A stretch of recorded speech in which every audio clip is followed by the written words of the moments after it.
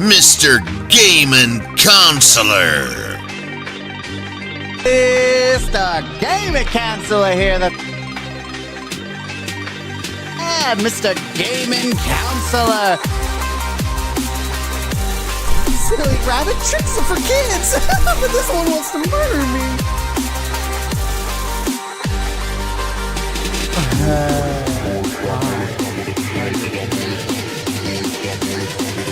So long, you loser. Ah! What was that?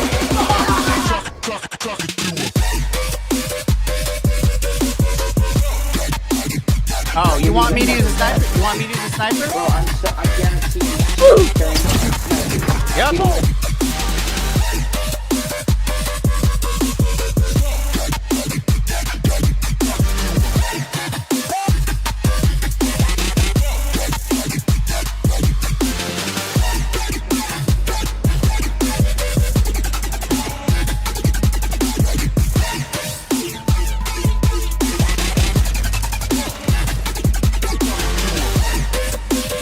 Where's the third one?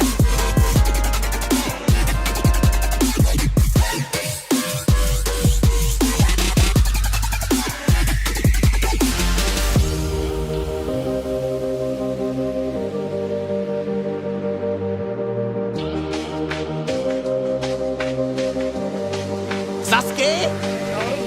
Sasuke? So tell me, are you a Naruto or a Sasuke fan? I know you were in Naruto, but what do you think about Barton?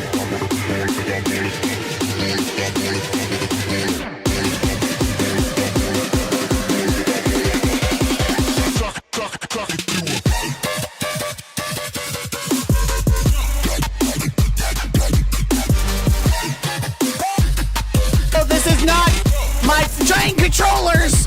Moons, I'm safe over here. They'll never expect anything. What it be? What it do? Scooby Doo. I'm Mr. Gaming Counselor. Is this working? It is working. Hello. I am, as you could probably tell, I am sick. I'm running a fever, actually. Probably should have popped some more medicine before doing this. But I'm at home and I'm laying around and I figured for a little bit I'll get online, right? And we will do the thing that is the Destiny 2 showcase live. And I'll give a live reaction. Even the sicky icky counselor can be able to do that, right? So right now you're not missing much. Right now we're just waiting. So my expectations before this thing kicks off. Let's just get that out of the way, shall we? My expectations before we even get out the gate. I've already told you what I think should happen in order for Destiny to be saved. What's probably going to happen is they're going to show off a couple of exotics. They're going to be they're going to show off the basic armor set for the final shape. They're going to show off some nice armor. That's probably going to be the raid armor.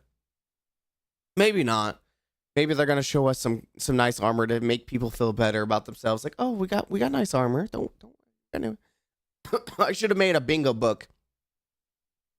They're going to show Cade a lot to really sink you in.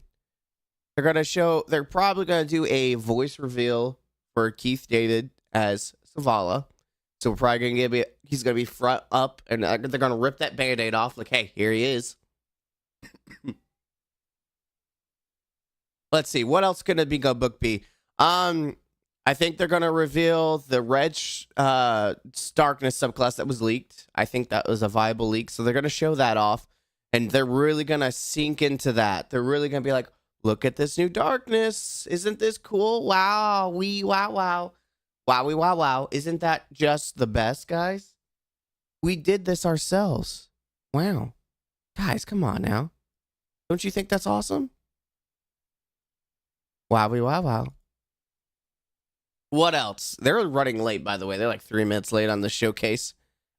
Like, is this actually live? I will give them credit if this is actually live and it's not like a pre-recorded video. Because how hard is it to start a pre-recorded video? What else? They're gonna show off I think a new area, like obviously the new area, they're gonna show this a couple fights of the witness. You know, maybe a cliffhanger. This is just my thoughts on what you could expect. My God, they're running late. I mean, it doesn't matter where you go. If you watch it here or you watch it anywhere else, I mean, people are waiting. It's not like I work for Bungie, and it's not like anyone else works for Bungie here. So come on in, sit down, and wait. I mean, it does not matter, to be honest.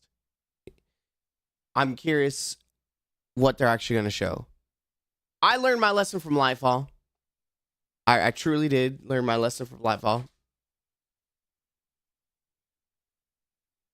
I learned my lesson. I learned the hard way that you should not expect anything from a trailer, especially when they make things look really good and pretty. Like, I want to see some GMs. They're too scared to show a GM, in my opinion. Like, show me a Grandmaster. You doing things, these abilities, these new exotics. Because half the exotics we got in Lightfall were just absolute. Where they were, hold on. They were absolutely, and they are still. They were cool, but they're absolute. There it is. Like I said, I'm a sicky boy, so if I do a couple of coughs, I'm sorry. If I do a coughing fit, I will mute myself during the stream. That way, you beautiful people can enjoy. But I prepare for me to get some inserts. I'm just gonna tell you right now. Prepare for me to give you some inserts and reactions. I will do this as a video. I will cut this up when I feel better. Right now, I just feel like sitting and watching and talking. Sometimes talking I don't even feel like talking, to be honest. I am running a fever. I should be in bed. I should be in bed. I know. I should be in bed. But I can prop my legs on my gaming chair and I can lay back. Give me some pillows, wrap myself around. I think that I can make it work. All right, Bungie. Are the servers down? I almost want to click and say, hey, are the servers down? Bungie, are the servers down?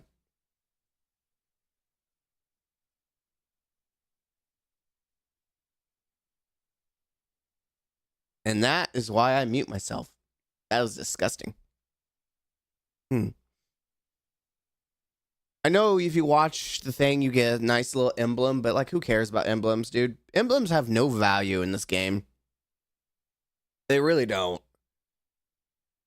Like, just like seals no longer have value.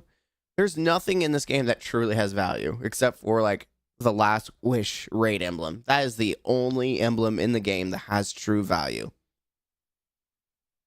Because no one will ever get that again.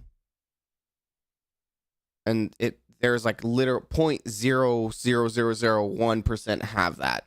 Which, when I say that, it's like 2 teams of 6. And that's it. That is the rarest emblem in the game. Nothing will come close. Nothing else actually matters. The closest thing is a couple of day 1 emblems. Outside of that, it's like, I don't care about Twitch emblems. They're a joke. So here we are on YouTube instead. My native homeland. Though I am streaming on Twitch. Just for the funsies, you know? Just for the funsies. Alright, we need some tunes. Because this is just stupid. Destiny 2 chill music.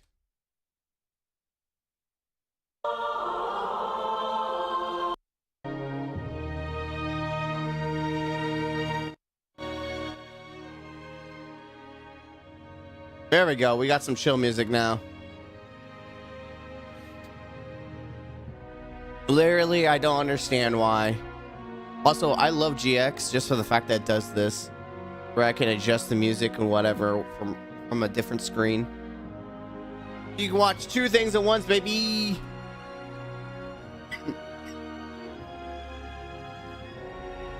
But yes, I want to be proven wrong. I want to fall back in love with this game. I do. I truly do want to fall back in love with this game. But the final shape might be the final expansion for me. It might be a final farewell, which for me is actually good because then I don't have to waste so much time in my life with this game. And my general feeling is that I'm just slowly removing myself from live service games. Except for maybe like Call of Duty. Just because for me, there is a lot of value in Call of Duty. Hop on, play a couple of games, chase a couple of camos, do a little this, a little that, and then hop off. It works. It's not like, and there's no real FOMO for me. These other live service games, there's so much FOMO. I've never cared about ranking up after Black Ops 1. Black Ops 1, I literally got max prestige. Black Ops 2, I didn't care. I stopped prestiging. It's like, there's no value here for me.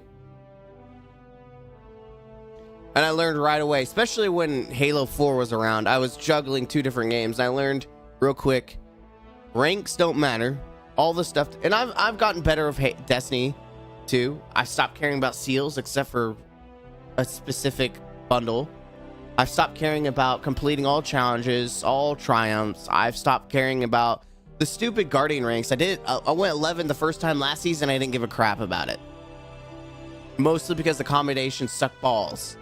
Combinations are the worst system in the game. And I don't understand why Bungie wants to deep throat us with it. Like, stop.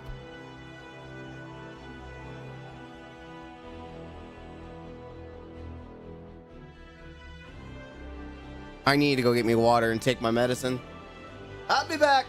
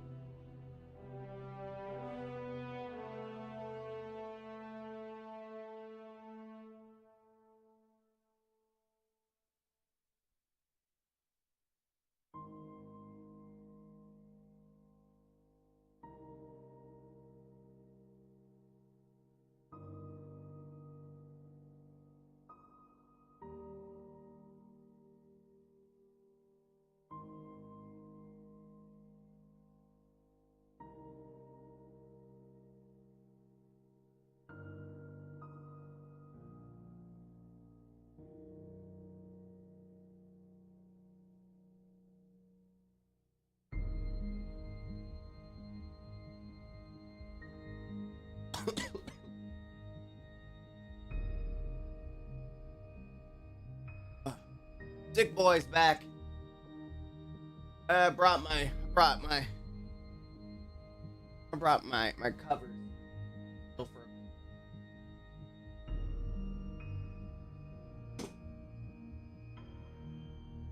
All right, I gotta take my medicine. I've got ibuprofen for the fever, and I got mucus relief. I can do with mucus at school. If I have to go to work, I'm okay with that. But the problem is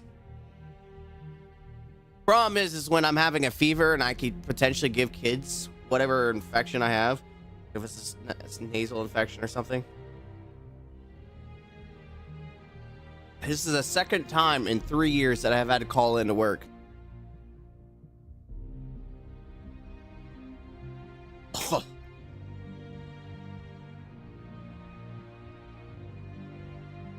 Some of these pills taste disgusting.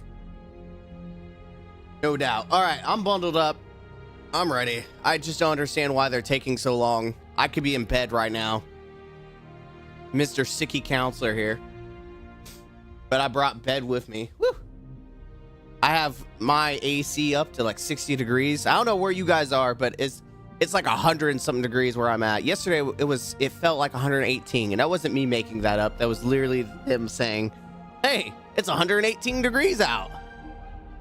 Gee Williker, Bob.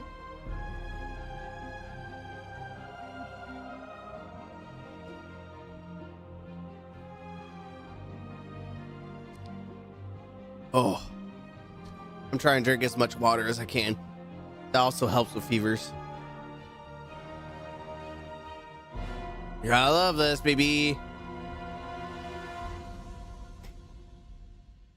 9:30. Let's see Twitter. Let's see the cesspool that is Twitter. Do I even want to pull it up on my computer? Probably not. Probably shouldn't pull it up because half the time there's a cesspool. Stupid.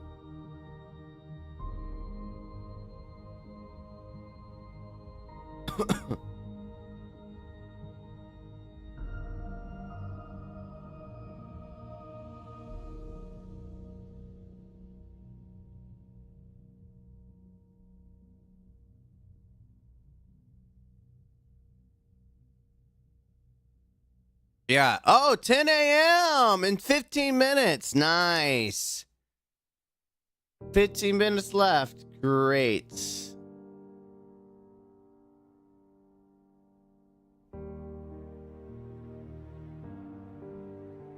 I'm curious, are the patch notes up? Let's see. We might as well take advantage of looking at patch notes.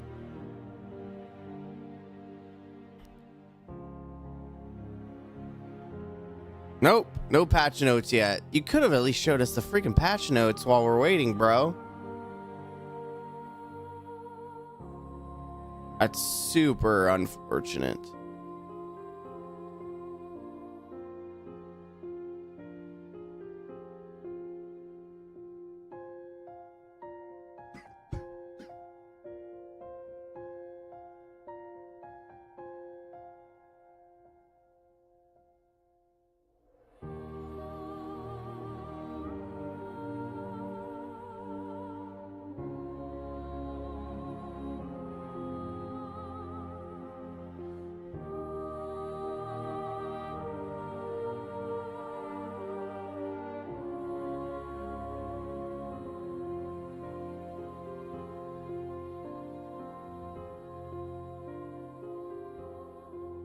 I don't know what to do. I mean, I'm waiting 15 minutes like everyone else, so we're just chilling, man. We're vibing.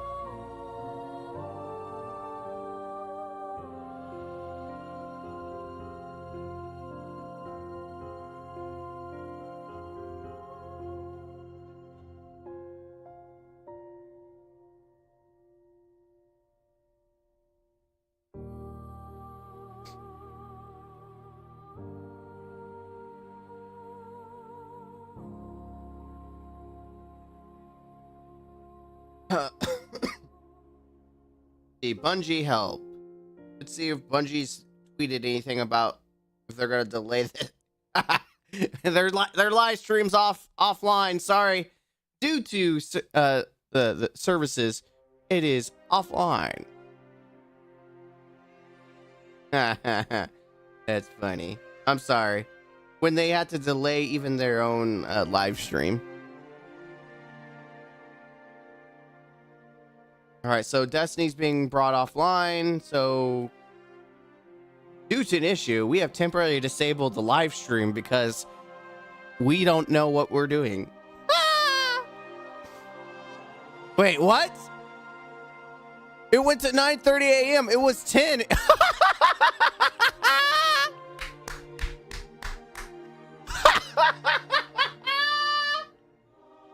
What is going on? Ah!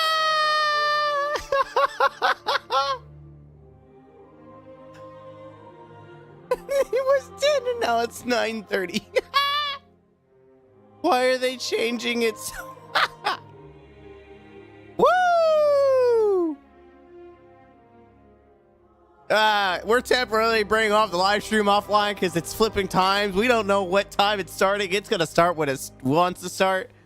It said 9:30, then it went to 10. Now it's back 9:30. Now we're going back up, and chat is having a conniption. Holy smokes! chat is having a conniption over here. And this live stream hasn't even started on Twitch, so there's no one waiting on Twitch side, right? Yeah.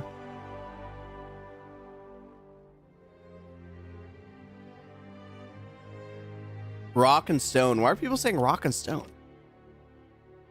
Oh my god. Now we don't even know. I mean, I'm assuming it's still 10 o'clock. They just don't know what the heck they're doing. I mean, this is par for the course. They had all this time to plan their stream, and they're fumbling this hard. Listen, if their live stream to showcase the final shape is this bad just to get it started, that doesn't give me a lot of confidence. That's the word. My head's still groggy. A lot of confidence that the game itself is going to be good. That's too funny. You can't make this up. You can't make it up at all.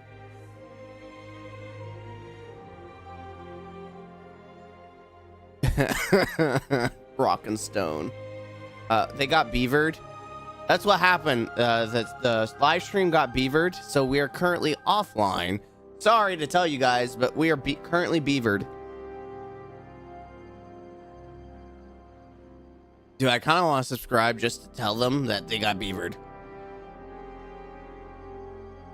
I don't know what Rock and Stone is. Like, what is that reference to? It's a reference to which I don't understand.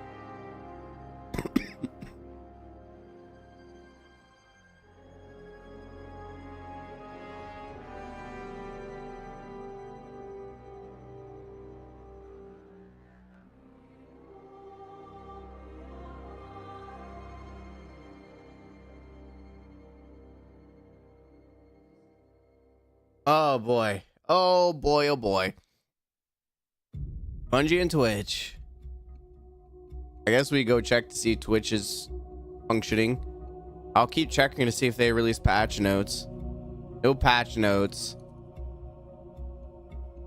Twitch. I don't care about it. It says they're live. So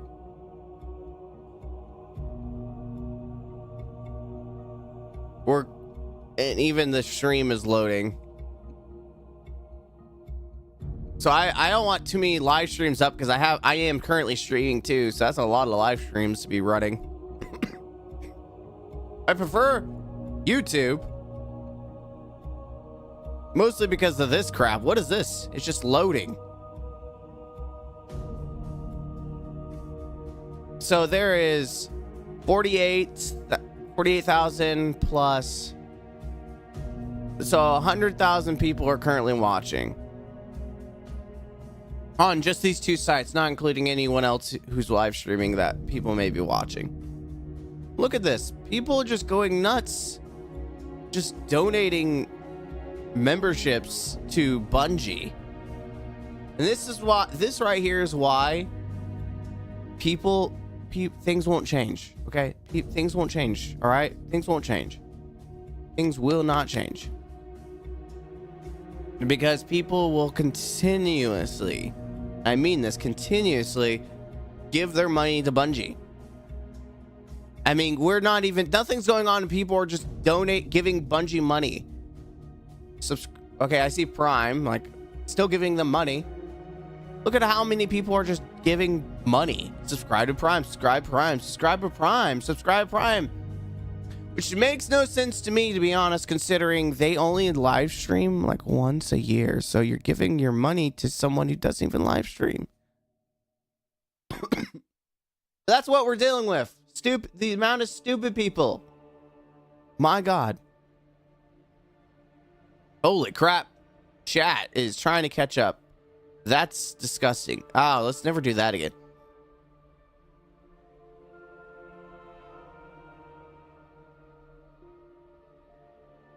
I'm just flipping through to see if we get anything while waiting. Dude, seriously, it's almost 10 o'clock.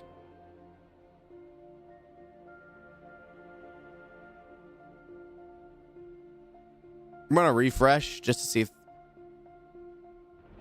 There. Look at all these subscribes. Why?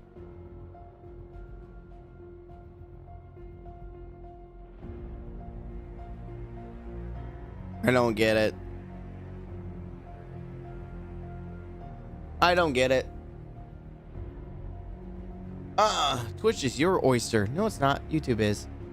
YouTube's my oyster. Recommended channels. Let's see. Pesley, don't know who that is. Quinn, don't know who that is. Imperial, don't know who that is. League, I don't even watch League of Legends. I don't watch any of these games. I don't. Who are these people? I don't know. Recommended for you. Like, dude, I'm not even signed in, and it started telling me I'm recommending stuff. Like, get out of here if you're BS. Dude, I could have took a shower while this was going on. My God. They got 6 minutes till 10, so I don't know what they're doing.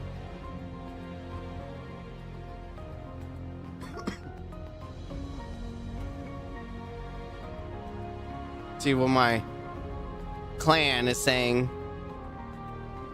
Yeah, I could be in bed, honestly, for like 30 more minutes sleeping. Oh my God, I could have been in bed. I could have been sleeping. Oh man. Wouldn't that be nice?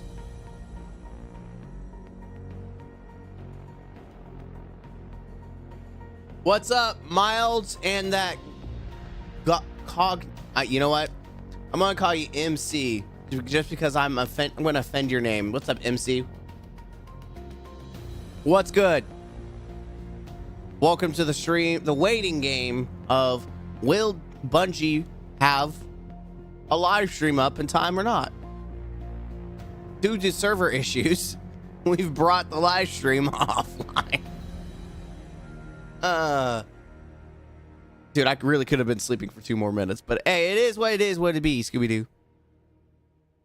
I'm also checking to see if there's patch notes, so we can at least maybe see something. But no, there's still no patch notes. There's no live stream. There's nothing here. It says 9:30, which is hilarious.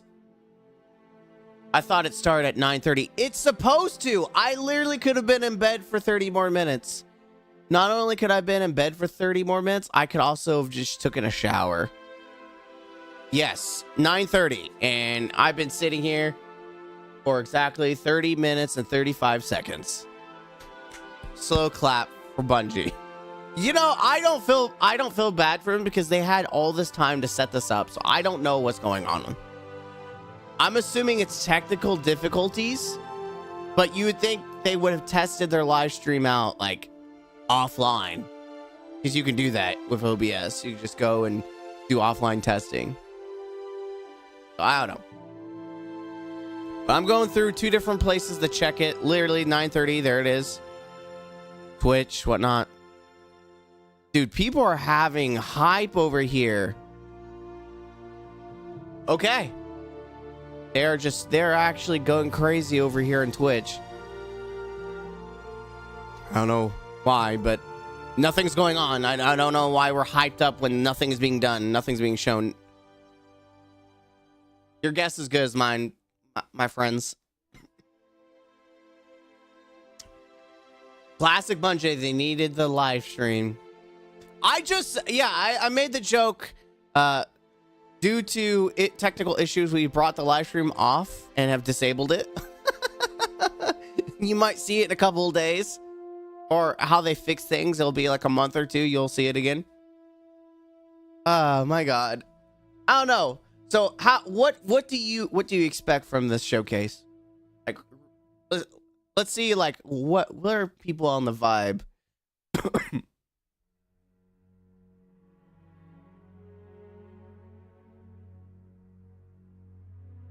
What do you expect out of the showcase? Chat. I already gave mine at the beginning of the stream of the VOD. My expectations are generally low though. Because I was very hyped for Lightfall. Like I was like giga, I don't want to say giga Chad, but I was giga hyped. And then I got slapped in the face and it hurts. So I've kind of learned from that, and my hype is, especially with the seasons being so, and how Bungie has been in general when it comes to the story and what they want to do with seasons and just milking things. I generally have like not zero hype, but low hype, man. I want them to hype me up. I want to be excited. I want to be like these people over here that just don't care about throwing their money away at games. Like, these people are literally throwing their money away for a live stream that hasn't even started, which I'm beyond confused why they're throwing their money away. Nothing is going on, but okay. And that's why Destiny's not going to die anytime soon, because there's people like that will just throw their cash at Bungie, even if it's a burning fire. But I will at least finish the final shape. I'll give it I want the conclusion of the saga that I started with way back. When was the beta alpha? Way back in the day. That's something I have to Google, because that is like way back in the day. Destiny 1 alpha? When was that? Release date. When was that? Let's see. June of 2014. That was so long ago, man. Let's see. That was 3 years after graduating high school. I was getting my associate's degree. I was just barely in college. Dude, that brings some memories. Still no patch notes. But yeah, I mean, I obviously Destiny 1 was a rocky road for a lot of people. It was like, had its ups, had its downs. I can still remember getting the Thorn Catalyst, or not Catalyst, the Thorn Exotic Quest. Unlocking Thorn, but then I stopped playing for like several months, up until the point of Taken King. So I never did Vault of Glass when it released. I never experienced raids until the Taken King, which I think Taken King was a good raid. So I think that was a good raid to come back to. I did beat all the old stuff like Crota and all that. I went way before the Taken King was released, though. I hustled through all the expansions. I experienced everything. I got caught up. It was great. I loved it. I was like, okay, I see what's going on. I hated the fact that vaulting existed.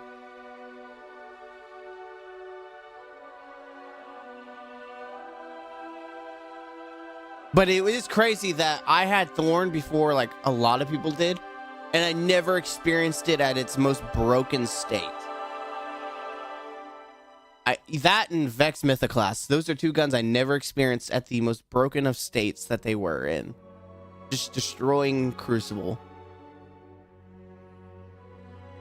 That's alright. I've had plenty of Destiny 2 experiences. We had the Star Wars Trials. That was interesting. I'll never forget that one. The release of the Wolves. I remember that one. That was crazy. Oh man, there were so many D2 moments that felt like Mythoclast and Vex. Sometimes it made me wonder if they did that intentionally, you know? To try to get people hyped up. They haven't, I mean, they've done it with Immortal, but it's not as in the most broken state as like those weapons. Like laser tag was insta-kill. At least Immortal, you can kind of dodge a little bit before you're just dead.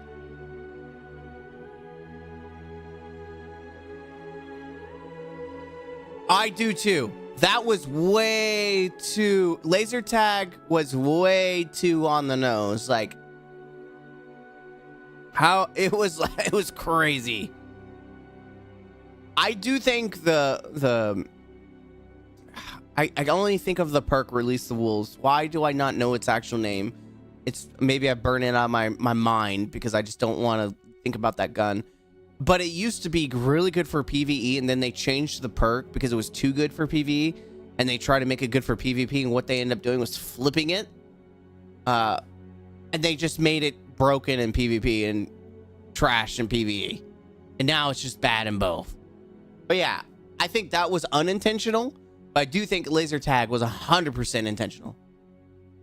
It was my first time going flawless with laser tag weekend. It was for a lot of people, and I think that's why another reason why they left it up is for that reason right there. They use it as the guys that, well, we want everyone to experience it, you know, and they even had Zur, like they literally had Zur give it away. So I don't know. I think they with how slow Bungie is to program things, no. They had Zur with the gun ready to rock and roll intentionally. Let's see. Anything here? Nothing here. I mean, it's 10:04, and we still. Oh my God, the chat. Oh. It's 10:04, and still nothing up here. Stupid, dude. Oh, we got something.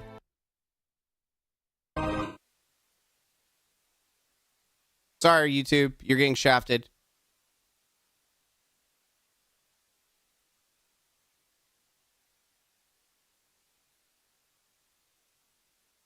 Go away. All right. Is this it?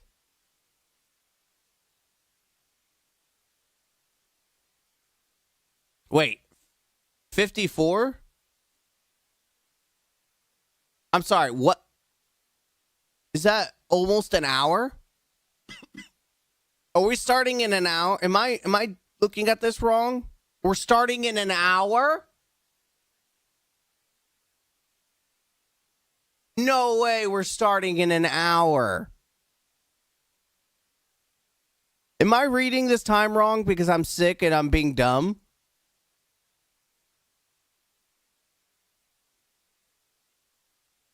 Bro, we've already waited 30 minutes and now we have to wait an actual hour? What's chat saying?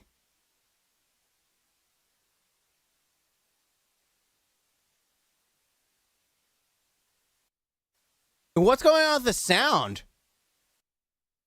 It's not me, chat. It's literally you, them. I'm about to go back to YouTube. Go YouTube. What is going on?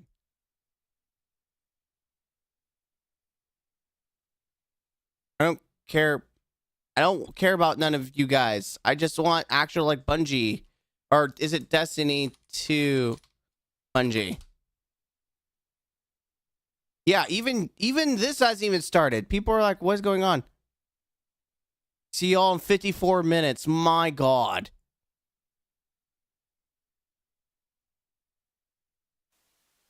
And there's no sound. No, that's right. It's definitely an hour. I can't believe this. Oh my goodness. They brought the live stream down. They brought the live stream down. Oh my God. Oh no. Oh no.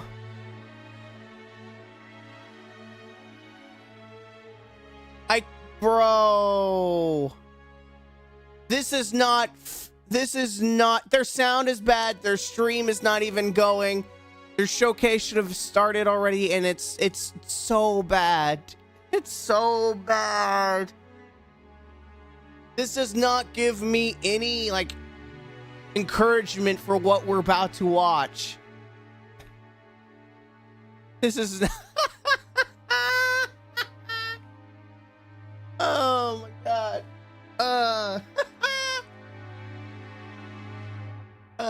I need to laugh because I feel like crap. But that's a laugh of sadness also. You put all this love into a game and the developer can't even do a basic live stream. Like, my God, dude. They can't. They did it. They've officially nerfed the live stream. This was supposed to be your biggest moment and they botched it. I haven't botched it completely yet, but man, they are not setting good expectations. A lot of people are ride or die on this showcase. And right now you're just making it to where people are like, I mean, I think people actually took the day off for this. Like I didn't, because I had to call in because I'm sick. I've got a fever. I took my medicine. And I could be in bed. An hour and 30 minutes, I could be sleeping right now. I could be feeling better. Oh yeah. Or I could be just trying to watch it in bed, but like live stream in bed. Let's go.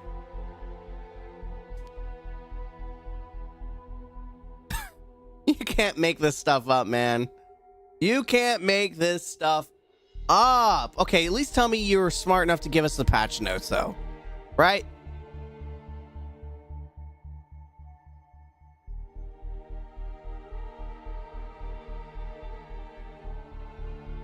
You couldn't even give us the patch notes?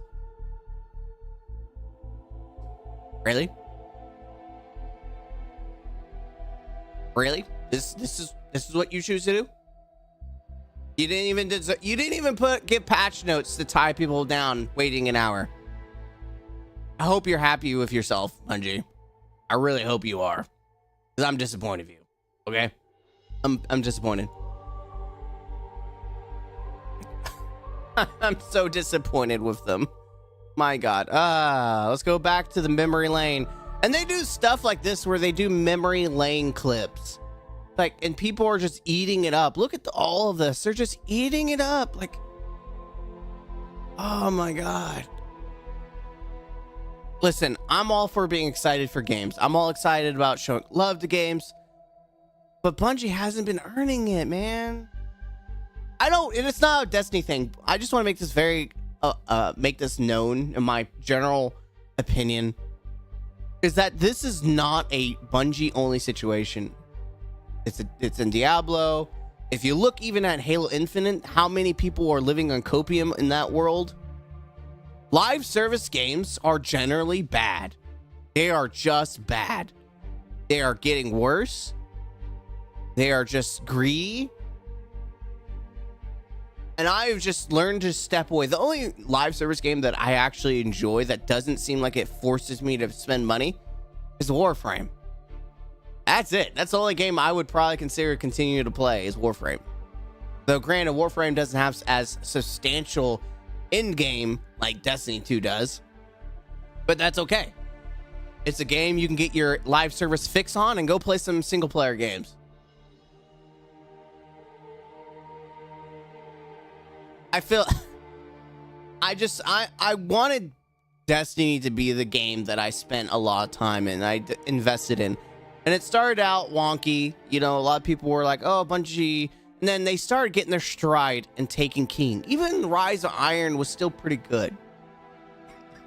But we all know now that Rise of Iron was kind of rushed and shorter because it was intended to hit you off into Destiny 2.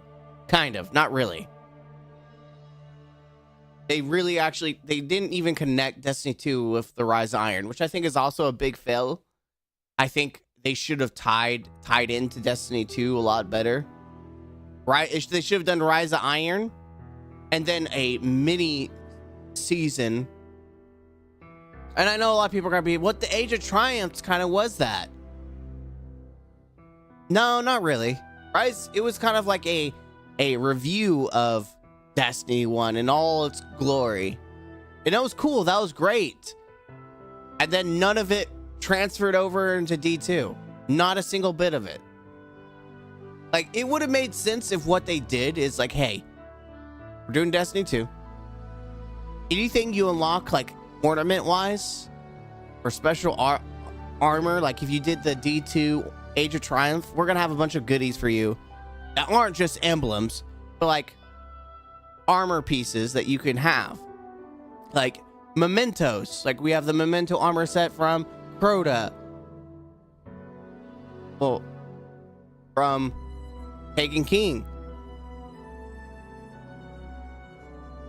Granted, we have that kind of now with the actual raid, but I'm just saying, like, they could have done that from the get-go.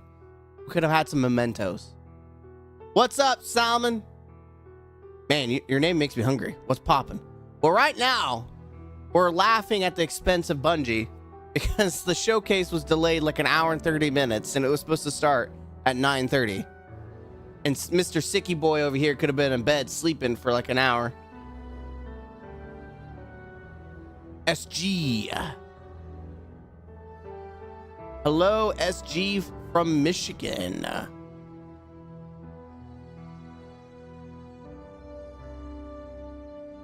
Hello. Welcome to the stream while we wait for the glory that is the final shape. I say that unironically because I want to be proven wrong. I want to be proven wrong that Bungie is going to pop out a banger.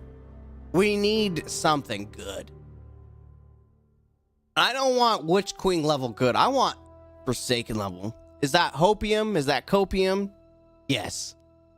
It definitely is. It's definitely Copium and Hopium. But man, we're going through the beginning of Destiny 1 all the way to the end. This is the climax. I expect a climactic, ending. I'm just saying, like, the story in Destiny 1 may have been all over the place, but it was good. Your voice makes me scared. Hope you wouldn't eat me. Well, that's because I'm a sicky boy. The voice is from the phlegm.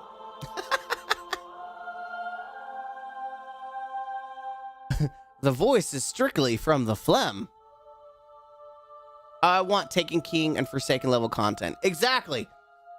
I agree over on YouTube. I do agree with that. Taking level, Forsaken level.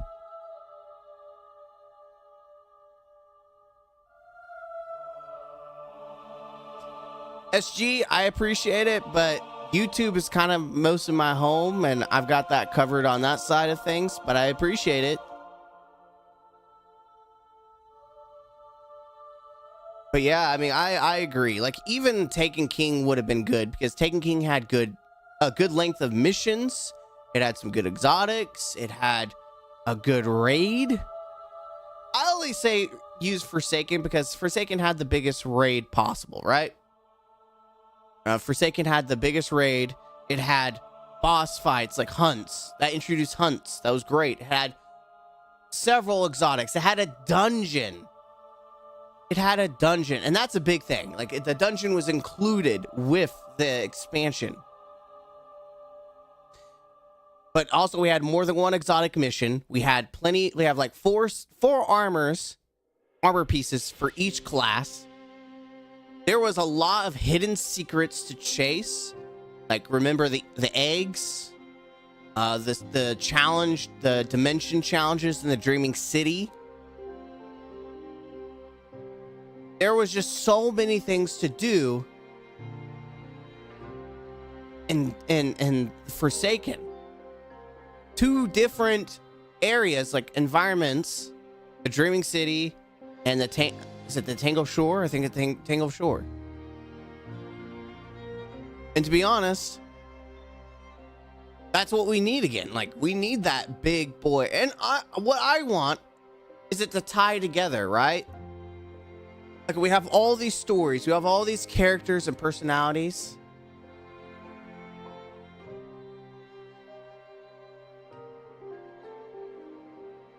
We have all these personalities from the Destiny mythos, right? The whole shebang. We have all these planets. I feel like the final shape needs to tie them together. Tie them all together and connect the story as the final climax. That means Venus. Bring Venus back first, in the story. Venus, Mars. My mind's going blank because I'm still sick, so comprehension is not the best for me in memory. But you know what I mean, like Neptune, like everything. Oh God, let's not talk about Neptune. Ugh. I'd be okay if we don't bring back Neptune. That can die. If the Veil wants to destroy Neptune, I'm okay with that.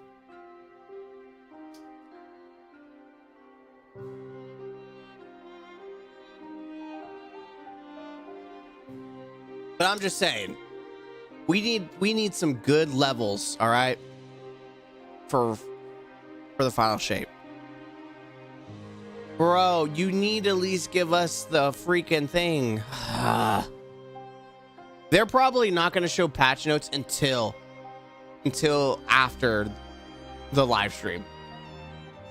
Why is Bungie afraid to over-deliver? Forsaken was an absolute masterpiece. I don't understand why you wouldn't want your player base to experience that consistency. So I did a whole video which if you're not part of the channel, subscribe. You know, that's all I can ask. I do have occasional Destiny 2 videos, and most of them are rants, but I do seasonal videos as well. But I did go on and talk about why they're not afraid to over deliver. They just don't want to over deliver because money. Why put more time and effort into something when you can still get the same amount of money on less work? That's why. It's money. It's all about money. That's it. I even made the joke that money is the root of all evil, and even the Traveler can't give us the power to overcome it. A little on the nose joke for those who like Destiny.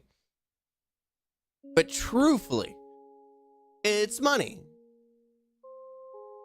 That's why Lightfall and the Final Shape were split apart, because the Lightfall was the Final Shape. They were one and they were together, but they split them apart. Why is that? Is it because well, it could be because they couldn't finish it in time. Well, why couldn't they just wait? Because money. The less time you have with a product in front of people's faces, the less money you make. And so money. Bungie does not want to go in those droughts that we used to have in Destiny 1 because they're not making money. Granted, they also want player retention, but also money. They're not making money. Also, the other counter argument I make to that is also they don't want to make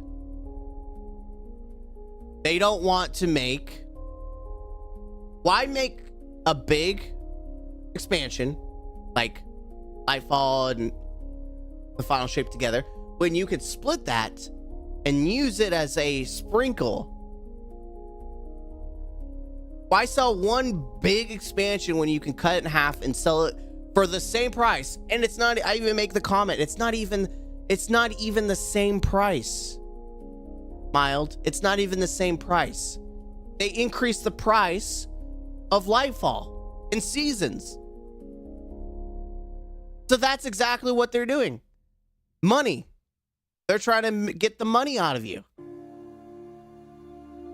And if that's not me just being a hater, that's just, if you look at the Ever Restore, look at how much they've added. You got paid ornaments for that match exotics. You got paid emotes. You got paid like frivolous trash that no one cares about. But you also got paid ornaments for exotics that look like they could have been their own gun. You know, I'm going to butcher your name. Chawiguna Giafi. Hello. Welcome on YouTube. Chiwaguna. I'm going to call you CG. Can I call you CG? Is that all right if I don't offend you on YouTube? CG? Welcome to the stream, CG. Bro, listen to the title song.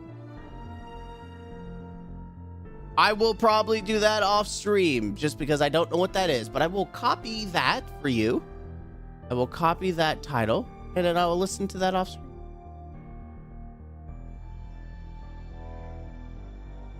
But CG, we are currently talking about why Bungie is afraid to over deliver. And like I said, it's very easy that they just want your money. To simply put, they want your money. And I mean, look at the we're not getting ritual armor. Well, we are in Final Shape because we complained about it, and in season 22 we are. But you look at the other past seasons, we haven't been getting them. It's because Bungie wants you to spend money on good armor in the Eververse store instead. Like, why waste time on? Because they didn't put effort in ritual armor. If you look at all the ritual armor, I wish I had Destiny up. They literally have, like, say for instance, Crucible armor. The same Crucible armor was used like 3 different times. It just altered the color and then the emblems on it. The World Drop armor. It is an honor for me to be called by your names. Ha! I'm just a school counselor, trust me. Don't worry about it. I am nothing special. I'm just a counselor who is a gamer. So there is no honor needed. I appreciate you just being in the stream and hanging out while we wait for the final shape. And hopefully it's not the final disappointment. My hope is this is not the final disappointment. I'm just looking for some reason to invest in Destiny again. All this story, all these years leading up to this grand finale. I just hope that it's not infested with Eververse trash. If I see nothing but the good stuff in Eververse and not in the game itself, I'm going to be so done with this game. Forsaken, literally the golden age of D2.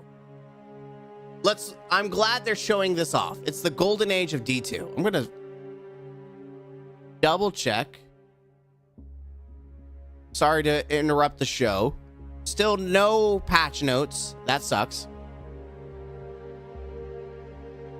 If you ever played Super Mario and Pac-Man games, it means you are a living legend gamer, sir.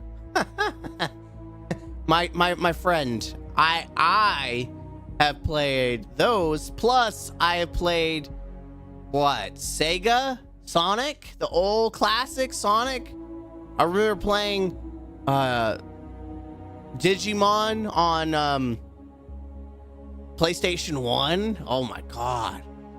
Those are old school. But I'm playing what is it, Pokemon Stadium on the GameCube. Yeah, I don't know about Legend. I don't know about Legend, bro, but I am old. I'm getting there, dude. I'm getting old. It sucks. I remember being in college and playing games, and now I'm my own person, living in my own house. Well, it's not my own house, but I'm renting my house instead of living in my friend's house. My own car. I've fulfilled my goal of achieving my career. Like, I live how I want to live, which is great, but I'm old. I'm becoming a relic. I grew up with the days of AOL. That's how old I am. And it sucks. It sucks.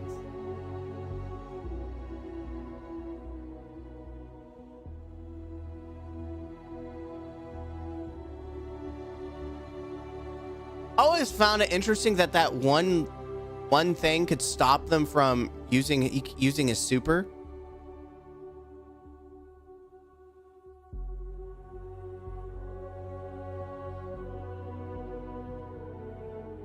And that he didn't have any other abilities. Okay, there he goes. Throwing blade, super nice. I will have to say my original Game Boy, Super Nintendo, Sega, and the PlayStations.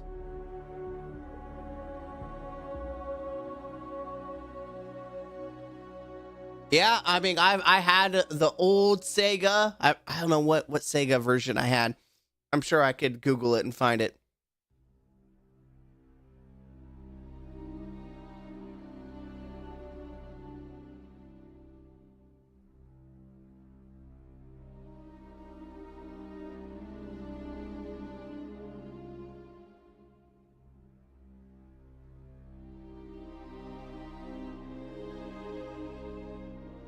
It's crazy that not AOL. Yes, AOL. I remember trying to play RuneScape on AOL. Yes, that was me. Not only do I remember trying to play RuneScape on AOL, I also remember going when I moved to a different location, going to my local library to play RuneScape. You would go into the library and you would have like 30 minutes to an hour or something. They'd give you a time that you could sign in, and I would literally after school walk to the library, play, and then my mom would pick me up from the library.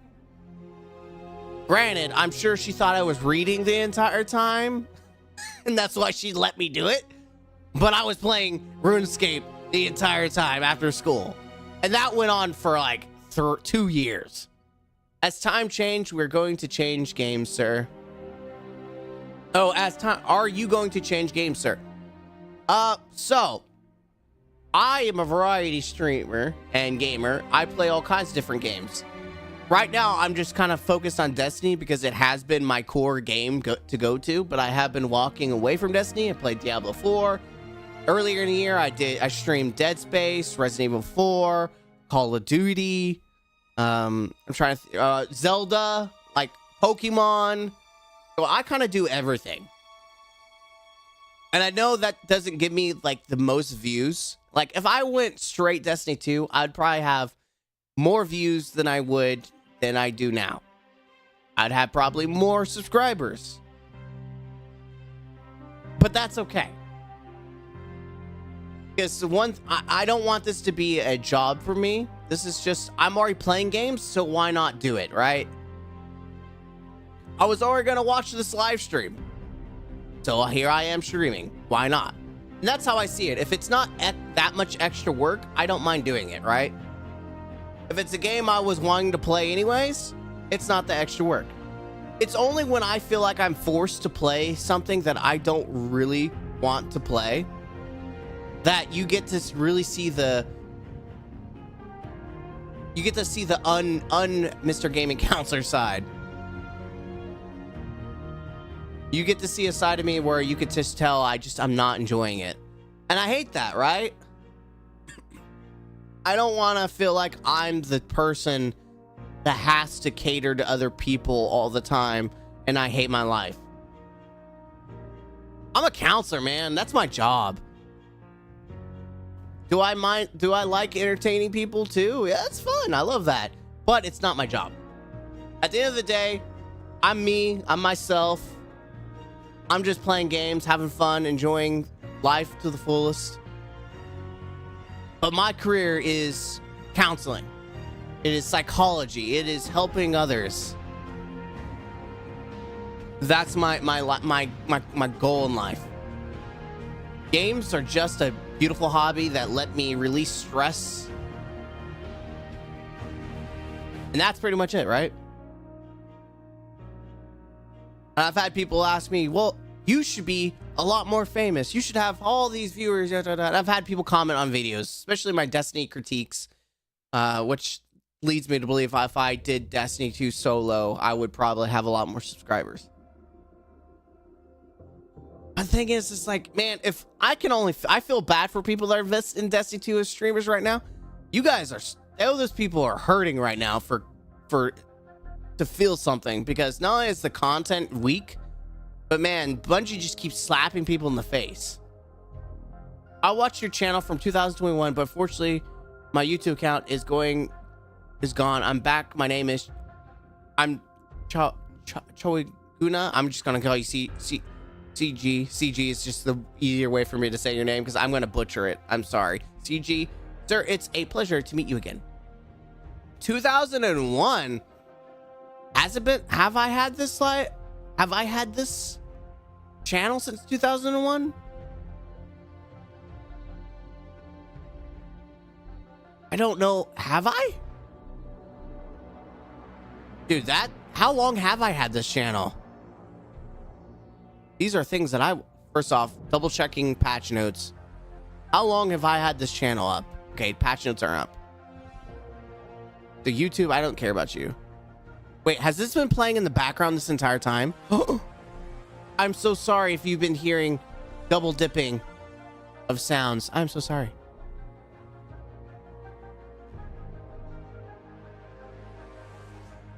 Community channel. Oh, wow. I have. Wow. Holy smokes. It's been since 2001. Holy smokes. I love your Destiny critique. That's why I subbed to your channel. You tell it like it is. Yeah, I do. And the reason I tell it how it is because listen, if you love something or someone, you're not going to lie to it or them, right? Like if you're in a marriage, lying is the worst thing to do in a marriage, right? Obviously, you don't want to be a total jerk about how you're telling the truth. But you don't want to sit there and not be honest with who you're married to. You love them. You're going to take the time to explain what you're upset about. You're going to give them the truth. Even if it hurts, you're going to give them the hard truth because they need to know, right? And that's how I feel with Destiny. In games, if I love a game, I'm not going to sit there and take it. I'm not going to sit there and sugarcoat it. I want to be honest. I'm not happy with it. Now, obviously, I'm not saying the love that I have for the game is the same as like I would with marriage. You know what I was implying with that comparison. But the thing is people just want to sugarcoat things. They want to play. There's some people that want to fondle the balls of Bungie for some odd reason. I don't know why, but they fondle the balls of Bungie.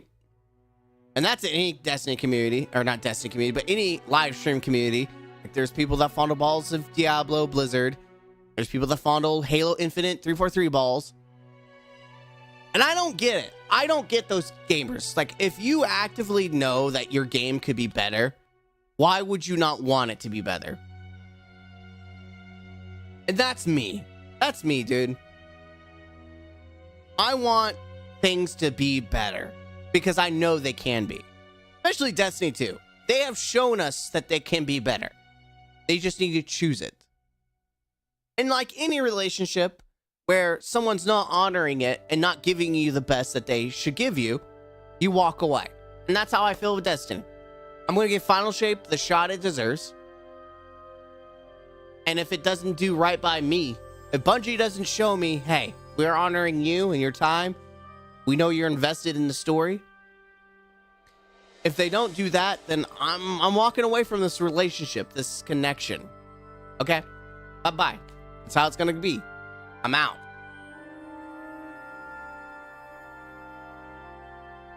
Just like how I walked away from Halo.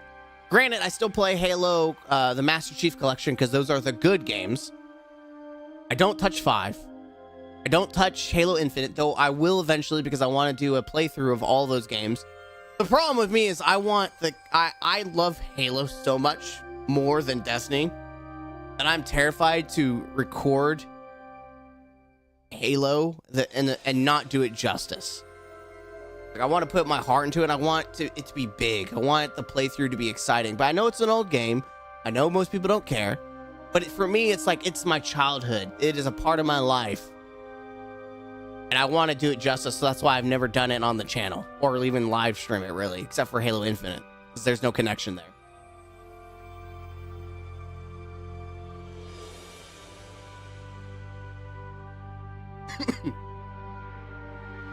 And here's Witch Queen. Like, this was a good game. The plot twist was fantastic, man.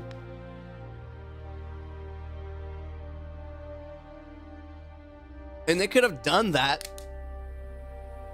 for Lightfall, but man, they just chose to do such a bad job. It's because Lightfall was rushed. It was rushed. It was pumped out. The story was butchered and massacred to spread throughout the seasons.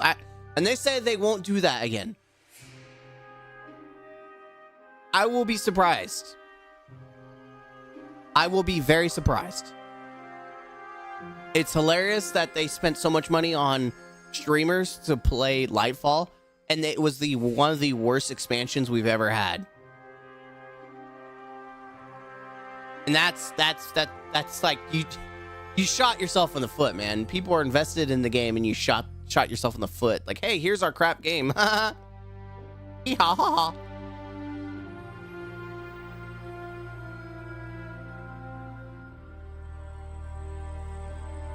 Oh my god, but yeah, I've always felt like, to be honest, is the best thing to do, especially if you have people who watch you.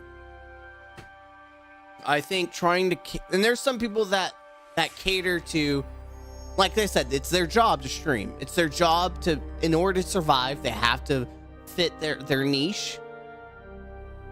There's people that fondle the balls of companies because they get supported by them. They get attention. They get notoriety. And that's what streamers need. They need to be in the spotlight in order to be relevant. In order to make money to survive. I don't need that. I'm a counselor. I got my degree. I have a master's degree. If I can, not only do I have a master's degree in counseling and psychology, if I continue training, I can get my LPC, so I'll be a licensed clinical therapist. And they make good money. The problem is I just prefer to be a counselor than a therapist. Plus, I'm the gaming counselor, not the gaming therapist. Like, what name is that? Witch Queen was also a great one. The potential for this game is on a scale most can't even fathom, but they drop the ball on almost every turn. It's because people don't hold them accountable. When you have great stories, and the biggest thing is, look at this. Look at all this. People are donating, giving money, subbing to a channel that isn't even live streaming more than once a year or like 2 times a year. Because people are giving Bungie their money for nothing. Bungie's winning. They're getting what they want, which is money. So, of course, they can drop the ball, but people are still going to give Bungie money. That's the truth. Lightfall could be a flaming turd. It truly could, and people will still give them money. People will still buy Eververse armor, ornaments. They'll still buy the seasons. They will still eat the turd that comes out of Bungie's butts. It's disappointing. But that's exactly what's going on, right? I might be sick, but at least I'm still capable of understanding that, right? Mr. Sicky Counselor here still is able to think.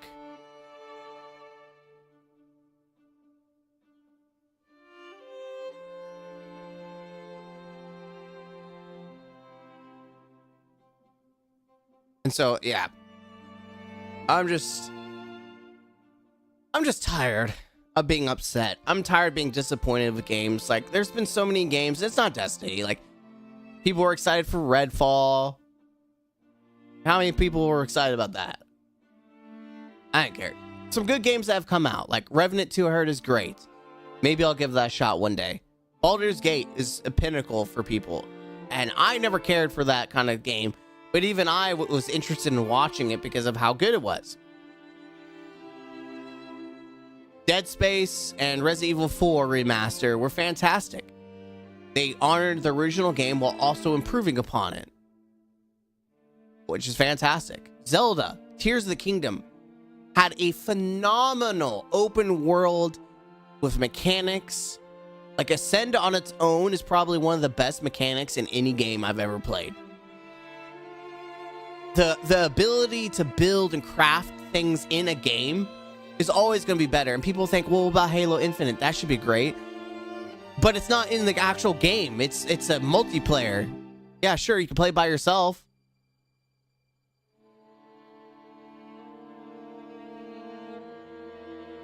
There are gems this year that have come out, but there's stinkers. Like Diablo 4, the base story is good. I think it's a great game.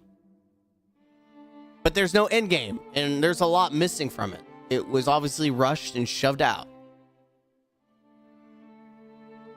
And then they make you spend $20 for one skin. I'll tell you, Fortnite is a great game. It's free to play, has a great battle pass system where if you buy it, you can earn the next battle pass if you play the game. The skins are very reasonably priced, like $5, $10 skins. They have great in-game events like Star Wars. They had Avengers. They have great things, which is great. But Fortnite really murdered the gaming scene. Because now everyone wants to be Fortnite and make money. And they don't do it one for one as Fortnite does it. It is, they do the most scummiest things possible with battle passes and with microtransactions. If everyone did exactly what Fortnite did, it would be an okay system. But they don't. They use it to cause FOMO. They jack up the prices. Like Destiny.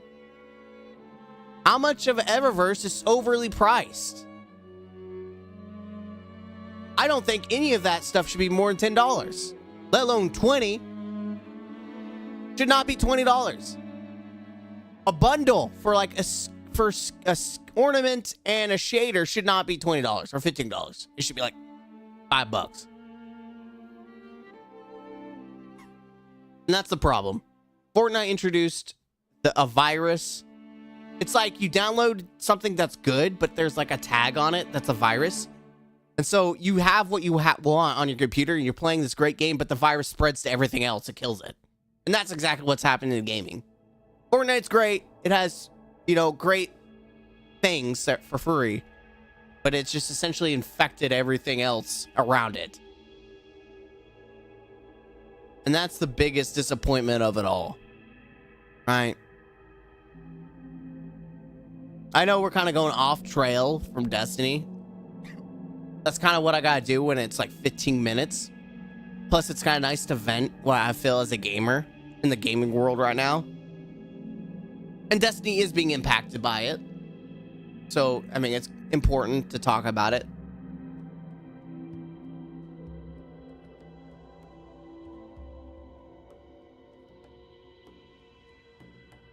But man, like it's hard to get excited for games nowadays, especially I'm at the point where I don't want to pre-order new games because I expect turds. I pre-ordered Dead Space and Resident Evil 4 Remastered because I was like, it's a remaster. Surely they don't kill it. And they didn't. Luckily, they did not kill it. And I was okay with that. I was like, great. Awesome.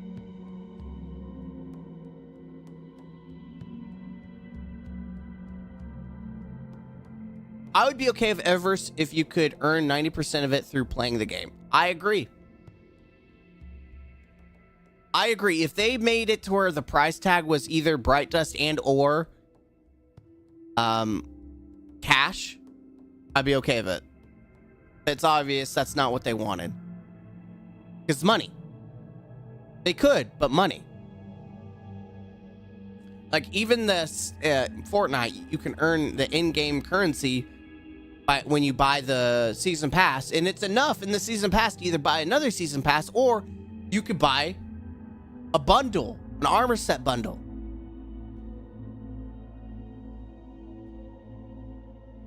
But Bungie doesn't do that with Destiny. Bungie doesn't do that, right? And that's what's disappointing.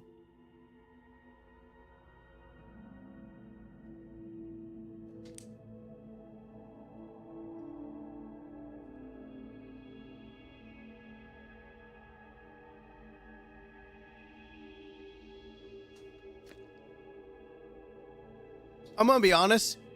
While we're on this current topic of the season, this season had a very mid ending.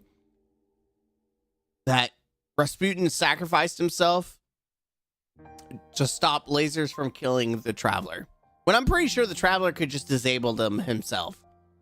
I'm pretty sure that the Traveler could have disabled it itself.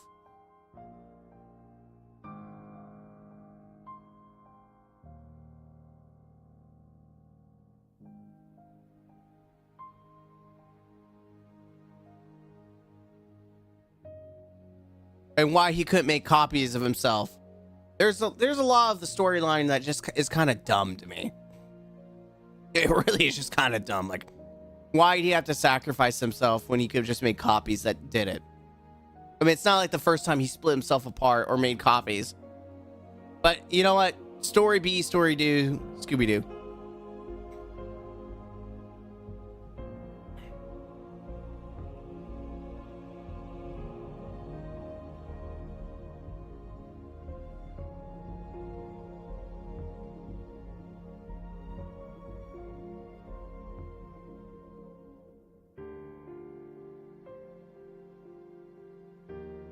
Uh.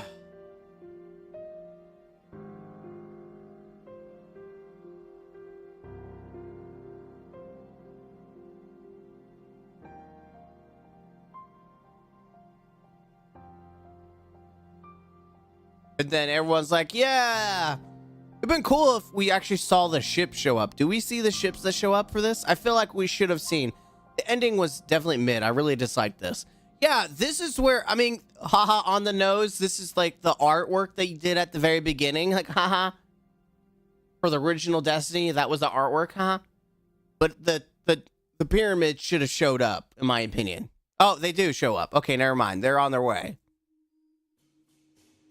But it's still very mid that he sacrificed himself. It's very stupid, in my opinion. But all in all, I still like the Season of Seraph. And then we have the light turd.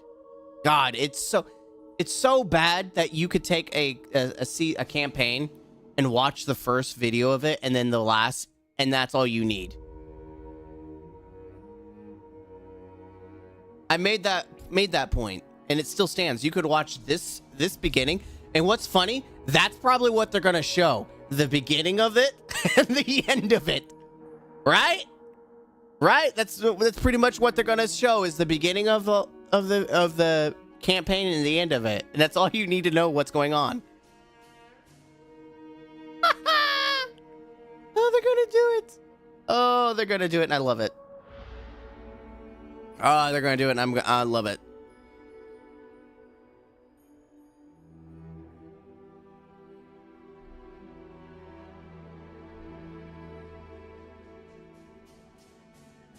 Goodbye. I'm just also curious why it's just a couple of Guardians fighting and not the Cabal or anyone else. That's also the part that I'm just confused about here.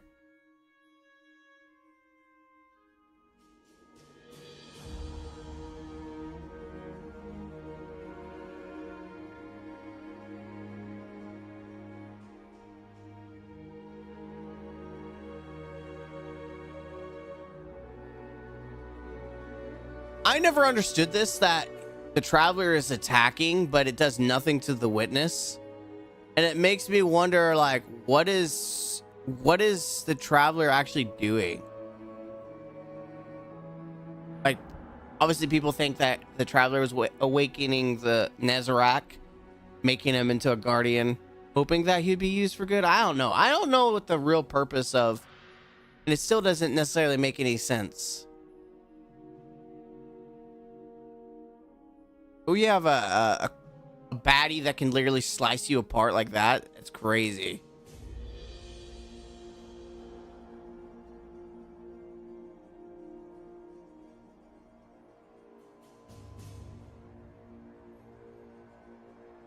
And it essentially locked the Traveler down. The showcase needs to absolutely blow me away. I'm sick of the absolute terrible storytelling. Also, they could stop nerfing everything. It's like they don't want us to have any fun. I agree. Okay, what is going on? Don't do this. I'm refreshing. This is not the time to be buffering, game.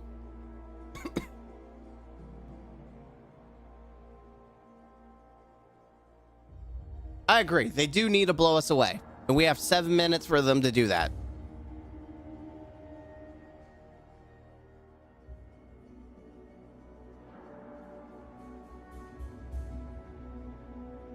And this is the part where crap makes no sense.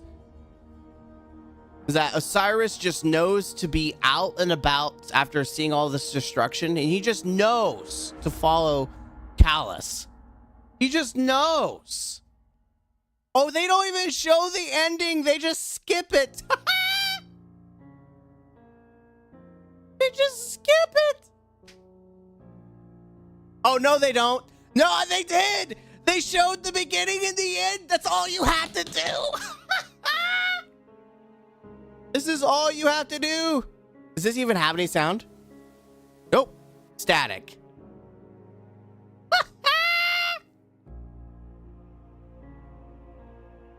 That's great.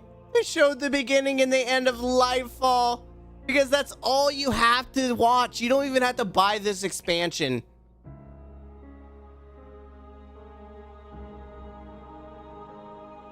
You just have to buy. You just watch this, and that's it. I like how no one actually notices the ghost. No one pays attention. Also, our dude, the skateboard dude, could literally fly and grab him, but that's cool too.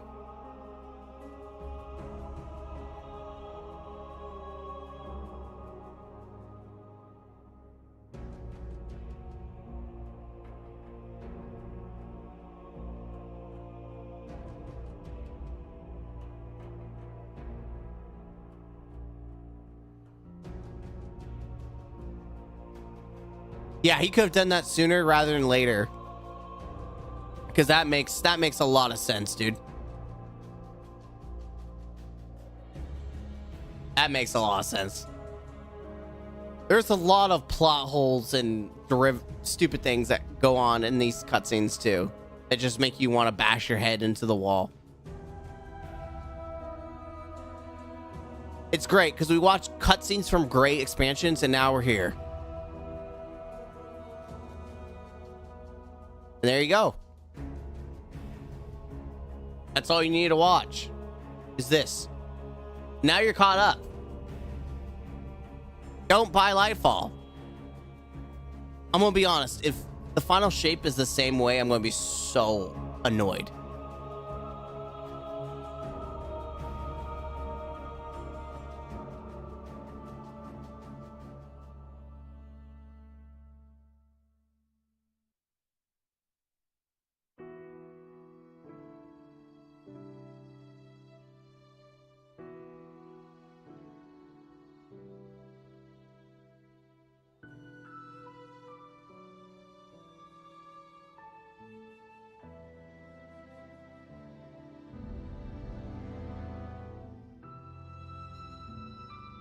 All right, we find out in 3 minutes. 3 minutes, and we get to find out. We get to find out whether this is going to be actually a good ending or if this is just going to make us bang our head against the wall even more.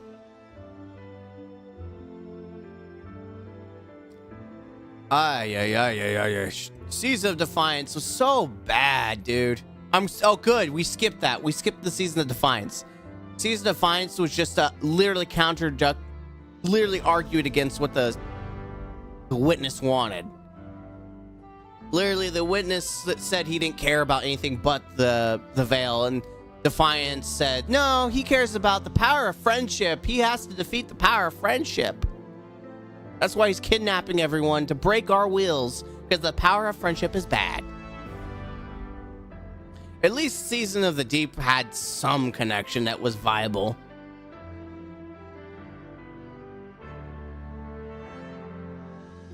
I just feel like all this right here should have been in Lightfall. Just saying.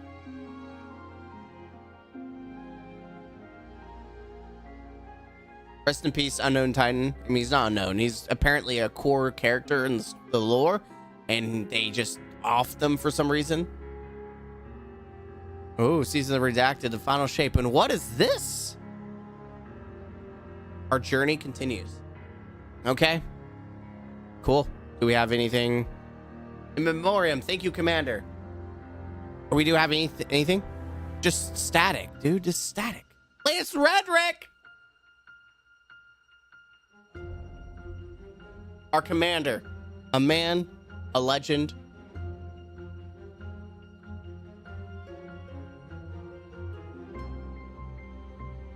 Live true, Blue Man. Live true. I'm just curious. Is the Destiny...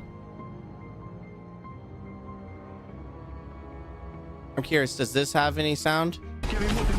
Okay, it does. Okay, well, I'm just gonna say... Bye.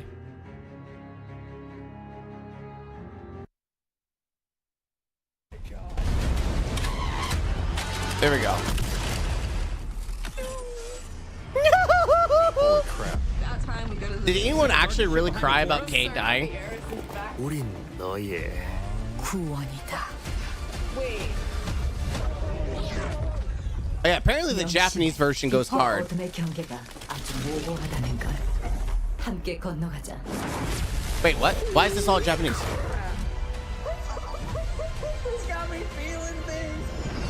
Wait, why is it all Japanese?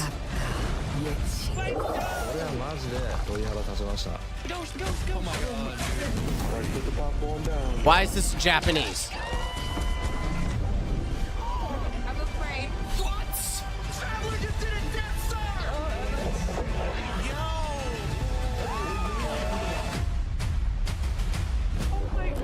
What is he doing? This? No way. God, was?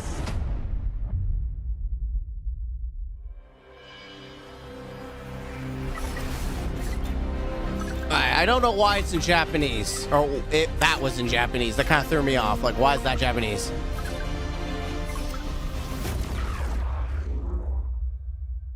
I've been playing games as long as I can remember, y'all. Like many of you. What the heck? Who I am. I believe there's this deeply rooted, often unstated. There's no mission of volume games on to keep Twitch, adventure so alive.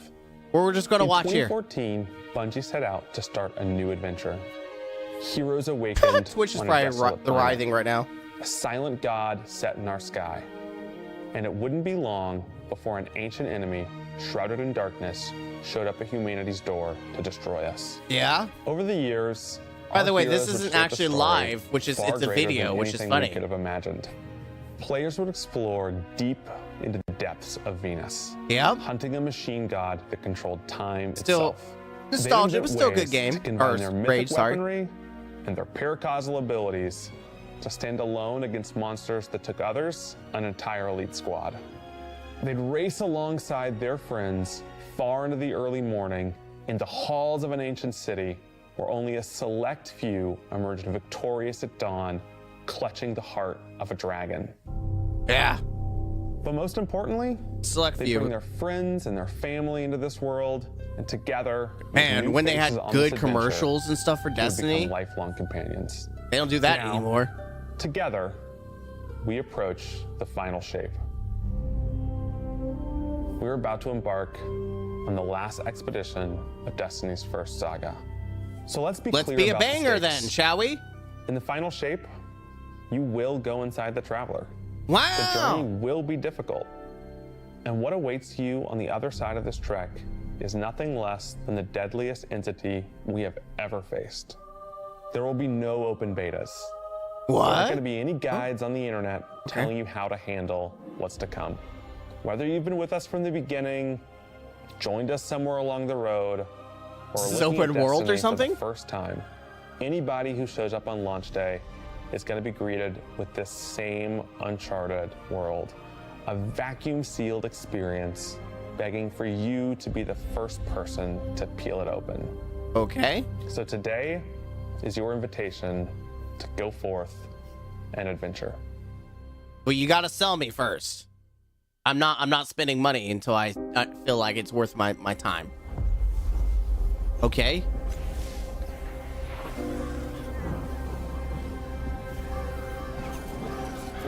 With nostalgia, okay. The full circle I talked about. We need to go full circle. After all these years, we never talked about it.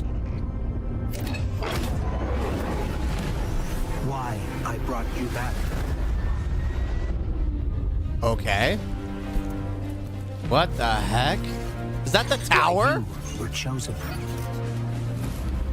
For what? Why did we decide to just now say something now?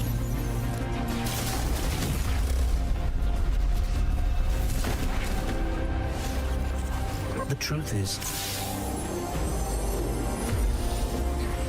I didn't know then. Okay. You just didn't know. It was just a feeling.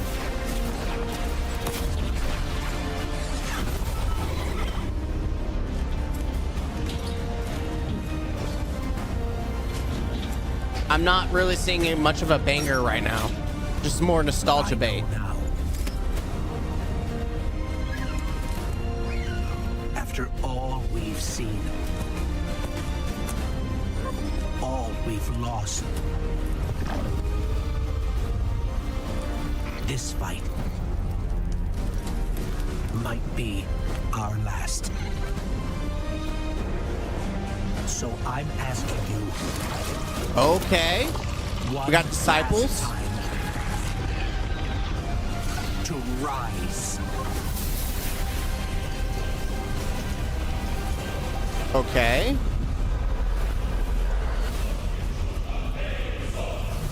Whoa! Battle axe. We've been wanting a battle axe. That didn't show me anything, though. That literally didn't show me anything. What? That literally didn't show us anything except a battle axe. This is a momentous time in What? Destiny history. We've They been didn't show building you to this anything! moment for the last 10 years. The final shape is the conclusion to that journey. This is a moment in gaming that as a developer you just don't get very often. You didn't show us Guardians and allies anything. are fighting the biggest threat that the universe has ever seen in this big culmination of the Light and Except for a Darkness saga. couple tidbits. We saw new enemies. When we were thinking of what the final shape could be, it had to be a lot of different things. A It needs to battle axe, pay and that off was this it? epic confrontation with the Witness that we've been setting up for years. It has to bring you closer to your allies in the Vanguard. It has to be this place that like makes you feel nostalgic for the entire journey you've been It on. was nostalgia bait the entire time. We were resurrected by ghosts at the very beginning of this story. We didn't know why, but it was for this. The Traveler is asking us for help, and it's our responsibility to protect every living you're gonna thing show in the more, universe right? from what the Witness intends to do. We're gonna talk. You're gonna show more, right? When we first start the final shape, we are finally able to go through the portal that the Witness opened in the Traveler at the end of Lightfall. Inside is the Pale Heart of the Traveler. That is the stage for our showdown with the Witness. The Witness has the darkness. It has always had a connection to it. The Pale Heart of the Traveler is what it's trying to use to gain connection to the light. So with both, it can enact its final shape. The Witness looks around and sees a lack of purpose, no meaning. It wants to fix all that. So it's What? trying I'm to put the universe dumbstruck into right this now. That's how, frozen like, what? perfection where everything's just exactly how it thinks it's supposed to be. That is the final shape. If we're going to defeat the Witness, it's going to take everyone. Yeah. Failure is not an option. We're gonna need the Vanguard, We saw a all bunch our of old allies, nostalgia. and all the Guardians to rally together and be brave in the face of oblivion. I see a new battle axe, which is In dope. the final But shape, we're going to answer questions at the grandest scale. But what I find really interesting is that it's also a very personal journey where we deepen our relationships with these characters that we've known for so long. Zavala, Ikora, our ghost, get to reconnect with Cade. K6. So We're not gonna talk about While Cade. there's this great conflict and everything going on around us and stakes of just unimaginable heights, it's still at the end a story told around campfires by a bunch of companions who have been fighting together for hundreds of years. no way, that's it. There's no way. You showed literally nothing, and it was just nostalgia. I saw repurposed armor. Okay, In okay. the final shape, we're footage. going through the portal that the Witness has opened up to confront Okay, it we're getting and some stop more the final footage, I shape. think. Okay. Inside the Traveler is just infinite, vast, unknowable. And we're landing on the Pale Heart, which is a fraction of really what is inside the Traveler. Okay. The Pale Heart is weird. It's a little strange. It makes you feel a bit uncomfortable. And it is also just so cool and artistic in the best way. It's a maze. Okay. The Witness entered well ahead of any Guardians, and so it's had time to kind of shape what's there. When our Guardian enters, the rest of the Pale Heart starts getting shaped also around what we've experienced. Oh. This is the Traveler recreating So the nostalgia, world they're from bringing back as it saw what we've their experienced. journey. One of the most memorable locales from Destiny's past is the D1 Tower. Yeah, okay. It's really a labor of Nostalgia love from the bait. Destiny team. The final shape means so much to everyone who's building it, and I think players are really going to be able to see that. We got the OG tower almost. Our very first linear destination that we've ever done. SMG, I would okay. love it if players felt that they began their journey in a place of safety.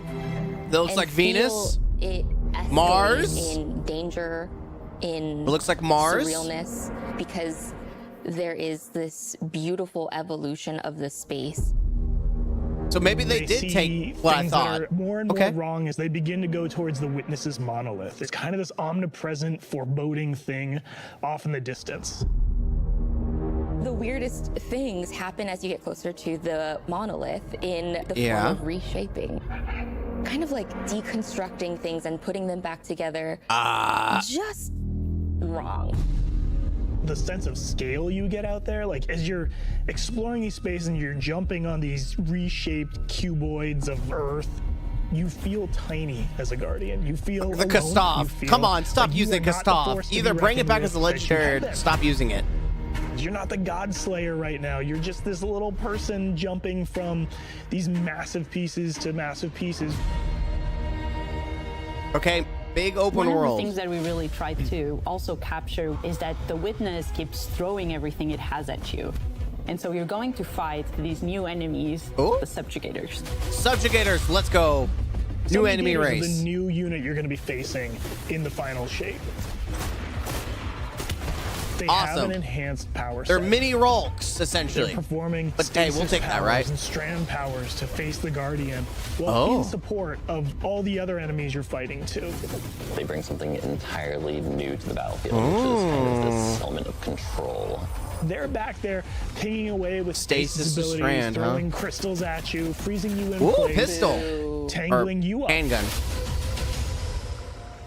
Okay, at least that we've always wanted more, so they gave us We're something. focusing you on Sniper, the campaign and only the fusion campaign. rifle. It's the most important thing in the universe at that moment. You have to stop the final shape from happening. And for that, we do need the help with our allies. And so we're going to make sure that the core Vanguard team What about gets back Mithrax together. and Osiris and all them? Are they Zvala not and coming? Cade. The campaign Anna, is just the start Cadle. of the Pale Heart.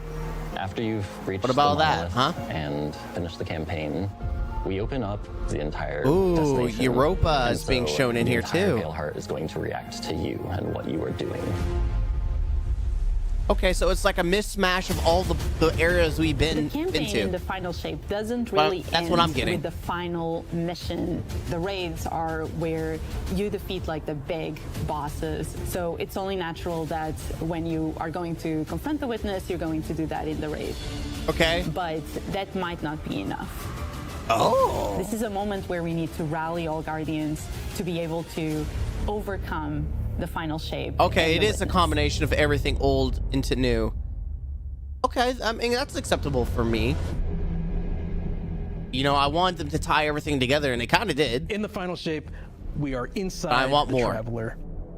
Very close to this energy. This allows us to have new supers, Arc, Solar, Void. We want to create something that turns you into an offensive powerhouse, but also can benefit your allies in a support capacity. Okay. There is this thread of team play and like working with your friends to overcome the odds. Okay. The Warlock Super is this ultimate expression of solar energy coursing through your guard. Sunsinger? The Solar Warlock Super is a callback to Radiance from D1. Other than Golden Gun, this is the only other first-person super in Destiny right now. Your melee's like all these projectiles Sunsinger. going off, doubling the amount of projectiles. Your grenade almost being sentient What? as it searches around, and then it hits a Okay, character. this is and just bounces generic off and play. I goes want to to see another G one. Master And gameplay though. You're Give me some so Grandmasters. overflowing with this energy that you are also Dude's running with giving a it to your allies, white allowing them armor. to have their solar weapons supercharged, applying Scorch when they're shooting.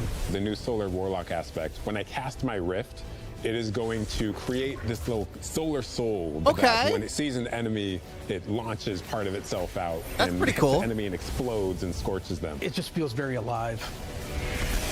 That sounds pretty good.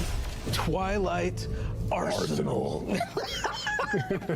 It's a layered super. This is the only ranged one-off offensive super for Titans in the game. The Titan jumps up into the air, summons this giant void axe, throws it, it's a summons one-off? another one, throws it, summons another one, looks at a different group of enemies, throws it. Oh, I wish it was And when roaming. these axes fly through the air, they stick into the ground or an enemy, do their void gravity thing where they suck a bunch of energy and enemies in and then explode. That's kinda cool. But that doesn't destroy the axe. The axe sticks around, and you and your allies can go and pick up that axe and start wailing on enemies with it. This super is insane to me. The Void Titan aspect, I press and How long hold before my it get grenade nerfed, button though? to consume my grenade and turn it into the shield. The more damage it takes, the more it charges up, and then I can release that, and it creates this blast that deals massive damage.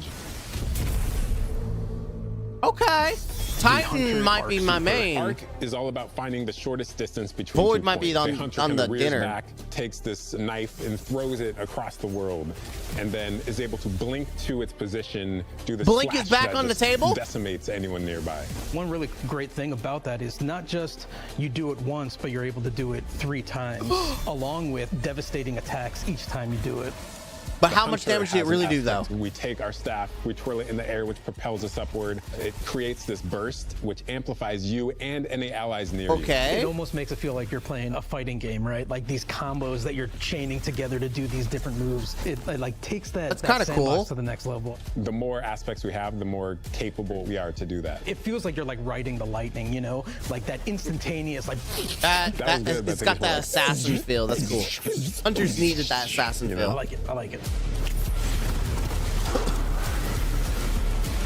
I mean, I think Titan's gonna be awesome. Weapons team has been working on all sorts of goodness. We've got exotics, we've got legendaries, we've got perks. We're always cooking up stuff. We're always playing with stuff Let's that see we if it's think not is, like, trash, though. really interesting or taking inspiration. A lot of We it's have trash. Tessellation, which is this exotic pyramid fusion rifle. It has the really intriguing property of adapting your guardian's current damage type. This will be the first time that you can run a weapon that can adapt I'm not getting to my hope up strand just or yet, 'cause I haven't stasis seen in any energy slot, dungeons. So you'll be able to run an entirely strand or entirely stasis loadout.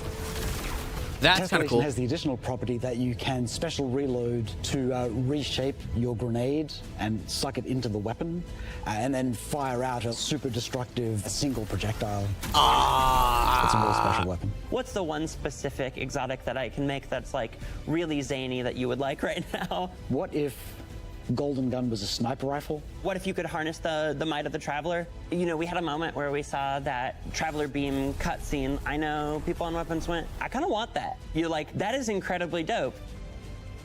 So we've got this opportunity to bring back these iconic Destiny 1 weapons, but really turn it into something that feels unique in Destiny 2. We have to Dragon's bring Breath, sorry. Kalastov into the fold. The Finally! Red Death exotic pulse rifle. And Dragon's Breath. Dragon's Breath, Burn the Gustav. world, burn it all.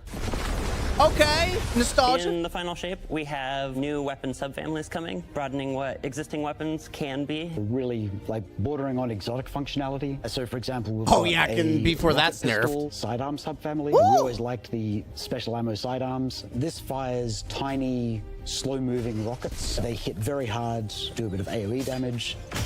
I'm gonna say it's probably not good, though. Regular weapon and rocket launcher stats. We're also doing a new support weapon subfamily. The support frame auto rifle is a type of legendary auto rifle. It'll let you switch seamlessly from firing at enemies to healing your allies.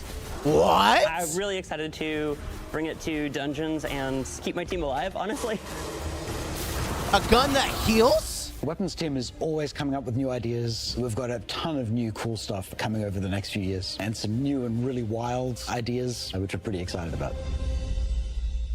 I know half of those guns are gonna be trash, though. Take a load off. We've got a lot to cover. I'm gonna be honest. A lot of these weapons are probably gonna be bad. Hero type. So don't get hyped too much. I'm back. Yeah, you're back. Give me a sec. Hey, look at! I said they would show Kate off. I think I've hit bingo, right? This is I've hit bingo on things I expect them to show. Super. Off my map. Legendary weapons, Worst case flashy scenario, gameplay. You die. Kate. Who knows? Maybe you won't. I hit some bingo already. I've got to be near bingo.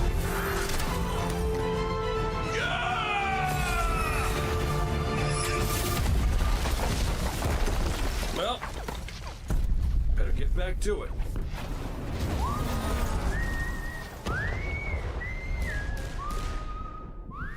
Yeah, I've not seen anything that tells me they're over delivering yet.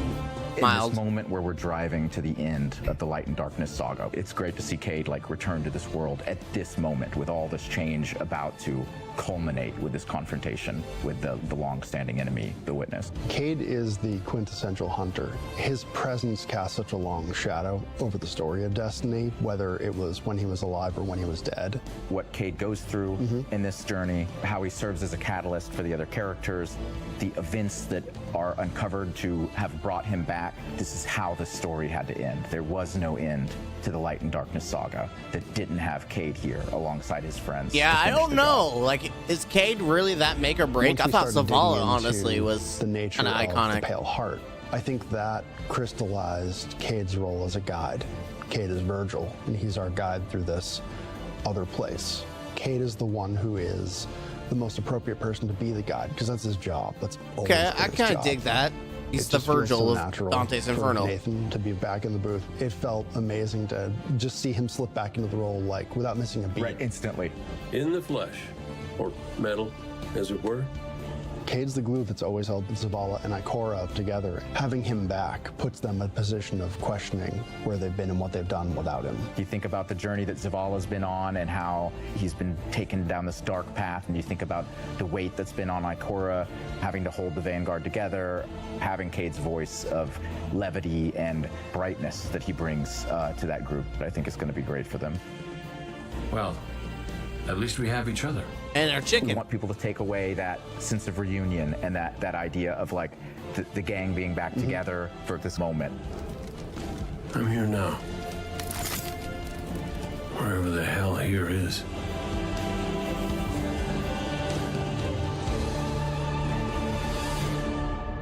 Still not like overly hyped, so we'll see. I mean, we still haven't really seen anything that's like, wow, Witch Queen level to me. I'm still not like, Guardian, the Witness poses a dire this is season threat. 22. And the Witch Queen holds the answers we seek. But only if we contend with her sister, Xivu Araf. It rests with me. Oh. Will you come back from this? Do not be afraid. All right, so season 22, not the final shape.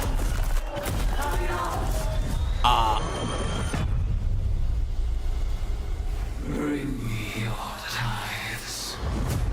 What? You now wield hive magic and have entwined it with your light. Assault the Spire, Guardian, and open the way to our tithes. Okay. Oh, hive gear. Okay, that's kind of cool.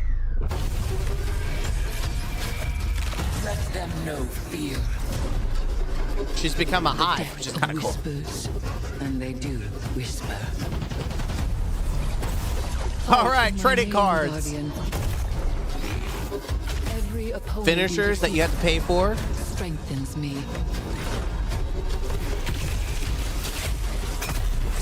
That's kind of cool. My appetite rises for your brutal tribute. It's the hammer, but I mean, like, we know how hammer is. Let us show her what it is to be hive. Okay. You have found the horn of battle.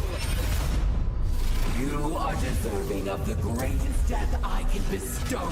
So we're actually fighting against her. Season of the Witch. All right. Season of the Witch, huh? The Season of the Witch is our opportunity as players. We've been annihilating and breaking hive spells, and now we finally get to cast them. At the end of Season of the Deep, we learn that Savathun has the key to getting into the portal that we need to go into. That means we have to go find Imaru, her ghost. Of Imaru's like, course. not so fast. We've got a bigger problem first, and that bigger problem's name is Xivu Araf. If we fight her, she only gets stronger. Eris has an idea. It's a really good It's a wild ass idea. Yeah. She determines like, well, the best way to fight fire is with fire. We are channeling all of that energy that we're creating by going through, by eliminating enemies, and we're tithing to our friend Eris. Bring me your tithes. What does that mean for the characters and the player to kind of like be like Savathun? And that's where we went down the path of having Hive Eris. We wanted to extend that magical fantasy into the player. She looks that cool. ability to have overwhelming. I'm not magical gonna lie, powers she's that the risk total and bad reward A. into all of our activities and systems experiences. And so that's what led us to come up with things like The Deck of season theme Whispers. might actually be pretty good. It's this magical deck of cards that creates amazing synergies with your buildcraft meta. Oh, with buffs and more activities. roguelikes. They can then choose these cards at will, whichever ones they want, and then that really leans into the build crafting. You actually are getting cards that you can then use to place on the battlefield and change the way you play. I'm such a sucker for deck building. Like being able to like bring What that a element different into way to play gameplay Destiny. has What just been the like, heck? chess Yeah, is it's really super fun. The Wish deals more. Oh my god. So we've got 2 brand new seasonal activities coming with Oh, Season boy. of the Witch. All right. We've got Altars of Summoning and Savathun's Spire. Savathun's Spire is our new 3-player offensive. You're doing Okay. a lot more with the Lucent Hive magic, but it's got a high amount of combatant density. It's got additional random encounters that you can come across. The Witch's Spire itself, Savathun's Spire, was like her reliquary for all these different magical experiments as she was learning the light. You're Oh. there in order to learn as much as you can in order to become a master spellcaster, right? To become like Savathun. All right, The then. Altar of Summoning's activity is really exciting because you can spend like 20 minutes in it or you can spend 2 hours in it. It's a 3-player experience. Why that would you can spend 2 hop in hours and in hop it? out of. As you're going through this activity, you're filling the tithing bucket. As that tithing bucket is filled up, you'll get progressively more rewards. And then finally at the end, it'll cash out and you'll get a whole mess of rewards. Ooh. Okay. We really wanted to make sure that there was a home for any exotic mission content coming in seasons after the year has passed. Okay, And exotic so rotations. We developed what we're calling the exotic mission rotator. Right away, we're getting Presage, Vox Obscura, and Operation Seraph Shield. This is some of the most fun content the team has making. Live It's some today. Of the content the fans and players of Destiny love the most. The most Next exciting year, thing, more. outside of just the missions themselves, Which is is that pretty every stupid time we that put a it's mission gonna take a inside of that full year to get rotator, more. The exotic that comes alongside of it will become craftable. Yeah, I don't know. No one really uses Deadman's Tale, so I don't know if anyone's really Season of hyped the about Witch, We it. have a brand new Vex lo-fi PvP map coming. It's really exciting. It's got a bunch of really tight gameplay experiences. We wanted to make sure that we focus the combat a little bit more. With the new Vex network map, we really wanted to make sure we hit is like, hey, you're shoulder to shoulder more often. There's not as much deep sight So lines that you're shotguns. interacting with. And a lot of the flow of the map is actually built around this like kind of central pillar of the Vex network that you're orienting around. And there's also some modes coming too, right? We've got a new PvP game mode coming that's all about relics. It's about multiple Yeah, relics. we so it's know not all just about one, this. like I don't the know if Scorch I'm, game like, mode from the past. overly So hyped we've got right the now. Shield coming from Vault of Glass. We've got the Spear back from Season of the Risen. And we got the Scythe from Season of the Haunted. Yeah, so you're going to be reaping Guardians with that thing. It's a lot more tactical gameplay. It's all about running around the map, claiming these relic dispensers, and then grabbing them in order to push for victory. I will take what I need. The words in my throat are the weapon in my fist. We were feeling pretty Hivey this season, obviously. yeah. There's something in the air. And so when thinking about, like, what's a good raid reprisal Know what's in the that would air? really suit, Sickness, this because very I'm Hivey freaking season? still got a There's fever. only I gotta one check answer.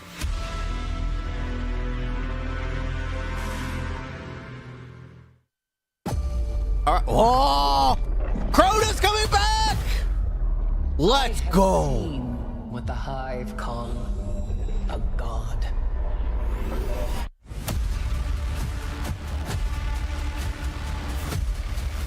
Let's go, Crota.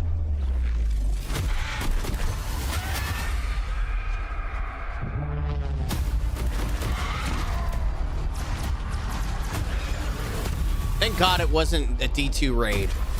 Let's go. Oh, we got the old gear back. Only a true weapon of the light can. Holy crap, they brought the ornaments back.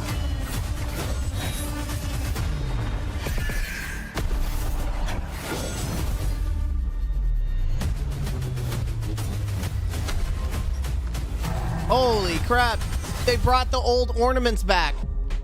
Yes! Thank God. Play to earn. Whoa, I want that ring.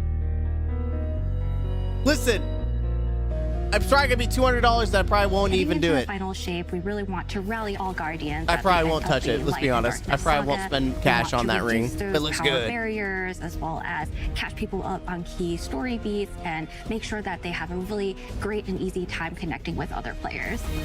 Is this in-game LFG? I still don't think game's saved yet. I still don't think it's saved. Trying to find ways to make power more simple and easy to understand, and also lowering the barrier to entry. It's going to make it easier for players who have not been able to jump into game easily because they were held back by the challenges in grinding for the power levels that are required by these different activities. One of the major changes that's going to be happening starting with the final shape is there are going to be a certain number of activities that are going to be power fixed. So it doesn't matter kind of what power level you are going into it, you're always going to be able to approach it. There's still going to be tiers of difficulty that you can do, things that are just meant to be experienced a certain way. Things like Nightfall strikes. Okay. That will still have power enabled, and that's where we're really going to focus the whole power climb. The raids, the contest modes that everybody loves to engage with, that experience is fundamentally going to be staying the same. I'm excited for this because I think there'll be a lot more clarity for players in terms of understanding the relative difficulty of things, where they sit now in the spectrum. One way that we're trying to do that is making it easier for new players to engage with you. So we're introducing something that we're calling Fire Team Power. You can actually bring your friends along to play any dungeons and raids in the game without having to wait them to be at a certain power level. Okay. The person with the highest power in your fire team is actually going to bring all the others close to their power level, which means that there's no barriers really for any other guardian to join you in this high level content. When it's combined with Fireteam Finder, it also allows you to find strangers, people you've never played with before, and have that same experience. That's all regardless of the power level of you and the rest of the people in your fire team. Fireteam Finder is the new feature that's coming in Season 23, aimed at helping connect and find other people to complete the best and most aspirational content We'll in see. Destiny. LG and Discord is tag system toxic that allows and players to be able filled to of say, morons, so we'll this see. is my play style. I'm really chill. I'm anti-sweat. Okay. I'm just really here Competitive. to have a good time. Exactly. Tags really allows players to show a little bit more personality, show a little bit more about what they're about. I think what's really great about it is with this launch, we're also looking at including inclusion tags. As an example, one of the inclusion tags that we have are for colorblind players. Hopefully the inclusion tags will bring players closer to finding their community and even closer to the people that A they're little playing late, with. but better so than nothing, once a listing right? goes live, players will be put into a listing lobby where players can gather, they can communicate with each other. So we wanted to make it as convenient and as easy as possible for players to not just sit and stare at a screen for a long time while their listing actually fills up. As a gamer who's typically more solo, I'm especially excited about this because it really is about helping reduce that anxiety and burden that comes with trying to make a new connection.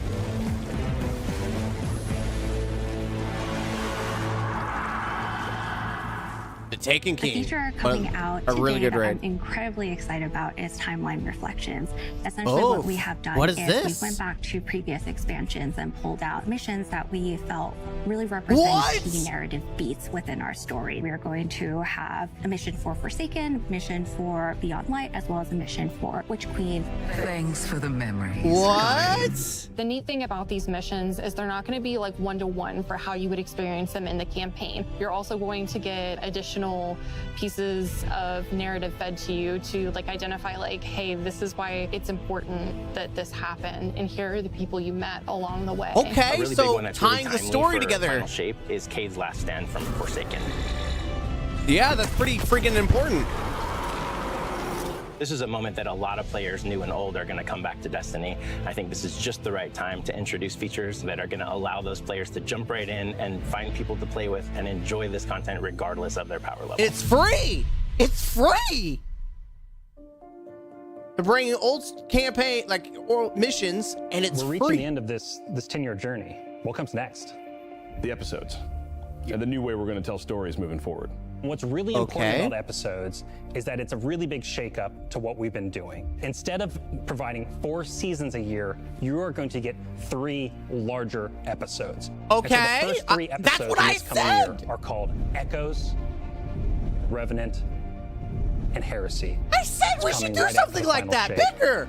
And the theme for the year is going to be all about the consequences and aftermath of the final shape. I think what's really the cornerstone of the episode model that We we're have a building is the roadmap. 3-act structure. We have a roadmap. The acts act as these anchors for us to introduce new weapons, new artifact mods, new activities. There's going to be new missions coming around the core. There'll be new story moments in every single one of these acts. We're actually providing more cinematic styled experiences throughout the final shape year and the episodes with it than any of the seasons we've ever developed before. These new stories are actually playable as standalone. Like each episode is something you can experience whether you've been playing Destiny for 10 years or this is your first one. You're going to be able to basically enjoy them in any order you want to. I think the opportunity with this big epic moment is that we get to innovate the game. We get to move the game forward. It's all about change frequently. It's all about deeper story moments. It's all about more weapons, more loot, more Bro. often. And it really provides the team with a Seasons, platform mate, are to gone. go much deeper into the themes and fantasies and story Episodes are of here. any individual episode as compared to the seasons you know of today. Goodbye, I'm Seasons. so excited to see what the narrative team can do with this kind of new platform of storytelling. Episodes provides this awesome foundation for the future of Destiny. We're moving into the next stage of Destiny 2. I think some people look at the final shape and they think Destiny 2 is coming to the end. And in many ways, it's the opposite.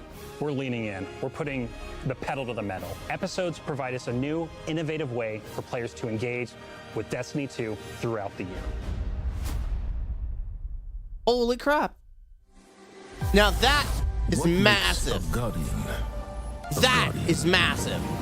Devotion. I'm not sold on Witch Queen or on the final shape, but Echoes. We know that we were Echoes chosen might for be a delivering what we've been wanting for by seasons. something greater than Oh my god. ourselves. And we have a roadmap. We actually have like a semi roadmap. Eyes up, Guardian. Shaped by the fires of each new battle, we are forged and sharpened into what we I'm must still not become sold for on fight the against. final shape. We really didn't see like a whole lot. We are the final line that I holds feel like the we saw second more for collapse. Witch Queen. I could be wrong. All of us. Every Titan. Every Warlock. Every Hunter. What is it the Guardians say? And how does all these other characters play a part in the story? Like Savathun, we didn't see it in the final shape. Sacrifice. Anna, Sacrifice Clovis, leads to death. Mithrax, Tidal, The line Mara. between light and dark Where are all is these so main characters? Are they also going to be in the final shape? Or are we just ignoring that they exist? Crow, does he not exist? Together. Eris.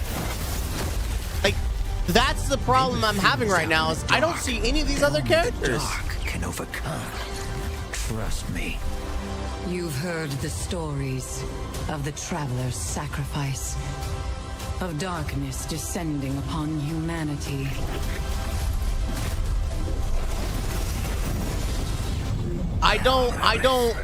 I don't feel like they're over delivering yet.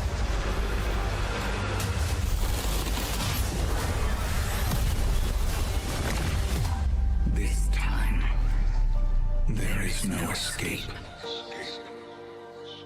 I'm honestly not. I'm not hyped. I'm more hyped about the episodes It's going to be an exciting year for Guardians. than I We get am to the make final good shape. on a promise that we made way back in 2014. There was classic rock blasting. I'm also more excited for fire team Crota. racing across our solar system, and at the end, a simple message: become legend. Today, you got a glimpse at how we'll be cementing your legend in this upcoming year. We're going to be heading inside the Traveler, experiencing a destination unlike anything we've ever built before. Yeah, We'll we face didn't the really get biggest like a battle whole we've lot ever though. made. And we'll do this all alongside a streamlined progression system, allowing us to easily play with friends Which is and good. any content There's in the quality game. of life that's and needed. As the dust settles in the final shape, we're going to continue our legends in Echoes. It's Destiny's first Echoes are good. episode in a new phase of storytelling for Guardians with brand new conflicts born from the resolution of the Light and Darkness saga. These first episodes are just the beginning. But if you're chomping at the bit to see how the Light and Darkness saga is going to kick off the future of Destiny 2, we've got a ton of great content for you to jump into today.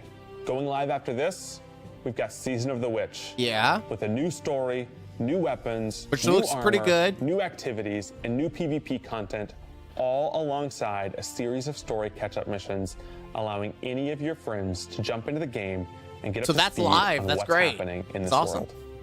Then, next week, a brutal reprisal of Crota's End. Yeah, right. I'm gonna be doing that. Day one, baby.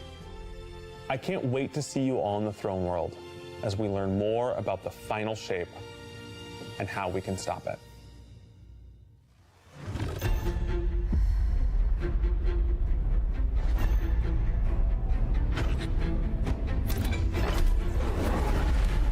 I mean, overall, I just, it's good showing, but it didn't blow me away. No, you're right. I think I'm more hyped about this season 22 and then Echoes. But I'm nothing, everything, I'm going to pause this, or not pause it, but so everything we saw was pretty much on my bingo book of what I expected them to show. A new super, which they technically did, new exotics, which they did, and a lot of it's nostalgia berry exotics with some new ones. We bringing, what I wanted was other area, like a new enemy type. We got that kind of. I wanted to see new environments, like well, not new environment, but also wanted to bring back other environments, like and they did. They brought back different planets into this. Collector's edition reveal. Oh, everyone get your credit card out. Get your credit card out. Get your credit card money. This is your time to spend money. Oh, are you ready? Here's your credit card money. Get your money out. Are you ready? Are you ready? Create a collector's edition. We try and it's time to get your credit card out. Items from the universe for players to enjoy outside of the game. So this year we're doing a Destiny 1 That's tower. actually good. We really tried to work hard at thinking Why about is the nostalgia? 10 years No, of I'm not doing Destiny it. And how best Screw that. to encapsulate that experience. I'm not doing as it. a game dev who've worked on this since day Not doing one, it. Like I think I'm not doing having it. be the So tower tempting. is It's super so exciting for tempting. us because No, it's I'm going not to doing kind it. of catalog your journey of a player from when you first started playing Destiny all the way to now. The tower, it's kind of like the beacon in which you're a place you can The call more I look home. at it, the more I'm actually You over get it now. The tower. It's good, And but then I'm there over are it. Actual figures of the Vanguard mentors. Okay. that Yeah, I'm over accompany it. That architectural model. And there's a Tower's lot of, cool, but I'm hidden already over it. messages and hidden things. There's going to be some fun surprises. We're always trying to push the envelope. And so Okay. we've been playing a lot with magnetic locks and sound effects and lights. Collector's just sort of edition make this tower. experience as a whole really special. It's sort of the perfect symbol of I feel like someone Destiny. could I'm so easily excited 3D for it. print this for cheaper, but okay. Me too. It really does look like someone just 3D printed it. It's not painted or anything.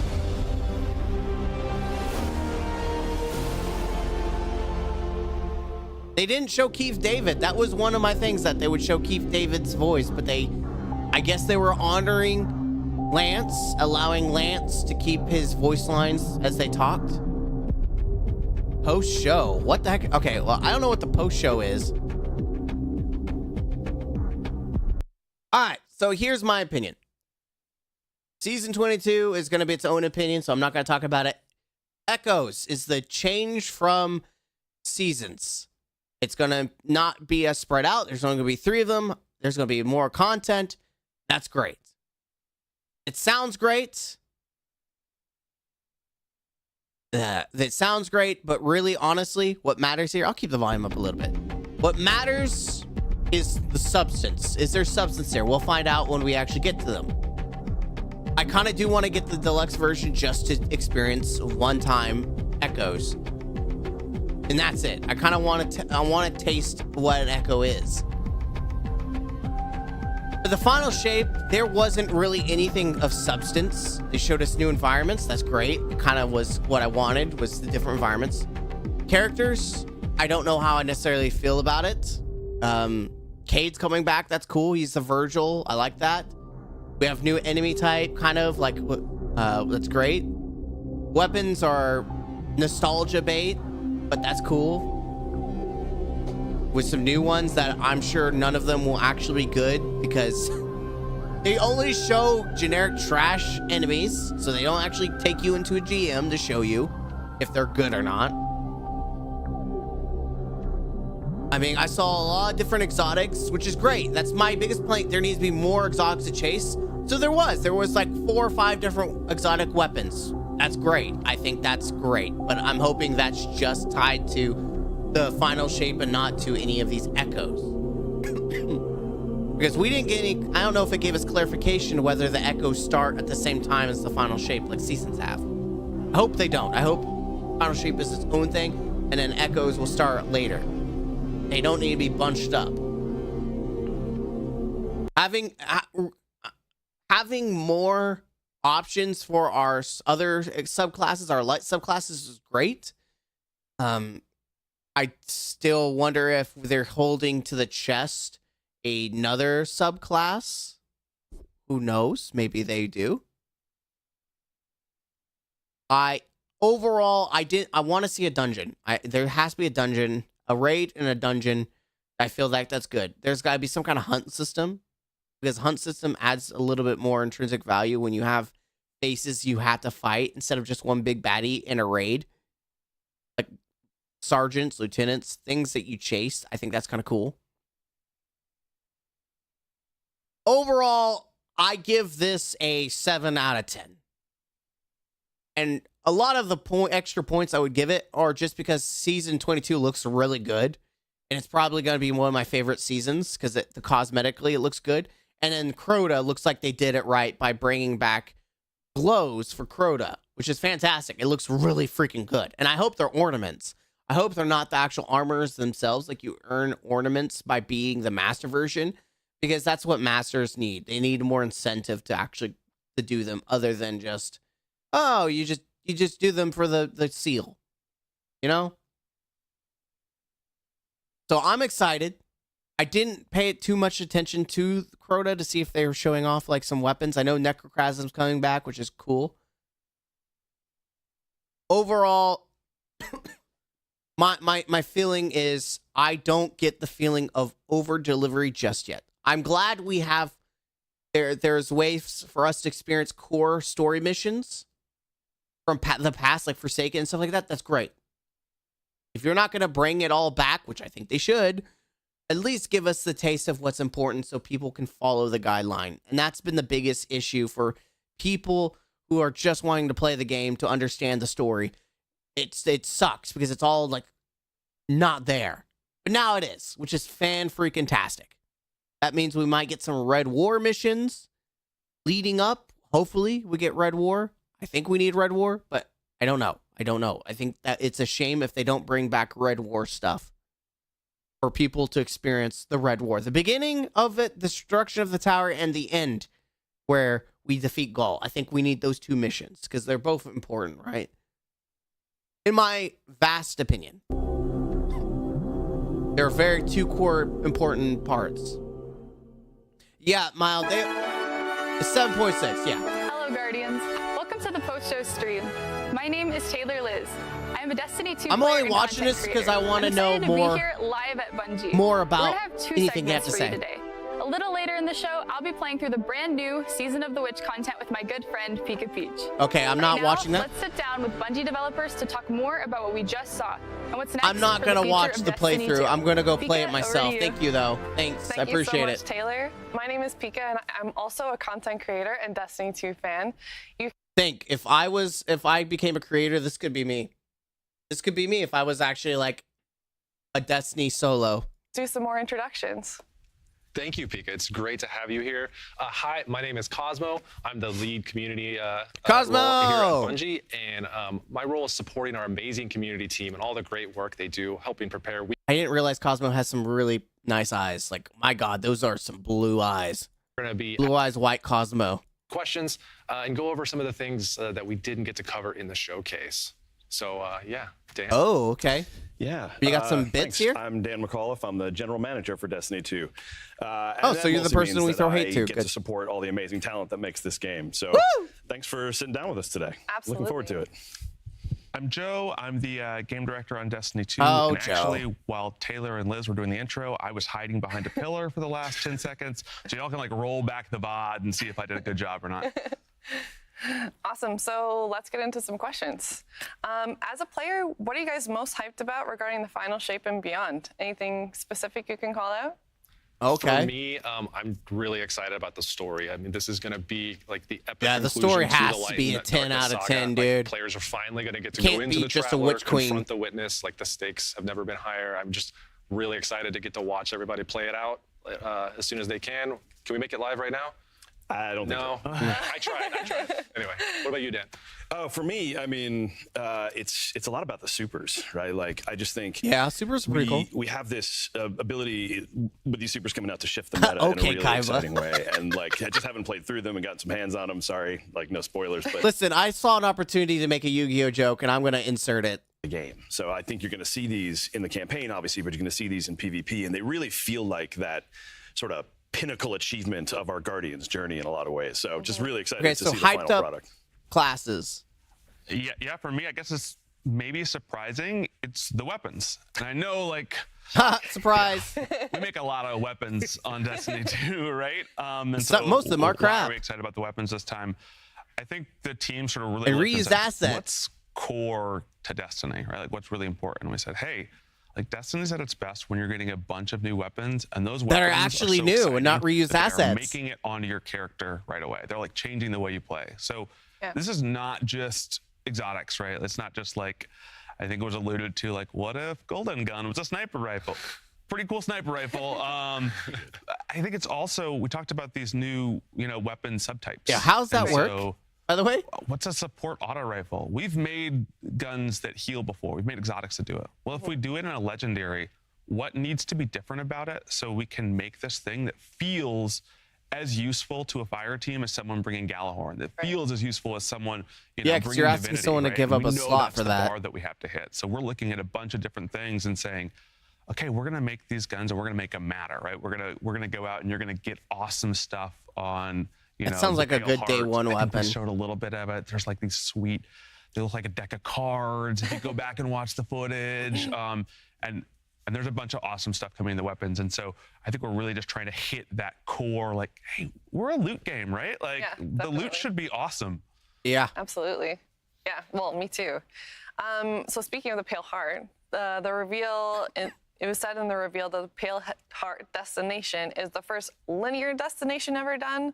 Linear? So can you talk us through why it was decided to make a more linear destination? So it's just like a one through? And what it means. Yeah. So the math lesson now. Yeah, I'm not sure how many folks have been in algebra recently, but if you're like me and need a little refresher, linear Please. line, right? Walk Like me that's through what we're it. saying here. So a classic Destiny Oh, yeah. destination. we think Especially of it as a PvP. loop, People are going to be right? They're these like, big no, public you areas can't one-shot, that are all body shot someone with connected in a that. circle. And then from those areas, there's little offshoots. There are little alleyways that you can go to. And Okay. That just didn't make sense for going inside the Traveler. One, because the Traveler is huge. When we talk about Okay. the Pale Heart, we're saying, like, hey, what if you were an alien, you landed on Earth, and the only part of Earth you saw was like a parking lot in Montana, Oh. and you were like, oh, this place is huge, right? Like, it's sort of like, okay, so we're going to show you a really small slice of what is inside the Traveler. And then we said, it needs to feel like you're going somewhere important. It's Right. a Okay. vast, unknowable place. Okay, well, on one end, we've got the portal. Right. And on the other end, we've got the Witness that's built this giant monolith. And so every single area that we've built is built in a consecutive line from one to the other. So you travel through these things and you can look back at once were. And if you need to go to the next part, you're not going into these I don't know how I offshoots feel that dead about end. that, though. You But are I mean, going that's kind of like to any where you need to be story going. It's really is focused linear. on, hey, you've got a job to do here. So it's like tracking your journey. Yeah, it definitely is. Okay, cool. Well, that sounds insane. So Insane. I don't know about insane. Super different. Sounds different. Yes, that's the During word. the showcase, it was also mentioned that completing the campaign would unlock the full destination, and that it almost like reacts as we progress. Is that kind of what you're hinting at, or can you explain that a little bit more? Yeah, so I think two things we pre-cut out want people really to come questions. away with Love thinking when they those. think about. One, this is a bit different in the way that you experience the Pale Heart right away. So Right. normally you might land on the throne world and you do a mission, and then you're out with your Sparrow exploring the throne world, doing the missions if you want to. Mm-hmm. Day one of the final shape, you got a job to do, right? Okay. And so it is mission, Right. mission, right? And you just go through and you say, hey, we've got to stay focused on this thing. When you get to the end of that day one experience, everyone can sort of like collectively take a breath, collect themselves, and then you just have this realization like, oh, we're like inside the Traveler, right? Like we should probably go see what that's about. Right. And so the whole destination unlocks for you. And there's a lot of things that are different about the Pale Heart than our other destinations. I think we're gonna save some of those juicy tidbits for what's different about this destination and how it sort of compares to what we've done in the past. But yeah, it's a pretty different experience than even what you might expect in somewhere like the Dreaming City. And for real, like we do want to save some of these juicy tidbits, not just because it's fun, but because like, I mean, the Traveler's just been this inscrutable godlike sphere that people have wanted to know more about for so long. And like, this is their opportunity to experience some of that mystery. And I'm excited to see how that plays out. Well, it's alive, right? So what can we really expect? Yeah, I think we talked about this. We showed a little bit. The section that you're in, it's shaped off of who's there, right? And so who's been there? So cool. The Witness, right? Okay. The Witness messing stuff up. Yeah, chilling right there. We're trying to knock on the door. We don't know how to get inside. And we're gonna make it eventually. And so eventually, it's got this both really unique aspect to it, and a bunch of the geo looks like stuff that you've never seen before. A bunch of these places feel like, this heaven on one side, hell maybe in the middle, crazy destiny surrealness at the end. And then there are these accents of like, oh, I'm at like a crazy heavenly beach. And then you see this giant ghost carved into a mountain, or you see the D1 tower erecting out of this. And so, we're really excited to sort of give people this like distilled destiny experience that still feels really new when you're in there. Wow. It's amazing. So Dan, we amazing. got feedback from players who wanted to learn more about the origins of the Witness. Where did you get these and at? The Veil during the Lightfall campaign. Okay. Rather than wait until like later on in the seasons. So players have big narrative expectations for the final shape. Yes, we do. How are we taking this feedback and making this the epic conclusion that this first saga deserves? Okay. Oh, yeah. No, I mean, this is the sort of fun of the challenge for this, right? Because the Light and Darkness saga has been such a focal through line for really most of Destiny's existence, right? Yeah. Like it is this epic story. Joe was just talking about, some of that sort of culmination of experience inside the Pale Heart. And so this is a spot where we have to really land that culmination in a satisfying way, right? Like there's a very confrontation that's been satisfying. happening. There's a story that's been being told. This part of the Destiny world, we have to end really well, and the players deserve that, and the story deserves that. And so there's some things we're doing to account for that. But in addition, we have to set up the next set of stories. Of course we're gonna you talk do. probably more about episodes in a bit, but like starting after the final shape with the new episodes framework that we're rolling out, we're going to tell all different stories, and we'll learn more about the world of Destiny moving forward. So that's the unique challenge that we are taking very seriously. And to accommodate that, we've done more, I think, on the narrative side of the fence than we've even done in the past.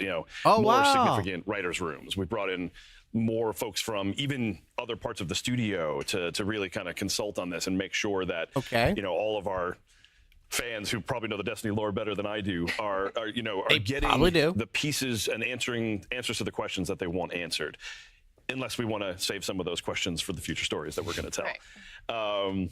There's more to it that you and the team have been doing as well, if you want to talk to that. Yeah, probably to steal a little bit from Cosmos and Pika's questions and give them the note card shuffle here in a minute. I think one of the things that we knew that was going to be challenging about this is, hey, we're telling the climax of the story. We know that gotta go big. When you get in the final shape, in those first moments, we want you to feel like, okay, Bungie delivered on this promise, of becoming legend, delivered on really putting a bow on the Traveler and Pyramid story. The thing that was also important for us is like, okay, well, you're gonna like confront the Witness, like the biggest bad in Destiny. Like, okay, we think you have to confront the Witness in the raid, right? Like a version of Destiny's chronological history where it's like the Witness was tough. Not quite as tough as Valkaor, right? Like it's probably not a thing that our players are gonna be super happy about. Not a thing I'm gonna be happy about. And so what we really think is this day one experience is sort of like the Okay.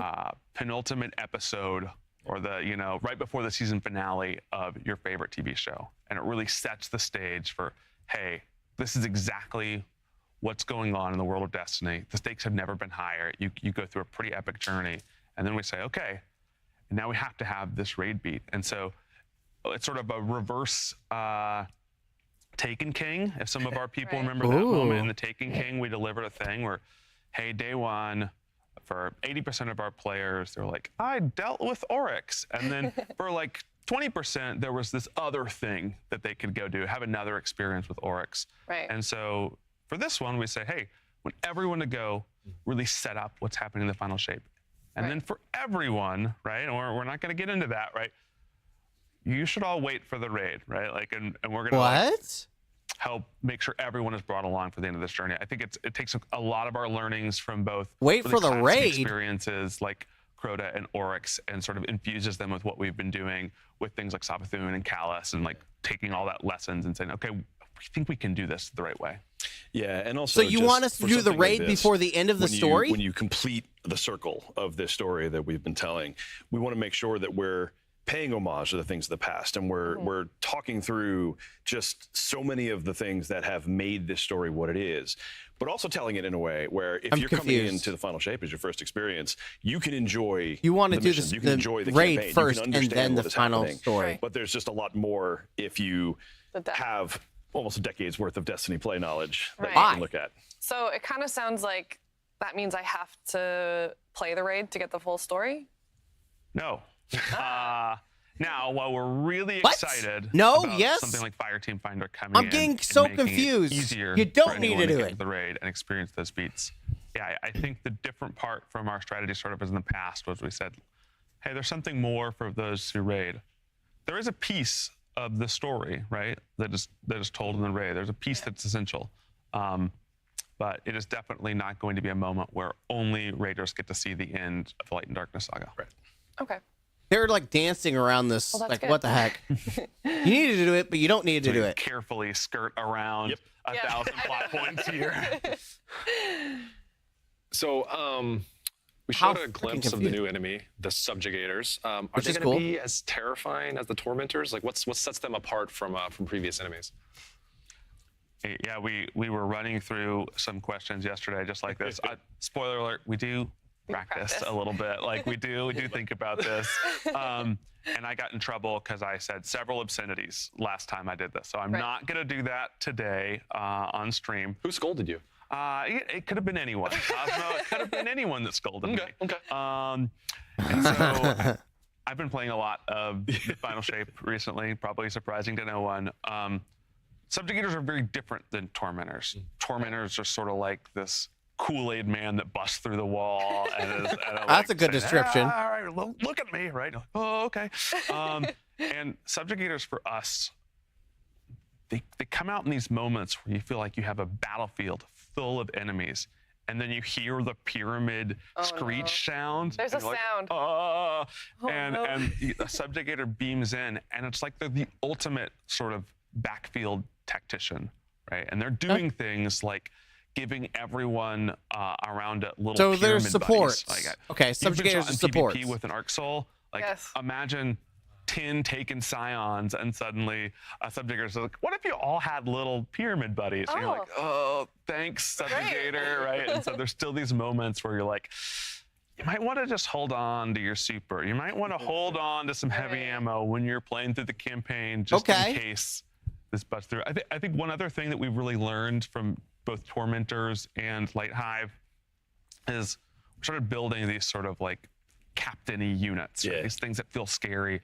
And I mean, kind of like we're very Halo. Halo careful in had both captains. Witch Queen and in Lightfall to make sure, hey, we don't want to overuse these. We don't want this to become a thing where you get a bounty and it's like, kill 20 Light Hive. You're like, oh, wow, they're just everywhere. And I think we're striking an even better balance now that we have a palette of these captains where it feels like, hey, I'm getting these like really meaty sandbox experiences. And we know how to sort of engage them in both the destination and the strike and the mission. So I'm really happy with a bunch of the learning the team has been taking as we continue to make these things. Oh, totally. Yeah, my super basic take from having played it is that, like, and I didn't know how this was going to play out until I experienced it. Joe described it really well, but it's what I want from these units as a player is I want that moment of ha and insert obscenity here so Cosmo doesn't yell at me. Right. But like, and the Subjugator absolutely delivers that in the same way that I felt from the Tormentor, and the same way I definitely felt the first time I saw the Light Hive. But it's just, to Joe's point, it's a very different way, right? Like it is, when it comes out, like I'm just as terrified and worried for myself and my fire team, but for different can you get reasons. Tormentors and Subjugators on the with same different time? Because tactics, that would be crazy. You have to approach them a very different way. So I think it feels very good to me, at least as a player. Why am I already nervous? Because whatever he just described, what you were picturing, is probably lighter than what's actually going to happen. Oh, like, great. pyramid buddies are Arc Souls, and Yeah. to say. I'm picturing some, okay. Yeah. I'm a little nervous. Okay, so Dan, this is for you. Your favorite, or everyone's, not yours, everyone's favorite hunter, Cayde 6, is seemingly back from the dead. Can we get a little bit of the story on that? I mean, I'll happily take this one because I love talking about Cayde 6. Okay. I mean, here's the reality. We've been talking about this all coming full circle, and, Joe was talking about the campaign. What about the other characters? That's my biggest thing is what about the other characters? Both as players and developers, it was just hard to picture finishing this fight without Cayde 6, right? And so we brought While they're Cayde talking, 6 I'm going to back, check to and make sure you're the gonna get less details update's than you going want, on. but- Sorry, guys, on Steam. But Cayde You're 6 wanting to is play the back season, make sure for you're this getting your fight. updates. And like, it was super important to us as you go through to have Cayde 6, Zavala, Ikora, on comms talking through. And I think the most critical part of that is it's Cayde 6 with Nathan Fillion. And I don't know about everybody else, but like Joe and I were talking about this yesterday, and I think Joe said it really well, which is like when you're playing through the builds as you're going through, and the moment Nathan's line started actually coming through recorded, man, it just hits different, right? Like it just changes the dynamic for me as far as like what I feel about what's going through, the sort of complexities of the story. Right. But the part that's important, I think, to know is that like this is Cayde. Like Cayde is back. Cayde is with you on this journey. He is your guide through the Pale Heart. Yeah. And there's other stuff that we're not going to talk about just yet because I want players to experience it. But anything more you want to add there? It's exciting. No, we'll probably say this a few times.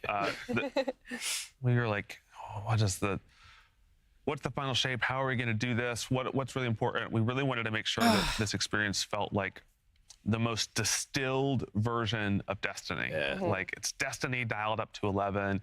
It is the like Destiny extract that if you were baking with, you only need a few I don't know why drops. Steam's being stupid for me. Right, because I'm streaming and watching a stream. For us, we knew, hey, we've been planning this narrative roadmap out for a long time. I'd hope so. Okay, we know we need to make the best of this moment that we have with Cayde here. But I think it was really, again, as the VO starts to come in and you're in these missions, you're like, oh, that's like Cayde 6 talking to me. Yeah. And even, I wouldn't say everyone's favorite hunter. I mean, Eris Morn might have something to say about that. I mean, you but got yeah, Anna and then the It Stranger. really starts to be like, okay, yeah, this is that distilled Destiny experience. Yeah. I'm now picturing Destiny Extract on the Bungie store. I don't know what it's for, I think but you got something here, actually. You could bottle this. Yeah. Not sure what it smells like.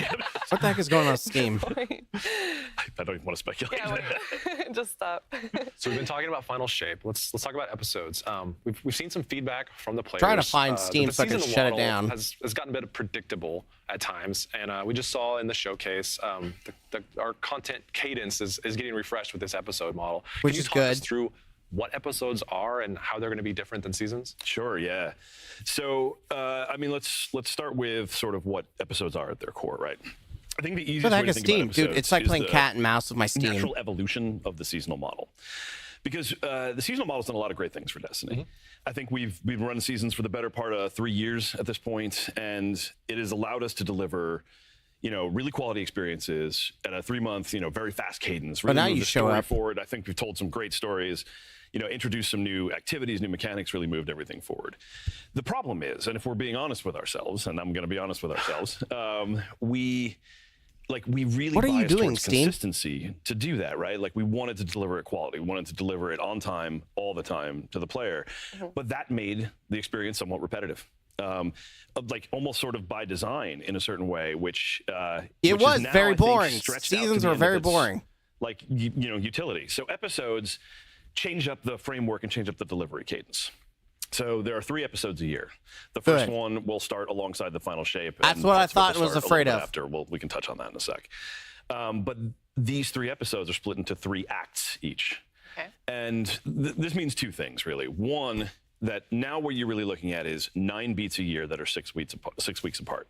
And Okay. each of these beats gives us an I see opportunity exotics, to too. materially change the state of the game, to materially move the meta forward, introduce new story, introduce new weapons, new perks, new activities. And it 18 doesn't have weeks. to be so formulaic. So it allows us to do what Okay, I think I Destiny like does it. really well, which is get a little weird at times. It allows us to throw. You wanna I get know nuts? some really Let's bad get nuts. baseball metaphors I'm not going to use, but like throw some curveballs into. You just said you weren't going to use the baseball I didn't use the metaphors. bad one. Okay. That's a good one. I can get really deep with this good, metaphor, good. and it's going to be interesting to about 4 people, so we're not going to do that.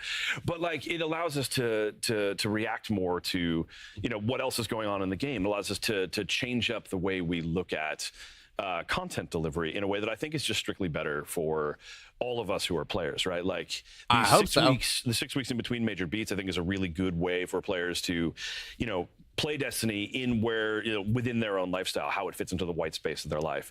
I think it allows us to introduce different things, to try some different things, like I said, make it weird, and really start to experiment in a couple of places because of not everything has to be there all at once, right at the top. Right. So I think what episodes allows us to do is to not only continue telling stories in a new and pretty interesting way, but it also what we allows need. us to just really amp up the variety of the Thank types you. of things that we can bring and when That's we what can we bring need them in Destiny is into the game, variety. which I think is just going to be a great experience. But I'll have to Absolutely. see it What does before that I mean for get the excited. reward track? Yeah, so one of the most interesting things that we're doing with episodes is probably how they start. Okay. So Okay, that is very. How are we us, kicking it again, off? We've talked a lot. It's pretty important that when the final shape is happening, everyone in the universe is saying, you know what's important? This whole thing that's going on in the Traveler right now. We've got to stay really focused. So we wanted the episodes to be a reaction to what happens when the final shape resolves. Okay. Right? And so this means both. We don't want to tell a competing story at the same time. True. Which And is we what's want, been happening. Hey, once the first episode kicks off, for it to be in the context of what happens in the final shape. So the majority of the narrative content, the activity content, really when the episode begins, happens that reset after the raid. Oh, okay. Right So it's away, time gated, we which know is there's good. some systems that just need to be online.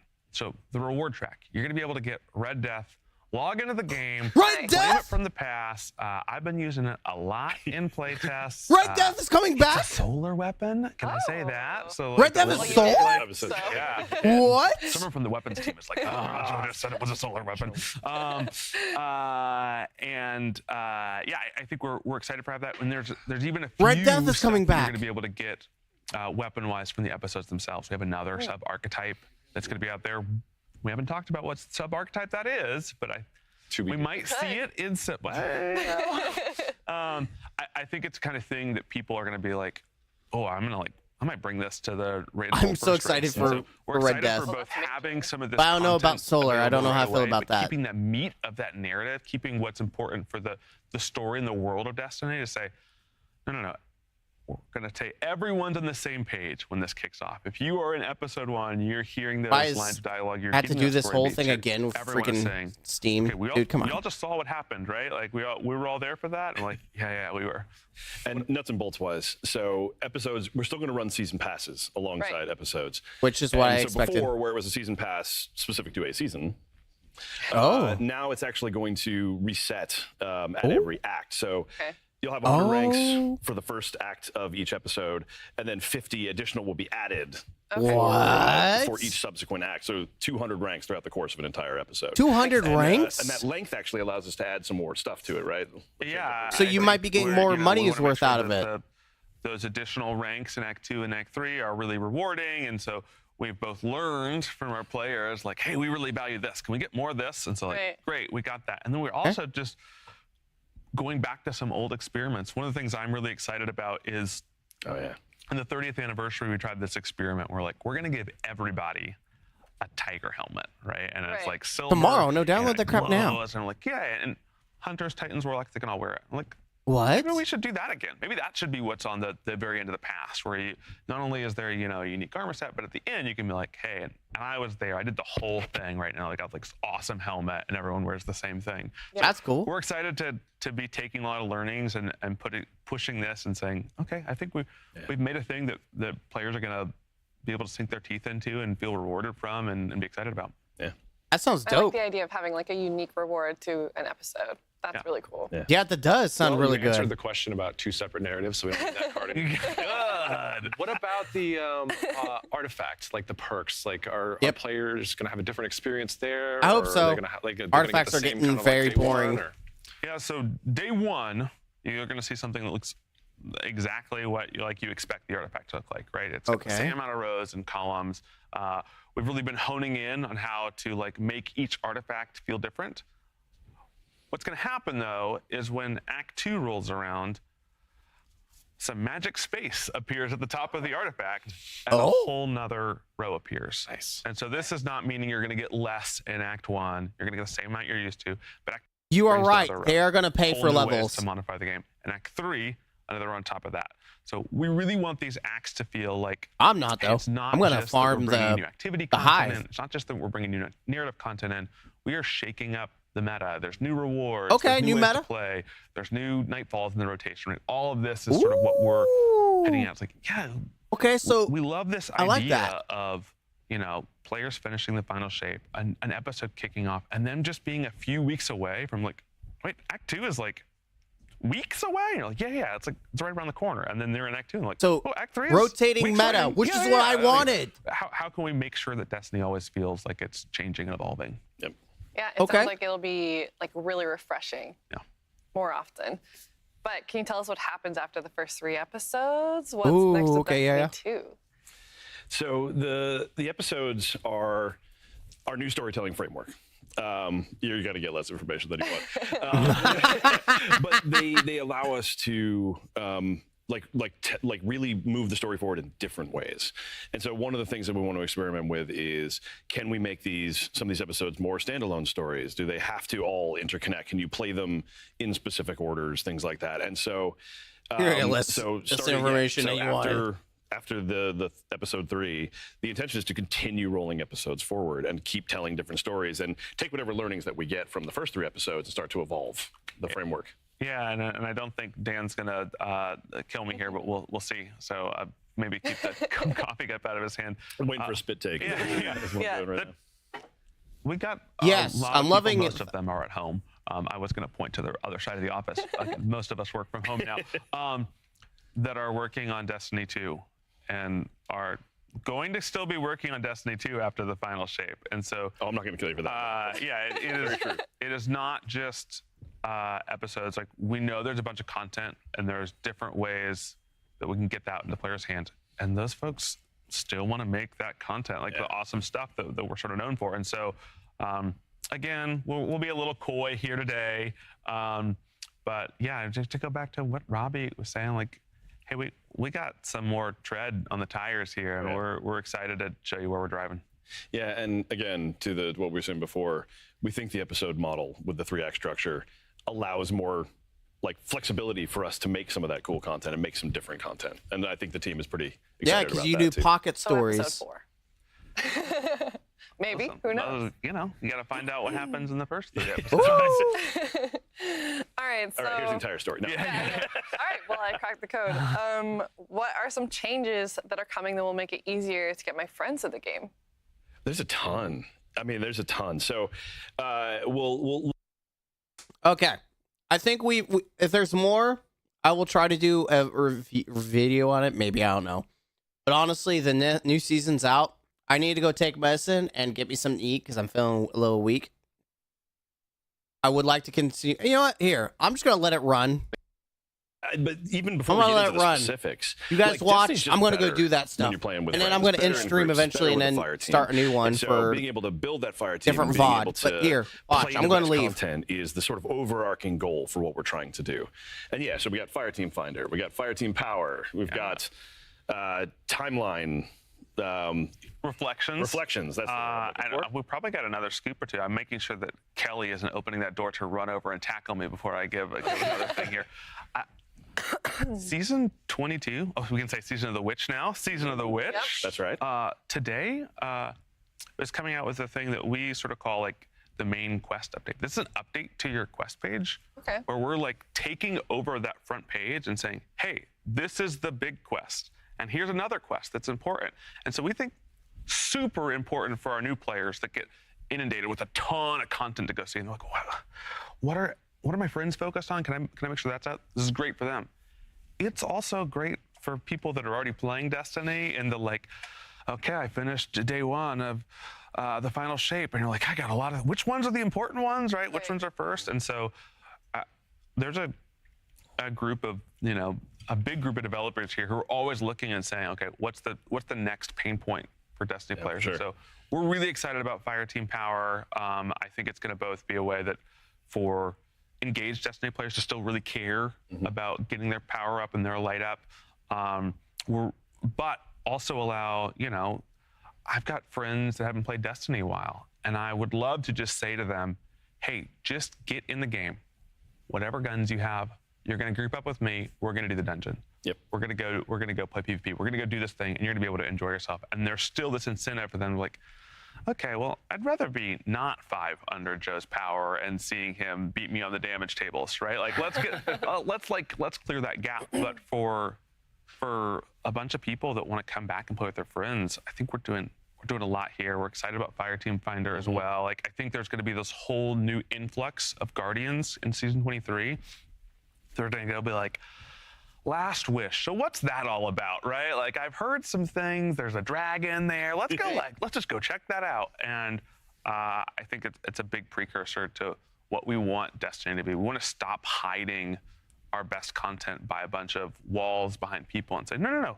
Come in here, experience this. There's a lot to chase, even after you access the content. So let's make it easier to access the content. Yeah, that's the biggest thing for me. Is just that, like, I want an experience for Guardians between Fireteam Finder and Fireteam Power, and where you can come into the game and be like, I heard that's the best content in the game.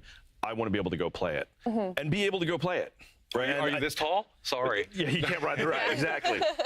Like, I feel called out, but in all seriousness, like, that's the goal behind all these systems, and I think Joe painted a really good picture of why it's still important for the really top end players to really want to go and keep themselves as high end and have all the weapons and all that stuff, even for that content. But give those other players the ability to try it, because I think that's where Destiny's at its best, is in some of those. And we didn't talk a bunch about this, but we know that Guardian Ranks has done a bunch for our new players this year in helping them get through and onboard the systems. But Guardian Ranks wasn't able to solve, like, okay, I understand what a mod is, but who are these people? Who are the Hive? Who is Cade 6? Everyone keeps talking about Cade 6. And so Time on Reflections, we're not going to put Bife out of business anytime soon, but getting that experience in game to be able to go look, hey, I want to go to the timeline. I want to read a thing. I can watch a thing. Oh, and then I can play a thing, right? Like, it's one thing to hear about Cade. It's another thing to play with Cade. Right. And I think that for, a bunch of our new players, it's going to be an exciting way to experience some content. And I think even some of our older players are just going to be like, you know what I want to go do today? A little nostalgia. I want to go hang out with Cade 6 in a prison. That's right. I like it. So can you kind of explain how Fireteam Power works for us? Yeah, so there's 2 ways that we're really thinking about power in Final Shape and beyond. One is what we're calling power fixed activities. And so this is stuff like free roam destination, the regular strikes queue, the base power of an exotic mission, right? Which we're really excited. Like, we want to build more Seraph Shields. We want to build more Presages. And so for a bunch of this, we're going to say, even if you don't have a friend, right, go into this, bring whatever you want. We've adjusted the difficulty for it to just feel good to play, right? And so we know you want to go around the destination and be able to one-shot dregs with the hand cannon. Yeah. We also want the destination to put up a little bit of resistance and to feel like maybe I can't be shot by 15 dregs. And so, like, we're dialing in that power, but it's like, okay, this is a great, like, base experience. For the story of Final Shape, that experience is power fixed. So you're going to get power upgrades, but you don't have to equip them, right? Right. Then post that, we're saying, hey, we've got a bunch of power-enabled activities too. This is aspirational stuff. The raid, the dungeon, trials, right? For this, say, okay, I care about power. And so we've got an employee that we like to pick on here, a guy by the name of Matt Noguchi, who is a very hardcore Destiny player. I think that I'm a hardcore Destiny player, and then I look at my friends list, and I'm like, how is his pass level this high, right? Like, amazing. And so we still want to say, hey, you feel like you're rewarded and engaged, but you can go into Nightfall and let's say, hey, you've been out across the world doing good deeds. You weren't able to play Destiny for the last 3 months. And come back and say, I like Destiny, but what I really like are dungeons, really like are raids. Okay, get in Matt Noguchi's fire team. Anyone that's in, by letting the devs get creative, it sounds amazing. All right, what am I missing here? What did I miss? It's going to look at, let me know, who's chat. the highest fire Took team? some medicine. Who's the highest I got some power food. level? And then it's going to take Still that got a and say, fever. I just checked we're my dialing in temperature. numbers. I think right now it's 5. It might Right be now it's 3. 5, yeah. I'm going to say, okay, everyone in here, 5 below, no matter what. Now, if you're close on that, great. We're going to respect your power. But no matter what guns you have, no matter what armor you have, we're going to say, hey, we're going to take this all up. And so you don't have to worry about, hey, I don't have the new stuff that I need. Instead, I'm like, hey, go play the raid and then go get the new really good raid weapons, right? Like that's the thing we want you to be caring about. Not that you can't step in the content at all, right? Focus on the optimization, not on the requirement. So I can That sounds load really in the good, green especially for new loadout? people who actually want to do it. I mean, listen, I put on some armor that can't take resistance mods, Right. and that's a bold choice. But doable. But doable, yeah. We will not. So I'm sure we'll see some wacky raid clears that are like, I did it all on the Broken Parade set, and they're like, you certainly did. My team already does white armor build, so. What about with trials? It's like the one kind of like PvP's the thing that Yeah. So we know there are some important reasons to keep power on in trials, and really try to keep that a fair playing field. And so right now it's power enabled, and we're going to have a switch where we're going to say, hey, we're going to test out Fireteam power in this. Okay. Because one, we want to make sure that we keep that experience in a good spot. 2, like it is an experience where I've got this friend Shane, and he is a master with Golden Gun. But he plays Destiny off and on. I would love to be able to say, Shane, we're playing trials this weekend, and I know you haven't played in a while. Please just put the client back on, get inside, and him just be able to go, and I'll have better weapons, I'll have better armor, but he's still going to pop Golden Gun and get us 2 kills every time. And so I think 2 we kills, do want to that's still it? have that, You made him sound like he's a experience for legend. even at the high end of PvP. We just want to make sure we do it right. Wow, and 2 so kills. it is something that we are walking in carefully and saying, okay, we're going to try this. We're going to test it. If it doesn't work, we're going to find a different solution. Yeah, and specifically, we're going to like we want us to have room to experiment. And so I think Joe's right, where we'll start off with it power enabled sometime during the episode. We'll flip that switch and we'll communicate that out, and we'll make sure everyone's aware that it's coming, and we'll see how it goes. And if it goes really well, we'll figure out what to do with that next. And if it doesn't, we'll figure out if there's something else we need to try differently. But yeah, so I'm excited to see if it gets more. I'm gonna say most people variety don't of care players about in the power level in and more trials. people who didn't feel like they could do it. Oh no, I don't know about you, but most people are max level. That sounds great. Most people do not care. So it's more kind of on annoying that than note, anything the to have to in-game level up LFG all has your been an weapons. ask for a long time. Can we talk about the Fireteam Finder experience a little bit more? Yeah. So this is probably, I'm a big LFG user. Like when someone's like, Joe, we want to raid this time, this day. I'm like, I don't know what I'm doing that time. My desired raid experience is that I log in and I say, I have, an hour, I have 2 hours, and I'm like, I want to raid right now. So I'll get on my friends list, and if I don't have friends on to play with, I will go to one of the community-run LFGs. And there are so many great services out there that do this. Right. But for a bunch of players, they don't understand that exists. They don't have access to this. It can be a pretty big hurdle to just be like, hey, I'm just looking to do the legend version of this activity. I wish I could just go in game and say, I'm not quite comfortable with match-made people, but if I can get you in a group with me and we can talk about it, can we make that fast? Can we make that so I just like, hey, what do I want to do? Okay, I want to do the new seasonal activity. I want to do it Legend. And you can pick, even at this stage, you can say, just give me people and we'll go right away. Right? I'll take the random draw. You can also say, no. Give me people and I want to be able to approve or deny them when they come in. They say, hey, is this someone you want? Okay, yeah. We talked in chat. I don't think you're the right person. We're going to wait until we get the people that we want. Good. So it's really about striking this balance of both being customizable for folks. There's so many people that are upset. Look at that. Says you are toxic. Teach people how to do Last Wish. We need that. We need to be able to rifle through people. I've got 45 minutes to do Ghosts of the Deep. I do not want to teach right now, right? And so I can go in and say, hey, I'm looking for people at this Guardian rank. I'm looking for people Thank that, God. Are experienced and want to go fast. It's not a Make-A-Wish. We know that we need to build a looking for group tool that can do both of those things. And so it's a big step. These systems are very challenging, and I think we're going to learn a lot about when it's coming out. That's why we're like, this is coming out in season 23, and we are going to get people looking at this, playing this, and we're going to figure out, what happens when the community gets it in their hands, and really make sure that we're in a good shape for when people are using this tool to do Final Shape I think content. this is going to be great. And I think people are going to be upset because they don't get to do free Make-A-Wishes on LG anymore. Some of that like Pinnacle experience, right? Like new players don't know to go out of the game and look for these really legitimately good community services, but like. I think a lot of players stay contained to what's inside of the client, and we want to make sure that those players, as it should be, I shouldn't have to go to third parties to play your game. Do it in those community activities. So just to nerd out, especially raids. Come on now. So there's like 2 ways to enter into the Fireteam Finder flow. There might actually be a few more.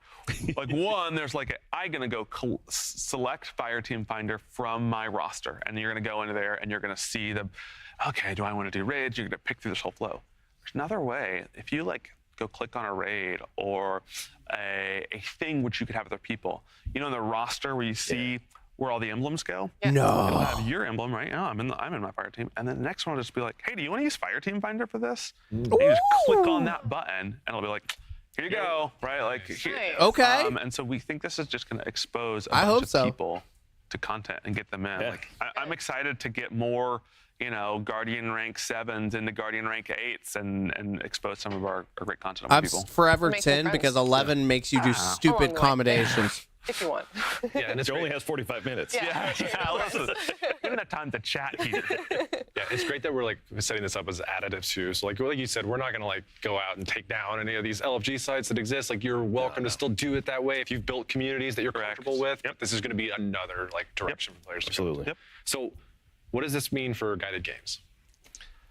Is it time? I think the guided games beta, might eventually be coming to an end, and so I think we want to make sure we do this in the right way. I know there's some emblems and things that are connected to that, but we really see Fireteam Finder as just the fully fledged version of how to find a group, and so.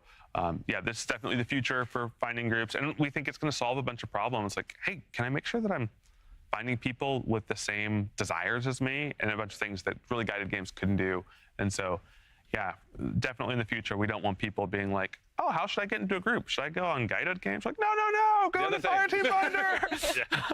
Go get those rewards while they last. Yeah, exactly. So Joe, this is for you. You mentioned in your video on Twitter last week, in the reveal, we wouldn't be talking about a Strange Coin and Xur revamp or the rework of the HUD. Here we are in the post-show. Surprise. Wow. Yeah, let's talk about it. Can you say anything about those things? I feel like I have a lot more makeup on than I had in my office last week.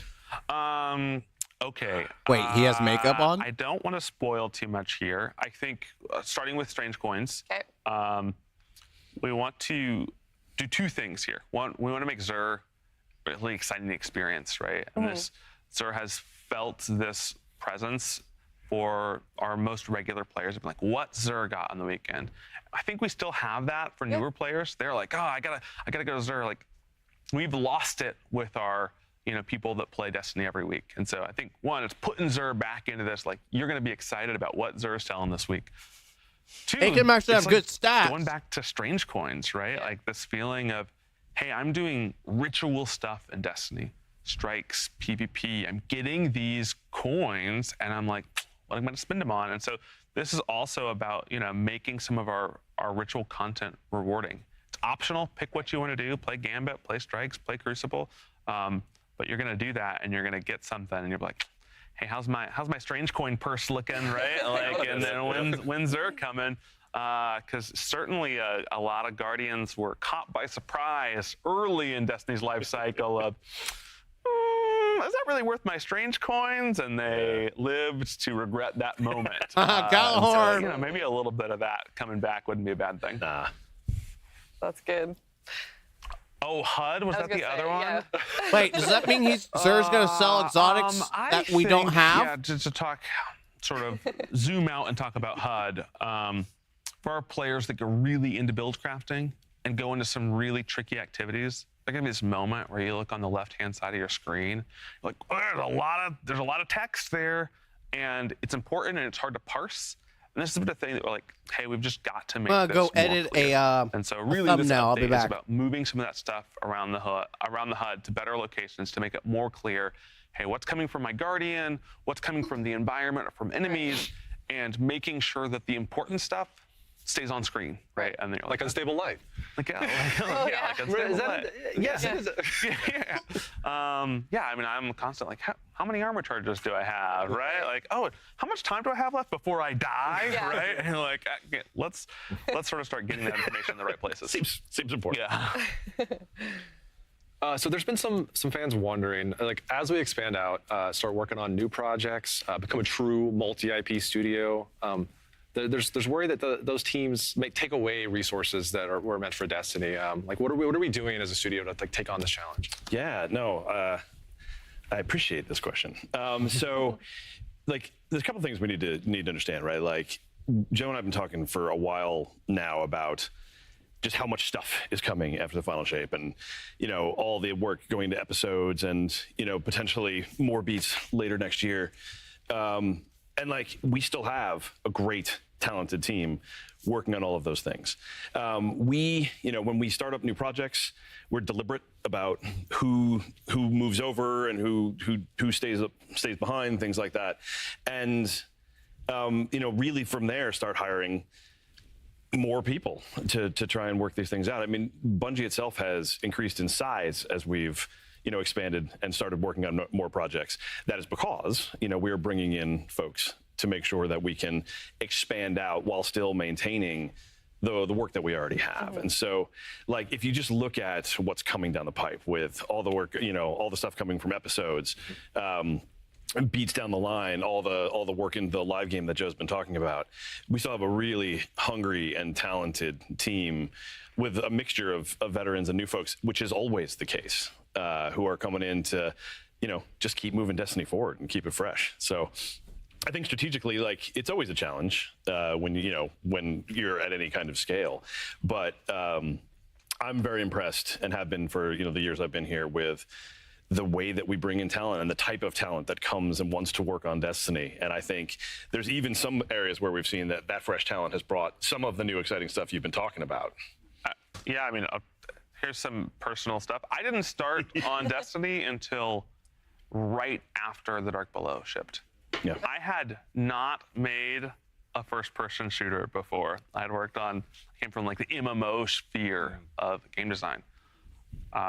There are people that are working on Destiny to this day that taught me how to place a monster and it feel good for a first-person shooter. And like, there's a Jason Jones video that you watch when you start, right? There's like, a senior activity designer pulls you into a room.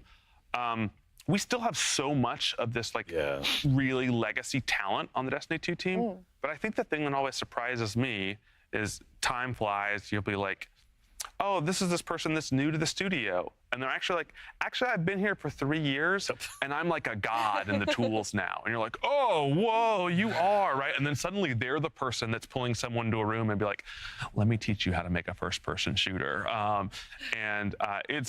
It's it's really awesome to see that talent grow at Bungie. And I think what's really important is we still in the studio, on the team, have all these people that carry this legacy knowledge, and we are spreading it and propagating it. Sometimes not just to Bungie, sometimes to the rest of the games industry, and that's a really great culture to be a part of. It is, and like, I mean, just recently I was in a playtest where, this is no joke, like it's, we had a smattering of folks who were in their first week. Like part of their first week was to be in this Final Shape playtest, and also I'm booting in up the same because room I were forgot about the queue. I'm going to be in 20-plus-year queue Bungie hell veterans forever. who have been on Destiny from the jump, right? And so it's just, I know that like. I'm going to it's be in probably queue hard to hell, wrap so I your might head as well do around this now, that right? If you're not on the inside, and I don't want to start like naming names of people and whatnot, but like it's just, I think the mix of, to Joe's point, of that like veteran savvy and you know, new fresh ideas, you know, new hunger for different parts of the game. I think just it's just a really cool culture, to Joe's point, and I think it does really good things for the game over time.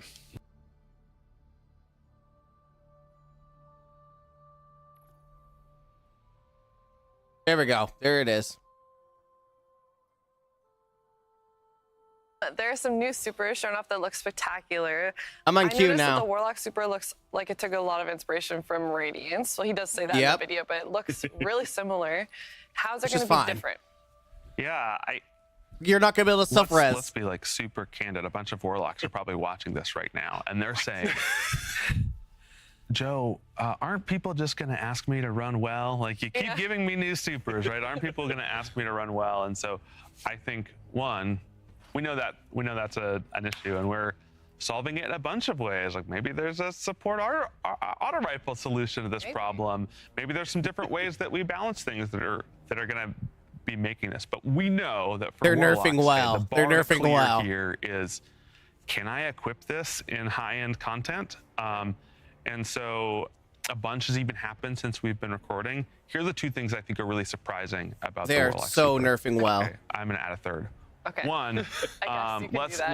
let's rip the Band-Aid off right away. We did not want to bring forward self-res, right? Yes. Dang it. And an effort where we're like, hey, we want to get the competitive aspect of Destiny into an awesome place. Like one thing I think was not going to help us do that is self-res. It's going to be a really frustrating thing to fight against. I really miss having to stand next to a ghost during the trial. Yeah. scope right there, right? Like, I don't know, is he gonna do it? So if this super isn't about self-res, what's it about? That's what we said. Okay.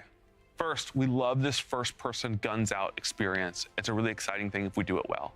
And so, one, even if you don't have anyone around you, this new super is like a DPS machine. Okay. Right? And so it provides that in a few That's ways. fine. One, throwing a bird grenade at somebody does a lot of damage. Okay, two, what about you equip to the right melee, enemies? Again, you're gonna just want to using those on cooldown. I think the sneaky one here, and it's not just for you, it's also for your allies, is, hey, we're gonna let you put Scorch, not just on your weapon, but on your allies' weapon. And we've actually internally been like, okay, which weapons or which damage types? Yeah, I don't want them to nerf we're well, playing but with that I right mean, now, I think that that's buff. what they're going to do. The amount of damage increase that you can put out from everyone on your fire team, Wait, what? constantly causing explosions, it's high. And so, again, we talk about with all these supers, like, how do they fit into the meta? How do we get them to a point? And, you know, for some, it's going to be like, hey, we want this to be a PvP all-star. Right. Some we're like, hey, we think it can do both. But really, the where we're at in the phase right now is saying, hey, how can players not just be excited that it's fun? Like, we're really good at the hit feel here. But that's the baseline. The real goal has to be like, I want to use this thing. And so, yeah, Warlock's getting spices added to it right now. We're dialing in, but yeah, we're really excited with Is Bird Grenade the shipping name? Yeah, Bird Grenade. You probably see that on the website somewhere right now. Bird Grenade. Bird Grenade. Bird Grenade, I like it. Similar beat then, the Hunter super looks a lot like Blade Dancer. Or Arcblade, Blade Dancer. Yeah, I think sort of we wanted to do, we talked about this like Destiny extract, right? I'm like, okay, I remember when D2 was coming out. I'm still in queue. And we first showed the supers. Right. that there was this really funny piece of fan art where Hunter's, everyone was talking about their new supers, and Hunter it was a pole with 2 daggers on the end, and they were like, I got a new super too. And so we weren't like, okay, we know Blade Dancer's iconic, but like Arc Strider and Blade Dancer, pretty similar. Right. And so it came, I was like, okay, we still like, Yeah, missing PvP this it might beat. be busted. And I See can how remember long the until first nerf. time we saw it. It's like, what do you do? It's like, yeah, It's you insane. throw the blade across the map, you teleport to where the blade is, and you spin, and then you have 2 more charges of that, right? And so we're pretty confident, again, in the super. Where's it going to be good? It's going to be good when you've got a boss that you can melee. Which is I not think a where lot. It's really the thing that we're It's looking not- at. Is there's like not a lot. Crucible, right? Like Shaxx is like staring at Hunters using this right now, and I think what we're really like, hey, how can we make it hit the meta, hit that thing, and also not be the most oppressive thing that we've ever shipped? And so confident in that one, spicy, right? Like, and so really now it's like, how many peppers spicy should the super be? But yeah, I think so many of our shotgun and hand cannon hunters are like, another way to get across the map, right? And invisible. This is cheating. Oh. Because we said it was a super question. Aspects too. I'm not sure if I'm. I'll allow it. Oh, you can't do that. Yeah. The hunter aspect. We showed this, and it's got like this cyclone in Yes. the air. Yeah. The 2 things that are exciting. One, it's like cool to give everyone amplified and cool to create a lightning strike below you. Yeah. It's also just another jump. Like, and if you know about build crafting, you're like, Wait, is there that's anything a that would give jump me another attack? charge of this? And then suddenly you're looking at a hunter and they're like, how many jumps are they doing in a row? And I think if there's one class that wants to be degenerate with jumping around, Couldn't be Hunter. we picked the right one. Solid call. That's absolutely unfair to fight So if against you struggle PvP. with It's jumping basically puzzles, instant death, and there's nothing you can do about it. And just have That's I what- mean, yeah. you gotta That's think my plan. about It's like, yeah. oh, Pika, you need that. But they're also making it so. On a different beat, the Titan one looks So you gotta think that the blink on Warlock is about to be unlimited, right? Because you're gonna be able to blink across the map with the supernova blast. So that's probably gonna be impressive too. Titans, they have a lot of roaming melee punching supers, which is cool. It's the Titan fantasy. I roam, I melee, right? Like, Yeah, these too are the many things punching I was boys, promised though. on the character screen. When we were putting together the video for the first time and you show a Titan cleaving with Axis, or like some Titan is watching this and like, Bungie never listens to me. It's another one, right? I just have an axe this time. And so I think the teams did a really great job of both saying, okay, we want to make something different. Range, one-off. That's where it starts, right? Like throwing axes.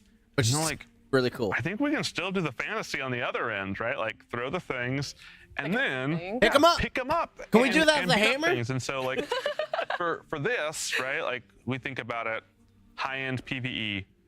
Just hitting a thing with the axe does a ton of damage. If you're like fighting Oryx and you're like, I'm not gonna be able to go get these axes. Oryx hangs out over in space, right? You're like, still pretty good to throw an axe at Oryx and do a bunch that's of good. damage. Okay. The rest is sort of gravy, right? And so this is, you're thinking about something cherry more on top. strike, you're like picking up the axe and going with it. Pika, we were talking about PvP with this, and so I some think, kind of combo play of yeah. threw it, I picked it up, I killed 4 more people. It was crazy. Yeah, because I think you can pick how you want to deploy a super like this. You can say, hey, everyone's playing way back. I'm just going to toss axes. They have this gravitational pull. Yeah. But you got toss that on a zone. Yeah. Throw people on it. And if you get to the end, you're like, I tossed 2 of my axes, and you're like, I don't want to run for this. You can just toss the 3rd one at your feet, and then pick up the axe and be like, all right, super still going, right? and go try to chase some people down with an axe. So I'm pretty excited to see how people make some plays with that thing. It sounds good, but I feel like it's not going to be that good in PvP, to be honest. Me as to why supers are like they're gonna be in all aspects of the game. Like that's one of the things that I'm really into with this group of supers is like you're not just gonna see them in PvE or high-end PvE. They're gonna be in PvP. And I think for all 3 classes, I think all 3 of them bring pieces to the table that will get some pretty broad play, and I think that's pretty cool. And we'll probably get nerfed in PvP. It's a focused offering here, but we're doing that with intention. We're saying like, hey, we're gonna make a really sharp knife here. And how we're doing that. Like, it's super. All right. The time has come. It is season time. I'm transitioning. It's time for me to boost the game quality. All right. Here we go. 1, 2, 3. Welcome, ladies and gentlemen. I'm Mr. Gaming Counselor Jeff. Hit it. That's right. We're back in the counselor's office, and we have the beginning of season 22, Season of the Witch, and I am live streaming live on both YouTube and Twitch. YouTube and Twitch, and we're gonna jump right into the season. I have no idea what it looks like. I have some basic builds, so we're just gonna jump in with Warlock. Let's go Warlock. Let's get a little zesty, shall we? All these are like PvP builds, so I'm curious. Listen up, glitter bums. Ooh. This is First Ghost and Maru talking. You're still trying to get through the witness's portal, huh? Ooh. That ain't a door you can just kick open.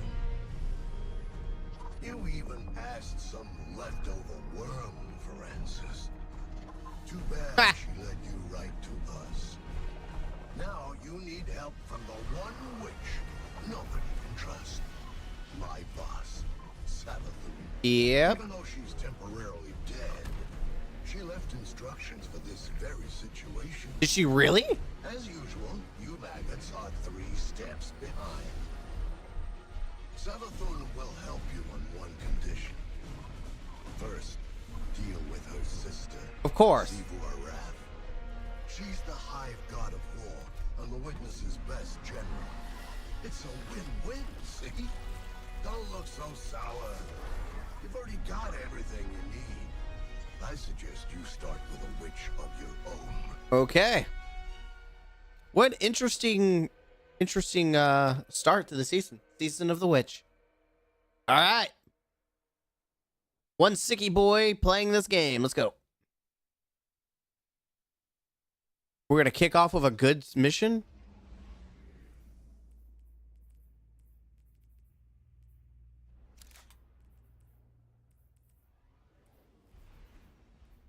Let's see. What do I want to use here? Guardian. The witness poses a dire threat, and the Witch Queen holds the answers we seek. Uh-oh. But only if we contend with her sister. Amaru has promised us a method for defeating Xivu Arath, arranged by Savathun before her death. Of course. There is a spire atop her throne world sanctum, a place of dire experiments where she abused the light. With this knowledge, Imaru and I have devised a powerful artifact infused with hive magic. It will allow you to dispel the Witch Queen's trickery and master the spire through a ritual of our own. Of course. All right, very interesting.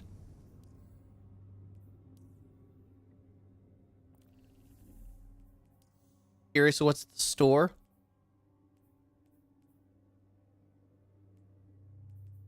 Oh, Dream Cycle. Buying that instantly. Thank you. Not spending any money on those. Oh, Vex Explosion. Let's go. Ooh, Acolyte Staff. Right off the rip, huh? I'm curious. Can we transfer over weapons? Or is the API still down?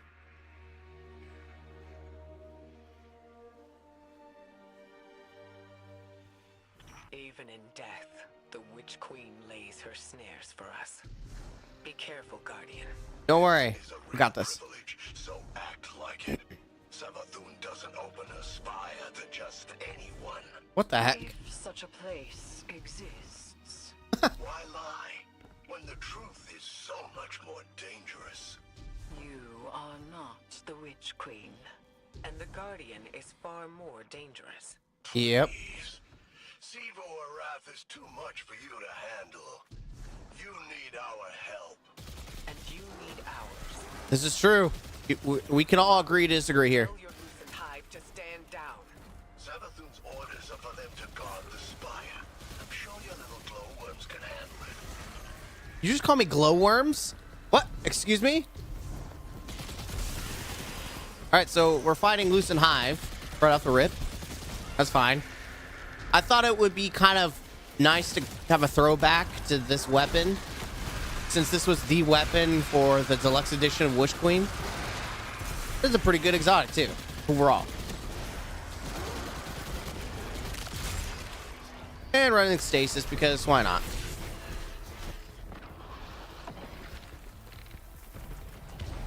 It's very, I could just do strand, but why not stasis?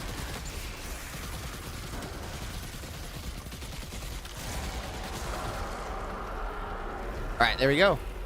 I don't like this.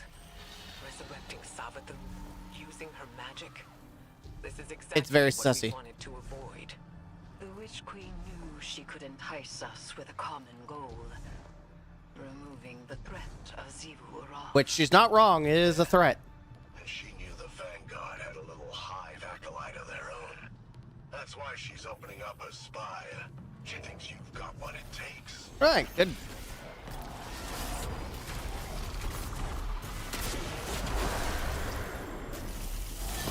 Nope. Void crystals bend reality through tightly channeled power. Woohoo! 16 in the tank. Let's go.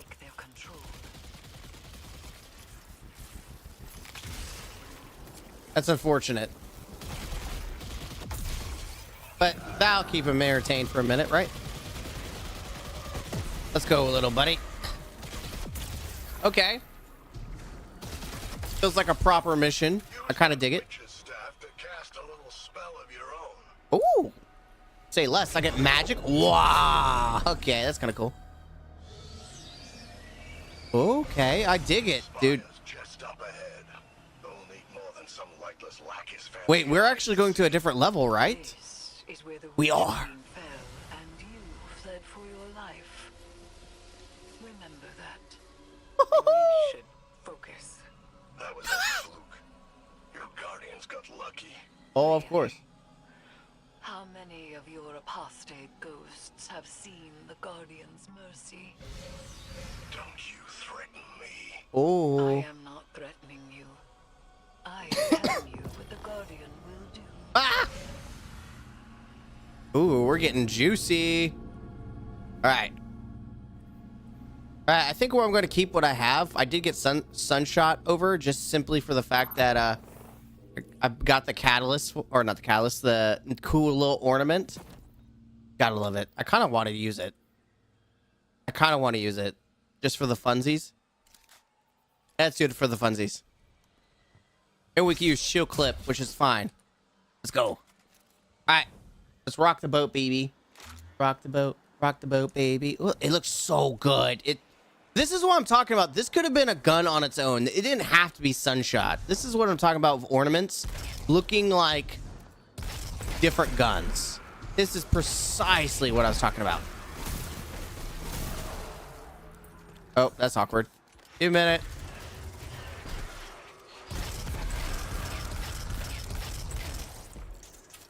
I haven't used Sunshot in a hot minute.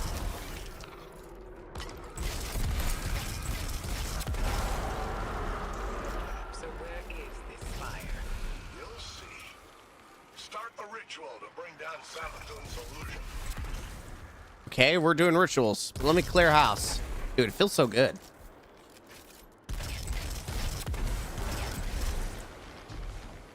Also, I know they did changes to certain weapons, and I do want to give those weapons some love. Like, I know touch of mouse is supposed to be better, so that's something to look forward to. Solar crystal. Solar crystals to be physically hauled to another location. Interact with a solar crystal to pick up. Interact. Okay, so. Ooh! Okay, so they're actual weapons, too. Oh, I get it. You're taking scorch stacks.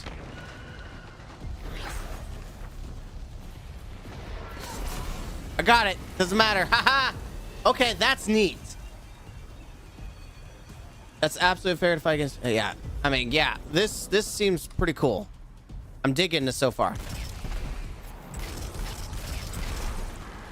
Okay. So I need to do the other side. Yeah, I mean, that's a cool little mechanic. It's different.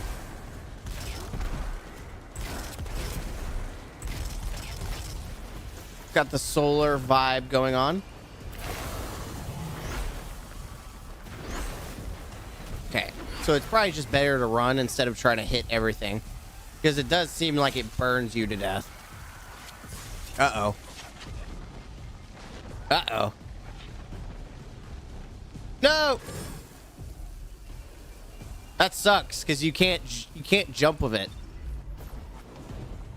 Alright, I've got some time to pick it up. Here, just do some work for me, thanks.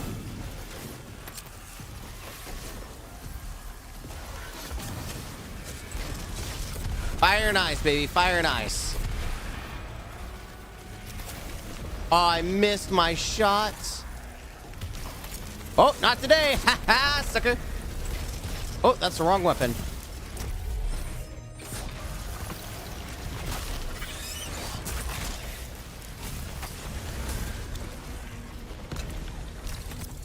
Hey, can you stay there for just a second? Thanks, I'd appreciate it. And point.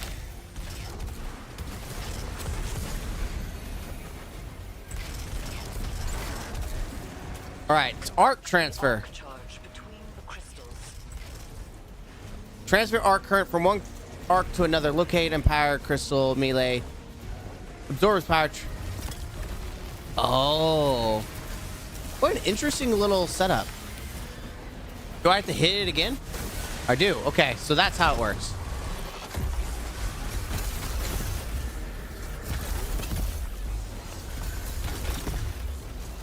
It's an onslaught of freaking enemies here.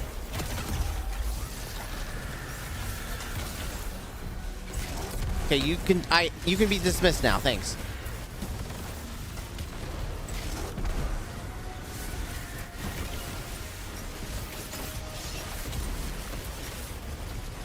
Okay, I like it. That's kind of neat. I will give them that. It's kind of a neat little mechanic. It's got like a little bit more input than normal. There. Yeah, little arc buddies are doing the Lord's work here. Let's go, arc buddies.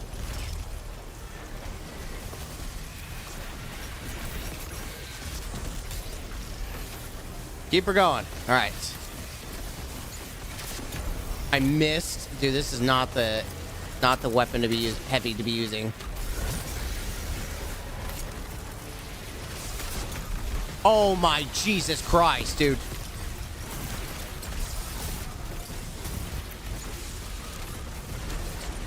This is not the weapon, not the heavy to be using. Whatever. I'm just gonna use the good old reliable, faithful.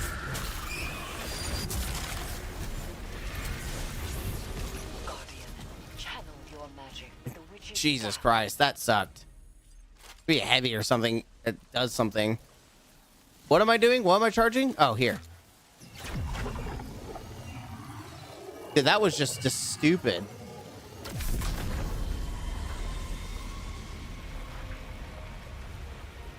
Should have put on this bad boy or this bad boy.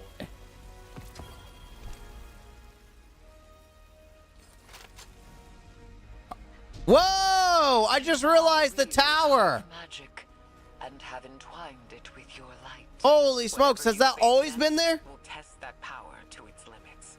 You think your guardians are up to scratch? What will we find inside the spire? A way to take down her sister. That's all she told me. And that's all I'm telling you.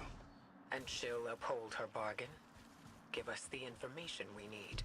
I'll bring her back as soon as Evu's taken care of. Then you can ask her yourself. Of course. Guardian, traverse the spire. We shall see what morsel of Mission complete. Opaque card. What? Toil and trouble. Complete the spire. All right. That was kind of neat. But why is it still giving me... Okay. Unstoppable fusion. Okay, cool. I mean, I'm not really excited about a lot of these perks. A lot of them are just kind of like, it be what it do, Scooby-Doo, you know? So, what am I supposed to do here? It gives me all this extra time.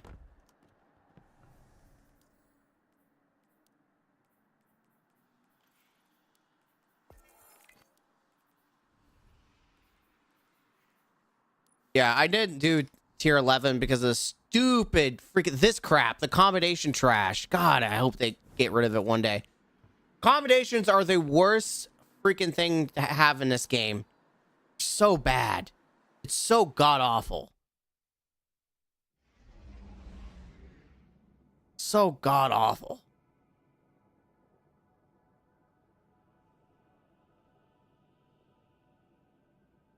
All right, Savathûn Spire, Solar Surge, Strand, and then Solar Threat. I hate that loadouts are still locked, dude. I don't even have technically a build, like any of my builds saved on Dim, and now I regret that I don't.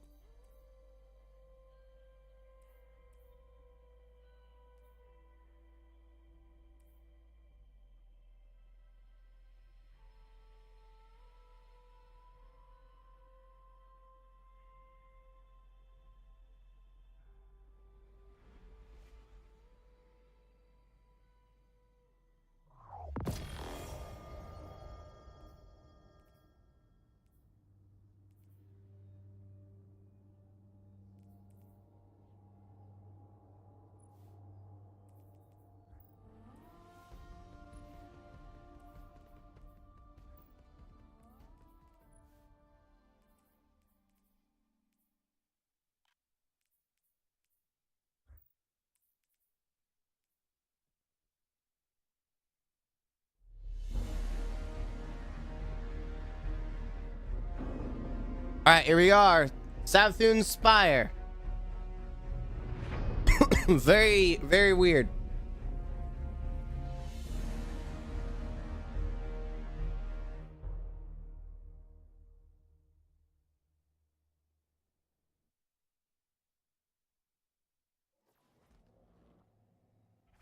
There is nascent light to be found here. We must stoke it and harness its power. Okay. I'm going to play with this gun. Apparently, they've updated it, so let's see if it's any good. The 3-man team.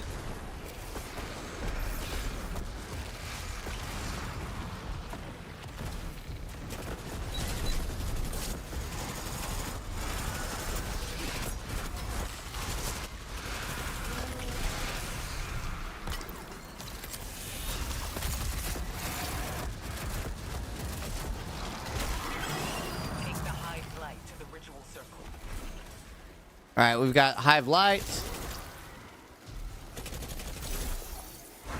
Drop it.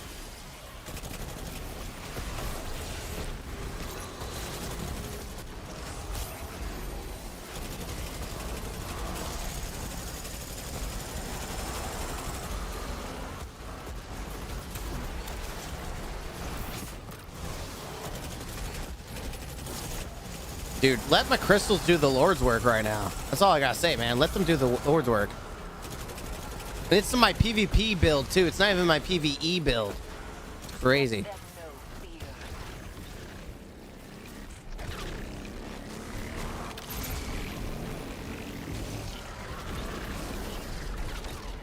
Let's go.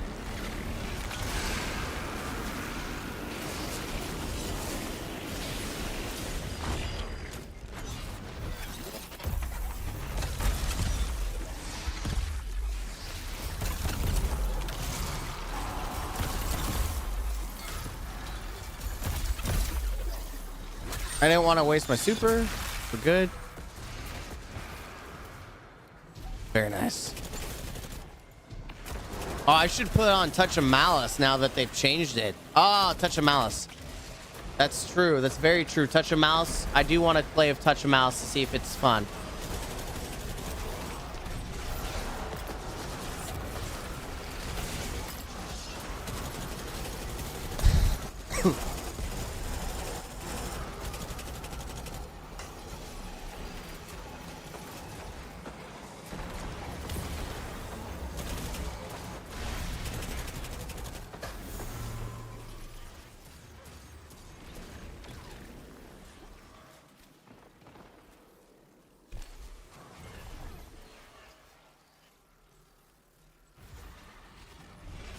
Sorry, friends. I know I'm not being much of assistance, but I kind of want to know. Touch of Malice. There we go.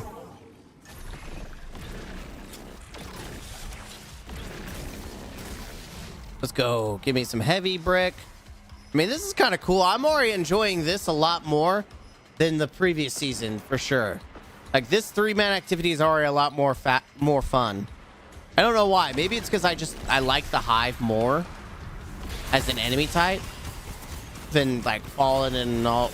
Also, just this deep sea area just got really annoying.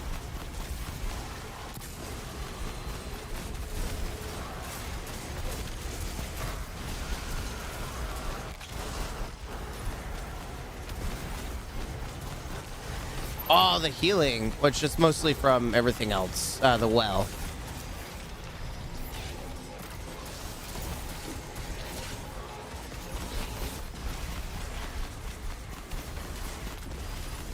Oh, the healing actually matters. I got a shot of health.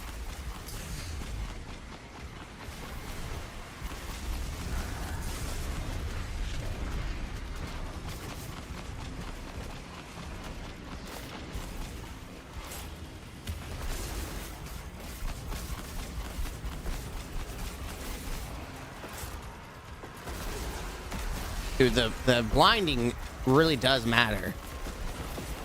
It looks like the way up is cleared. Nice. Be careful.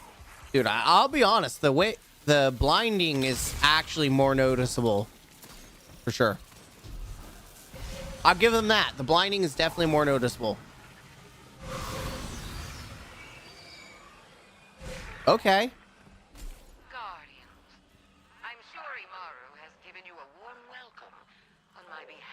What?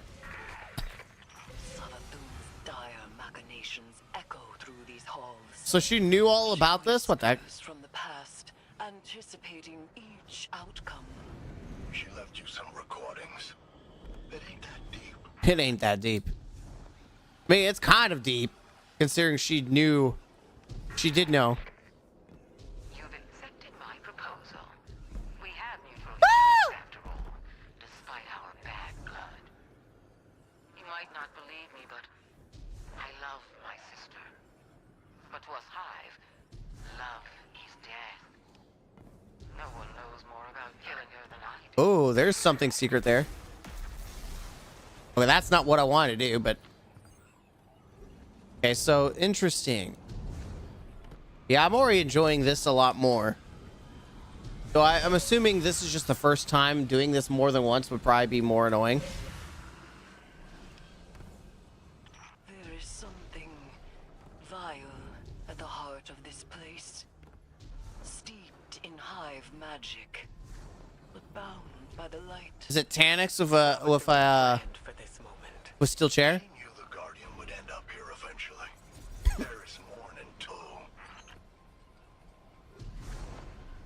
Yeah, I'm trying to play smart because jumping is not my expertise. That's why we got the good old touch of Malice.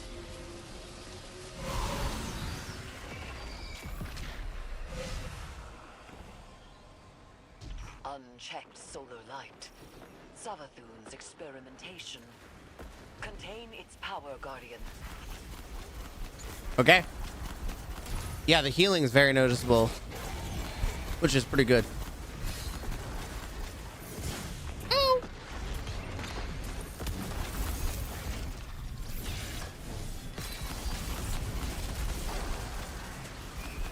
Bear each solar crystal to its vessel.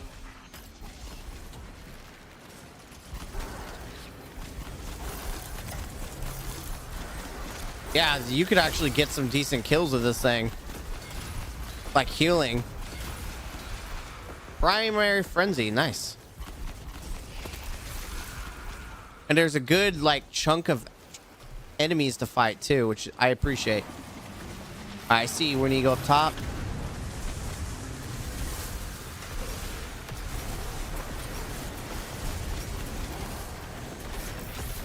Okay, the solar hurts pretty bad.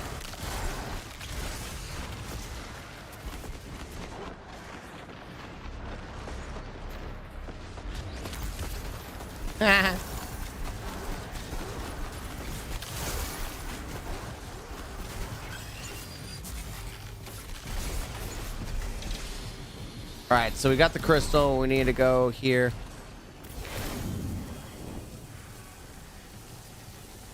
Eliminate the solar Volterist.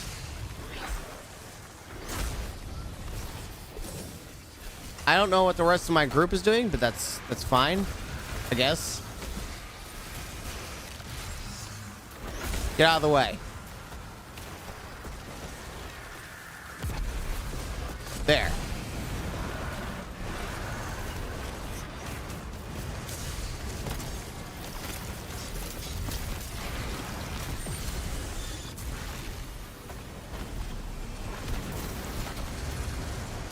I guess I'll be the dude that carries everything because apparently my teammates don't want to participate in the thing of the game.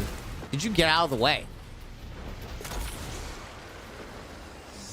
It'd be nice if I wasn't the only one doing this. What are you guys doing? This is why LFG is probably not going to be good. This is why LFG is not going to probably be that good. I'll be honest. Because then you have these morons like these who aren't even playing like they should.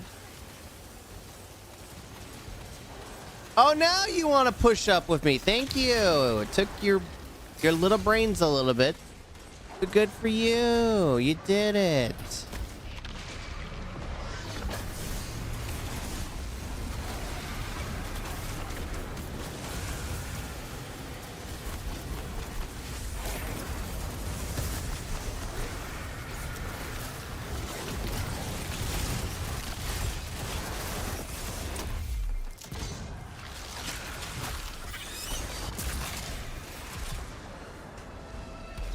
All right, I think we're good now. The spire is alive with light. We have redirected the Witch Queen's spells and empowered it to some end. Oh, what I am the? not certain. Hive runes manifest here. Oh, this one. Okay. And traverse the Witch Queen's Okay. It was a lot less integral than I anticipated. Oh, okay. I like the environment. I've always liked the Hive Guardian aspect. Zebra can't be confronted. That's what she wants, and she always gets exactly what she wants. So spoiled. Load. You'll have to find another way. Only her equal could ever have a hope of overcoming the threat of my sister's war march. Okay. Only a hive. So it rests with me, Eris. Oh. Dude, this is dope. Too bad this is all gonna disappear in a year. Or less than a year. This is actually really cool. My sister depends on the foundations of her cold logic. If you want to remove her from the board, you'll need to test her thesis. There's power for the taking, Eris. And for that, you'll have to prove your right to exist. Which area do I go into? Speaks of the sword logic. Ah! I wasn't paying attention. Play the Hive God's games, and yet we must. Dude, where the hell are these symbols at?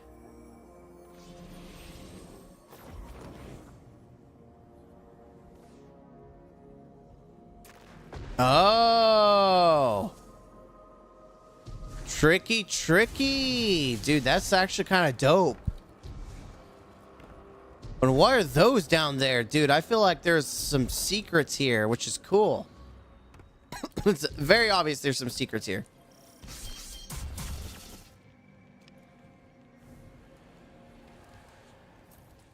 Okay, we've seen these statues before.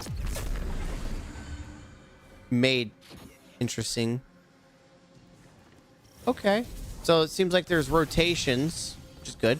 Guardian, remove the scorn and claim the spire. I didn't mean to throw it. I was even trying to charge it. It was being dumb. Dude, it's annoying.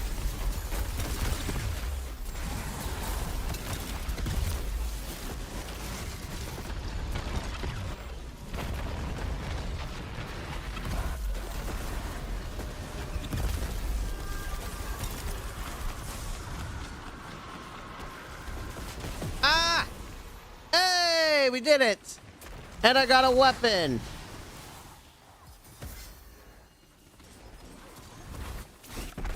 I don't know what I did, but I got a weapon. We did something complete.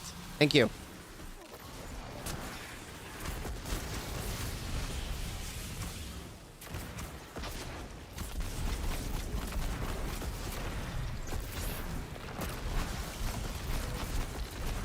Who's using that to boom on them?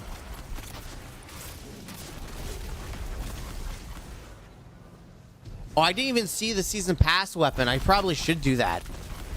We'll do that after this. I just wanted to test the waters to Touch of Malice.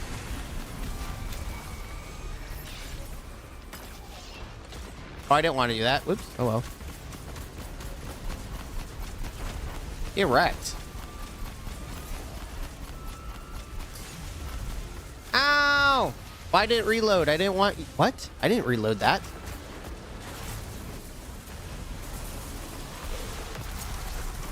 Nice.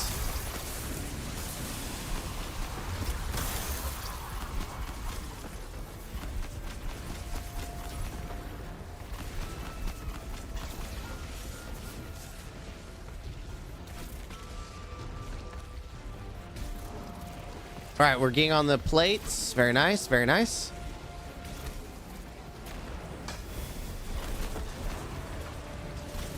Touch of Malice feels... I mean, this is also very bare, basic encounters. So it's not like it's crazy. I reloaded it. I didn't want to. Whoops.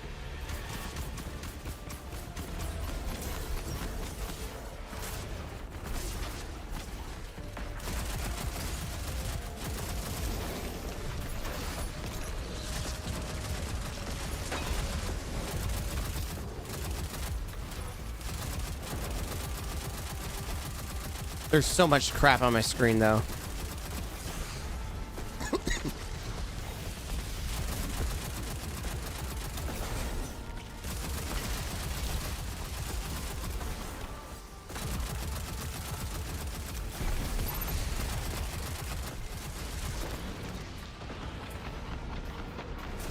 There we go. Very nice. Scoped out, baby.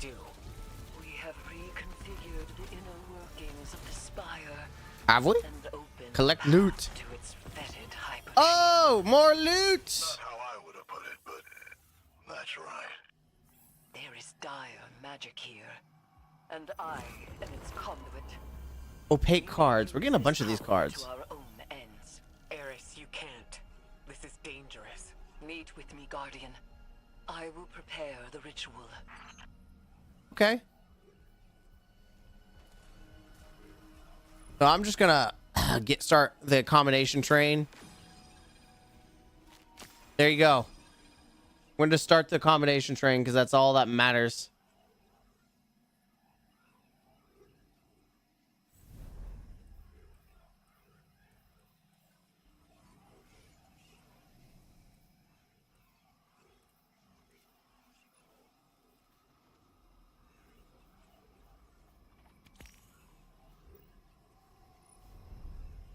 All right, no one else is given accommodations. Cool. Great.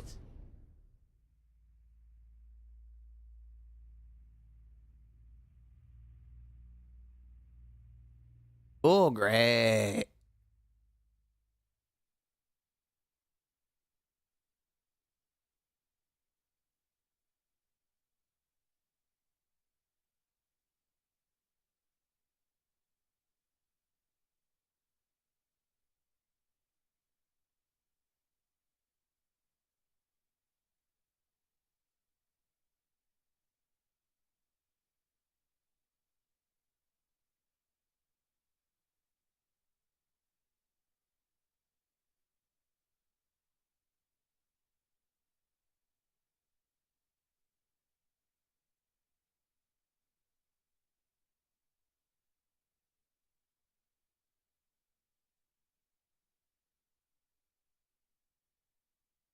All right, what are we doing? Are we gonna do something? At least I guess I'll read the perk. Bria's Love. Head rush. Wait, what? Did it just kick me out of the game? What is going on?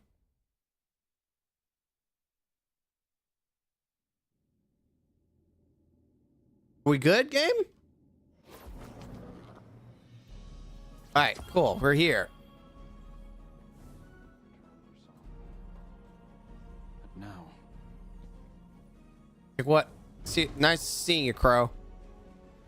Oh, what the heck? Invoke hive magic. Milestone updates. Contact Eris. Okay. Yo, this is dope. This is better than being stuck in a basement in the Season of the Deep. This is dope.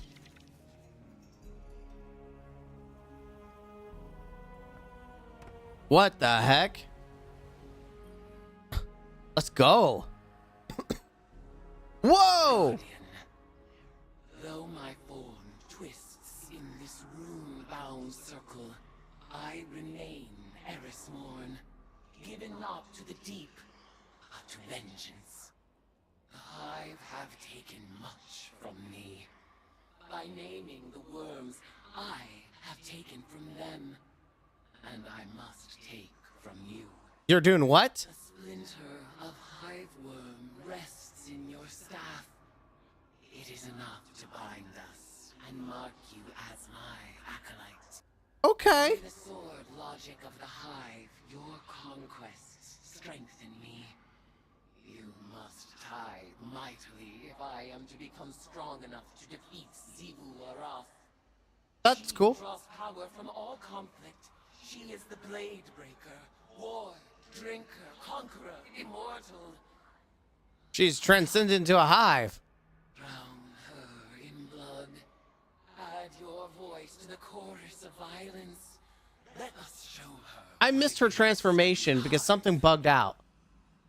Dude, that's annoying that something bugged out, so I missed her transformation.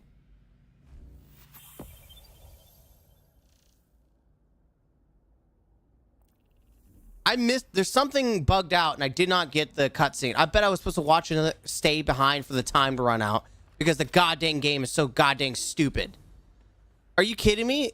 There has to be a cutscene I just missed. Are you kidding me?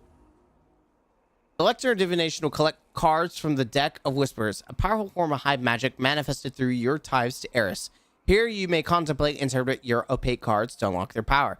This process requires gathering insight throughout the system. Once acquired, major arcana cards will be displayed in Altium. When 5 major arcana cards have been acquired, one will be selected at random before each encounter in South Spire. And the Altars of Summoning. Adding a card to your deck will allow that card to randomly draw. Each major arcana card bestows unique benefits. Major arcana cards may be added or removed from your deck by interacting with them in the Altium. You must have at least 5 cards in your deck to draw upon their power in the Season of the Witch activities. Minor arcana cards can be found in Season of the Witch activities or granted as rewards in ritual activities. When interpreted, they bestow perks, items, and upgrades. The Lectern of Divination wavers with heavy, coiling smoke of incense and glint of candlelight from their place on the table.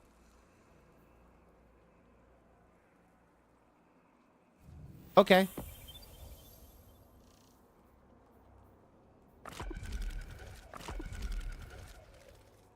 The Sisters. Seasonal bonus. Keyed chests and altars of summoning will contain additional whisper cards if available. Okay. I'm still very stupidly confused.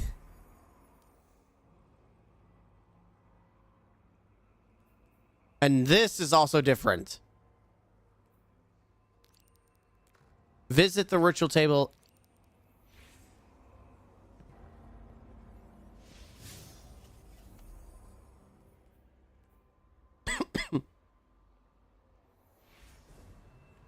Am I missing something else?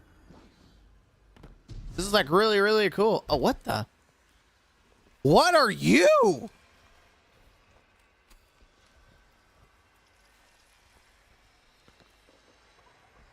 Is that a cat? Wait, wait.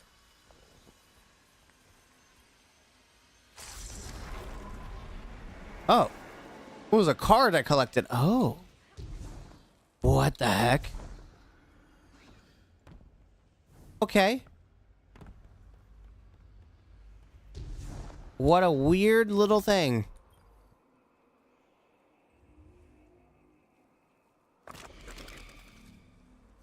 Okay. That's neat. This season's dope already. The cluttered ritual table is covered in various artifacts used in the study of high magic. Eris Morn's scattered journals lay open across the table, pages weighed down by pieces of rock and bone. You notice sketches of hive runes, worm moths, intricate diagrams of unrecognizable magical objects you recognize buried amongst the eccentric drawing. Okay, whatever. Too much talking, less that I care about. Veiled Tive's hood. Okay. That looks very generic. That also looks very horrifying, like your face is melting off. The Thermite, or the Uramite, which is a 960 high impact. A 140 kept confidence. Looks pretty good. The Seometician, high impact strand, which is already probably gonna be better perks. Let's see. A 900 stasis sniper. A electric principle. It's a 900 arc LMG. Okay. Let's look at collect journey.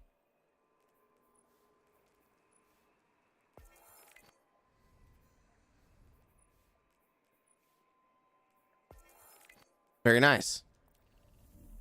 What now? Conquer powerful combatants in the tie of to strengthen in the mission Invoke.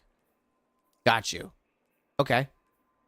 Exdaris is a... What is this gun? Grenade launcher. This weapon enrages when dealing or taking sustained damage, gaining increased rate of fire when enraged. Nucleothentic magazine. This magazine continuously draws ammo from reserves. The magazine also enables fire arc projectiles that detonate on impact. Huh? That's dope. Okay, cool. I still feel like we missed a cutscene, so I'm gonna go back, change characters. I do want to check the store while I'm here. Check the store. Anything good? Season. Any good seasonal stuff? Let's see. Royal Favor. What does this go to? Oh, it's a bond. Controverse holds. Okay, whatever.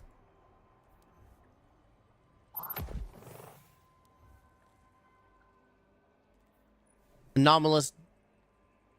Okay. We got ornaments for weapons, except for this one. That's probably pretty good. Everything else, no one gives a crap about. Like this gun, no one gives a crap about. Another one. They're also nerfing it, which is funny. I think it's nerfed already. This is crap. Not a lot of good ornaments this time around. Unironically, not that good of ornaments. Would have expected more, but okay. All right, Hunter.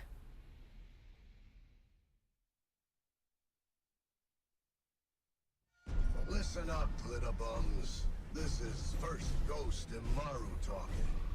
First Ghost, huh? Still trying to get through the witness's portal, huh? That ain't a door you can just kick open. You even passed some leftover worm for answers. Too bad she led you right to us. Now you need help from the one witch nobody can trust. My boss, Savathun. Even though she's temporarily dead, she left instructions for this very situation. As usual, you maggots are three. All right, we're just gonna skip this because I just want to see the cutscene because I know there was a cutscene that we missed. Eris Morn just went from nothing to just that, which is not. It can't be the case. Where it's obvious that we are missing something. Guardian, the witness poses a dire threat, and the Witch Queen holds the answers we seek. But only if we contend with her sister. Amaru has promised us a method for defeating Xivu Arath. Cloak of Bacchus. We've seen this, right? That's not new. There is a spire atop her throne world sanctum, a place of Most dire cunning. experiments where she abused the light. With this Very mid. knowledge, Imaru and I have devised a powerful artifact infused with hive magic. It will allow you to dispel the Witch Queen's trickery and master the spire through a ritual of our own.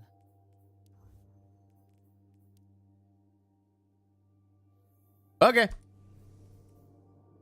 Yeah, I'm just gonna try to rush through this as quickly as possible, just to get her done. You know, get her done.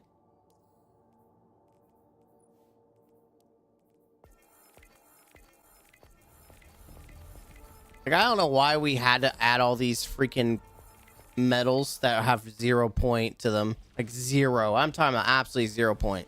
Even in death, the Witch Queen lays her snares for us. Be careful, Guardian. I'm being careful. Privilege, so act like it. Savathun doesn't open a spire to just anyone. A spy to anyone. Exists. Why lie when the truth is so much more dangerous? You are not the Witch Queen. That was something the Witch Queen say. Far more dangerous. Please. Sivo Arath is too much for you to handle. You need our help. Imaru, tell your Lucent Hive to stand down. Savathun's orders are for them to guard the spire. I'm sure your little glowworms can handle it. Glowworms, huh? What an interesting name to give us, the glowworms.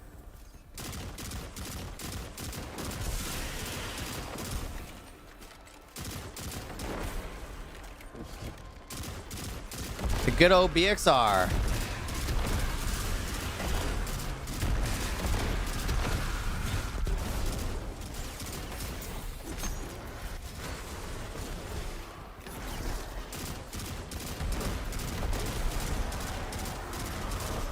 Gotta get the big boom boom. I'm just gonna rush through this as quickly as possible. I don't like this. Resurrecting Savathun, using her magic. This is exactly what we wanted to avoid. The Witch Queen knew she could entice us with a common goal. Removing the threat of Xivu Arath. Yeah. And she knew the Vanguard had a little hive acolyte of their own. That's why she's opening up her spire. She thinks you've got what it takes.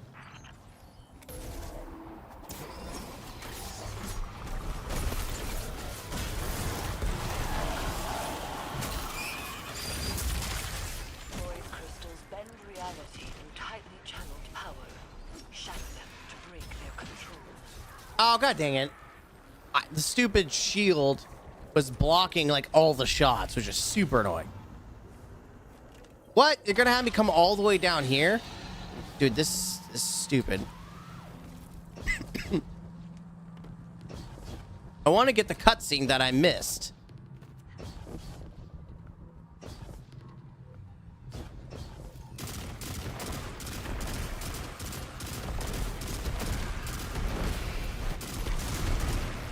There. No.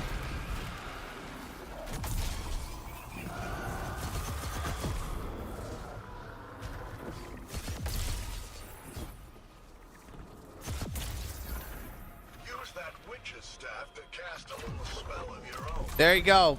Spell has been made, baby. Spire's just up ahead. They'll need more than some legless lackey's fancy eyes to see it.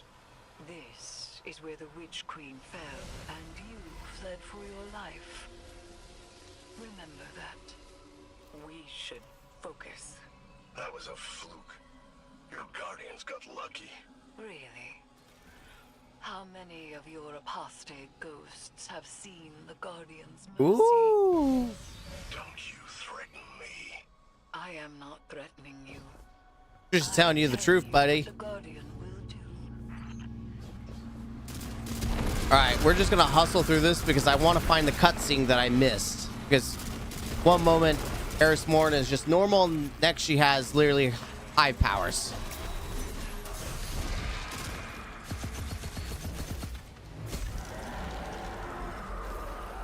So where is this spire?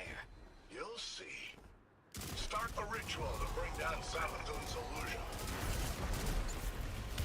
Yeah, working on it.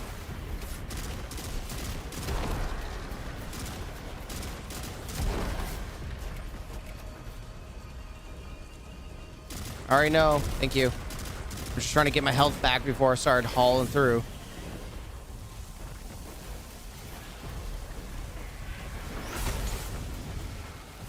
Oh, that's a... I'm gonna die. Can I dunk it before I die? No! Chat, I tried dunking it before I died. Alright. We can still get it, though. Get out of here.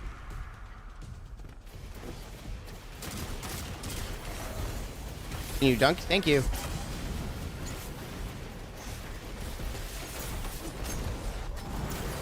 I missed that. That makes me sad. And I missed that, too?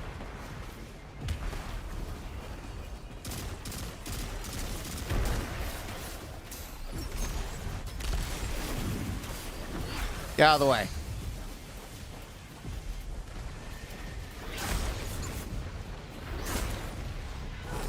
No! Oh, it fell off the edge, chat.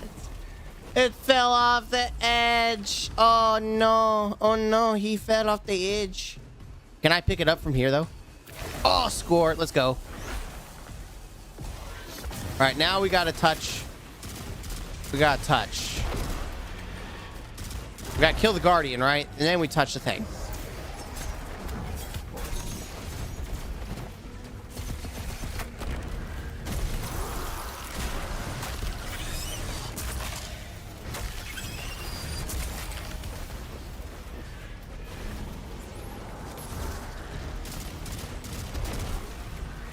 Next. Conduct the arc charge between the crystals. This part I think is pretty cool.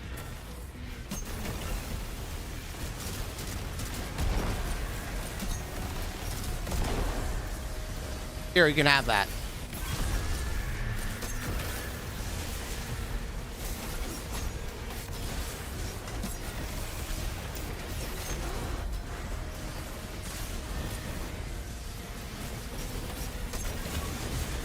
Here, you can have that too.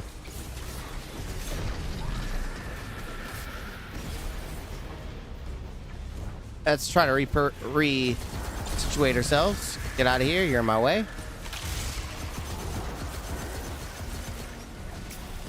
Oh, I missed. That is such a sag. Doesn't matter. This is the last one anyways, chat.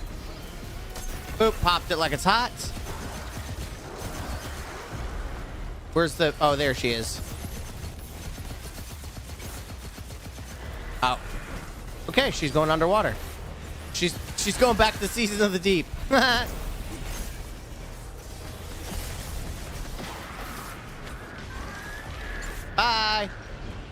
Yoink. I still got it off, suckers. Guardian, channel your magic with the witch's staff. Say less. Yippee-ki-yay, baby. Yippee-ki-yay. That is actually a really cool design. Hive magic and have entwined it with your light.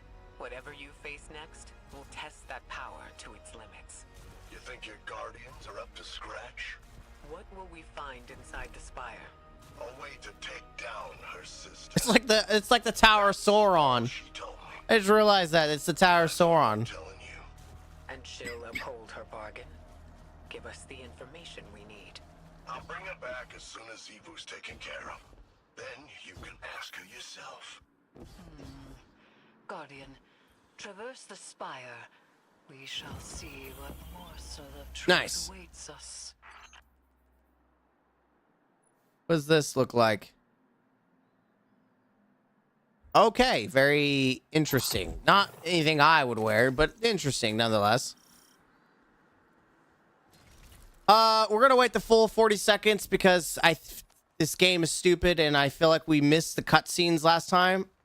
And I'm not gonna skip the cutscenes, so we're just gonna go check out some of the stuff that's in the past while we wait out the time. X Shell.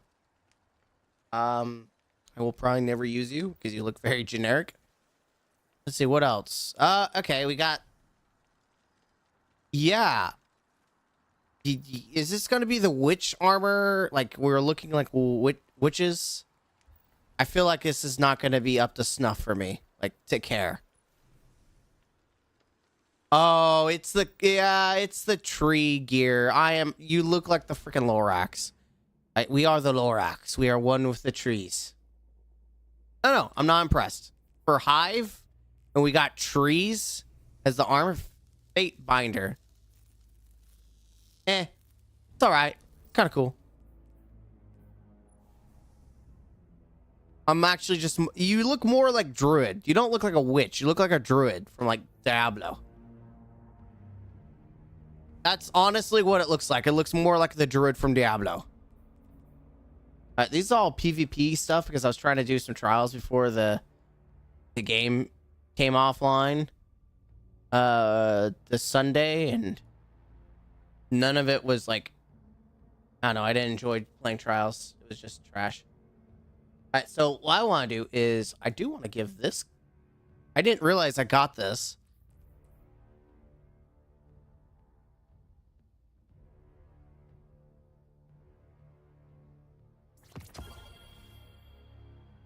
I got the new hand cannon. I just don't know where it went.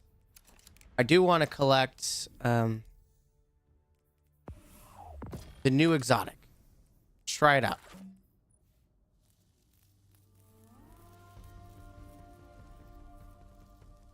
Taking damage.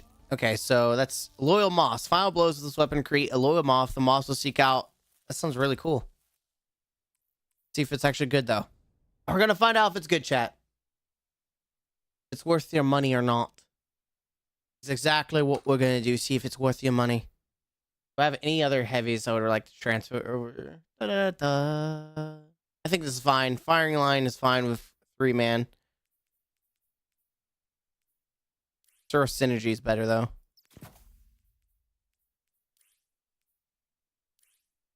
Might as well.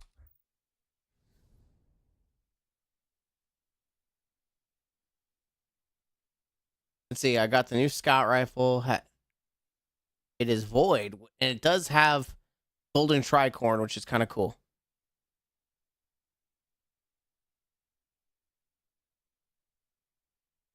Then I got this hand cannon. It's strand, quick draw, gut shot.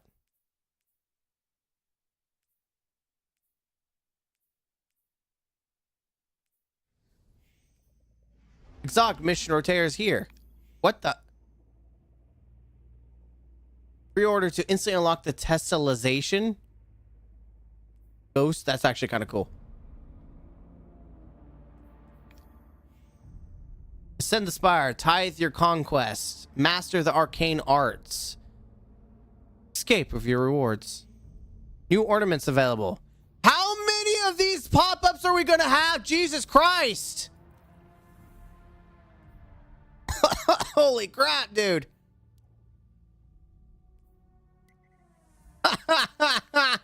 How many pop-ups are we gonna get? Jeez. Bungie, work on your pop-up gang. Alright, I'm curious. Do we get any new catalysts besides Monte Carlo? Monte Carlo. Nothing else, it looks like. This one... Nope, just 2 exotic catalysts. One for the seasonal, one for Monte Carlo. How about auto rifles? Got anything good here?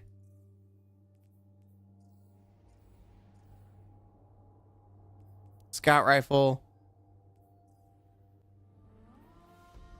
The guiding light. Is this must be the seasonal, right? The guiding light. Oh, Iron Banner. Okay. Enlighten action. Dealing damage improves reload speed and handling. Okay. Cool. Pulse rifles. Nightshade is back, and it's now a strand weapon. I think that's a good call, considering it's very generic. We have the Psi Hermetic pulse rifle. 340 stasis. Wild card. Final blows of this weapon have a chance to create Oh. Okay, I'm already thinking we're gonna get some interesting things. We must stoke it and harness its power. Be prepared for anything. Woo! It's a boomer night. Yo, that's dope. I'm not even gonna lie, that's dope. I don't even like for just base play. I don't think it's good, probably for in game, right? But ow.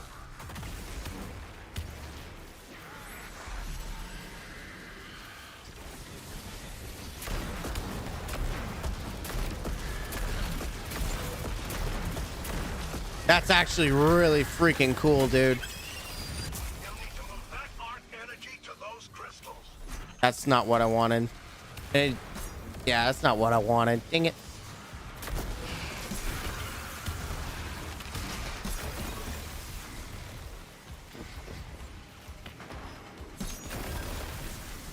Dude, this exotic kind of crack. I'm not gonna lie, this exotic's kind of crack.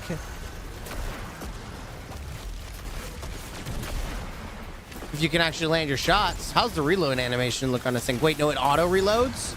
That's right. That's its stick. Its thing is that it automatically reloads, so you don't actually reload it, which is dope.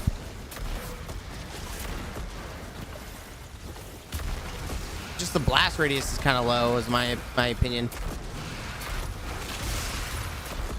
Dude, this is satisfying to do on like a lot of levels. Alright. I'm gonna have to go pick up the catalyst for this thing too. For sure. Punch it real good. Dude.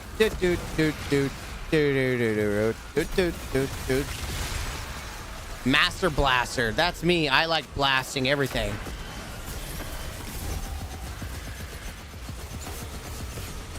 Ow! I took so much in the face. Man! It hit me in the face. Okay, cool.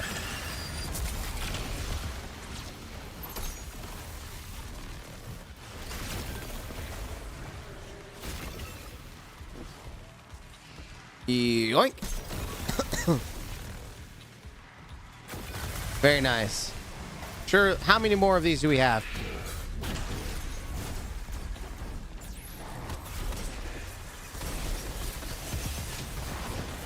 Oh wait, hand cannon's got a buff too, right? No, someone finish the ghost. Finish the ghost.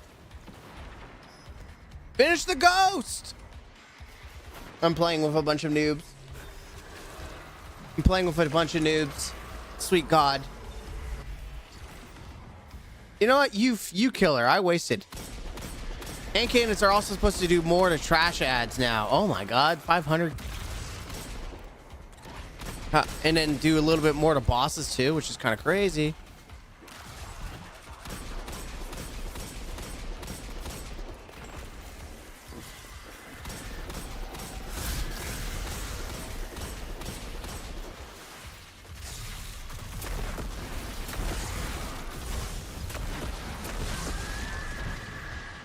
There.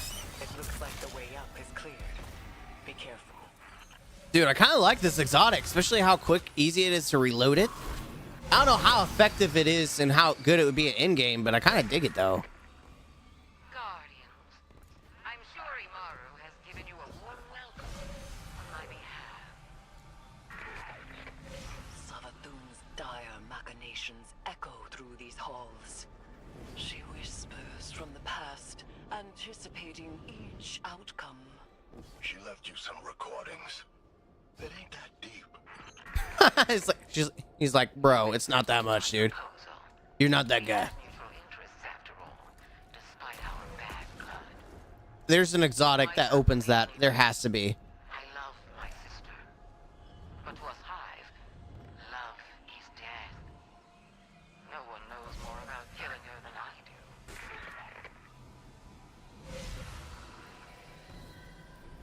Yeah, because they've killed each other and they come back and they kill each other. Yeah, yeah. Vile at the heart of this place.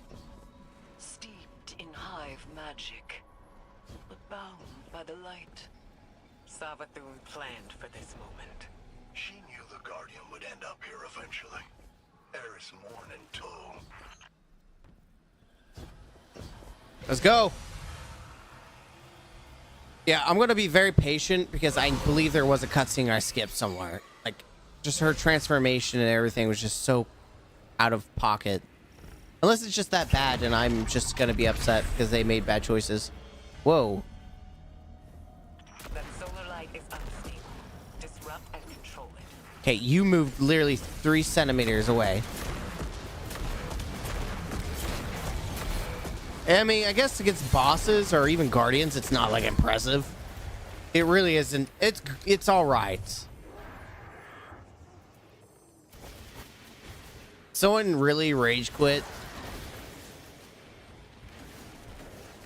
Someone, oh, poor little buddy rage quit. I don't know why. I guess he struggled.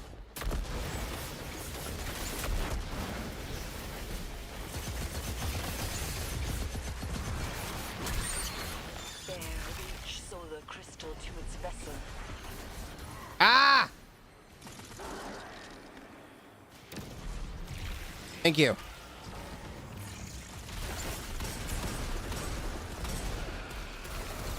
I'm just trying to quickly do this. I'm not trying to be pretty about it. I'm just trying to get her done.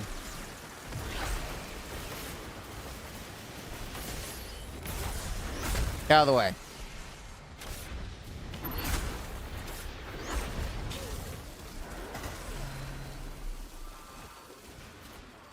Yeah, you can dunk it. There you go. Yeah. That's fine. Good job. Good job. Finally, a team that knows what to do. They can just literally go do the thing. Oops, coming through.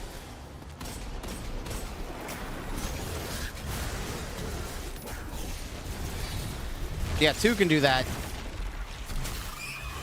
Buddy, oh pal. Holy crap, dude. I just got literally jumped. One thing you can't say about the game, or about that they definitely gave you some enemy density, that's for sure. There is some serious density going. Oh my god. I just don't understand why we're not like grouped up killing things. And something else. Don't need. I'm gonna go Firefly for this, just for the fact that it's a low tier. There's so much crap going on.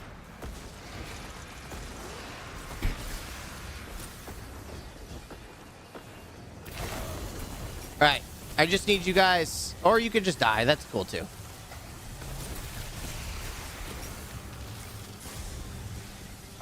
Oh my god, dude! Are you joking?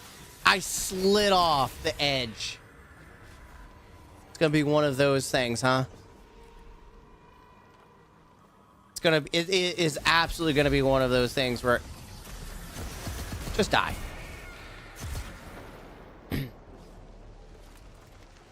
It's gonna be one of those things that's gonna drive me nutty.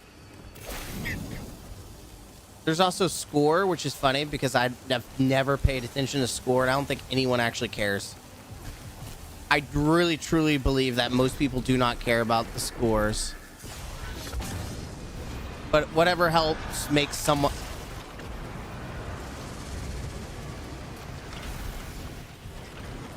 Yep, that's fun. Every time I throw a knife. There.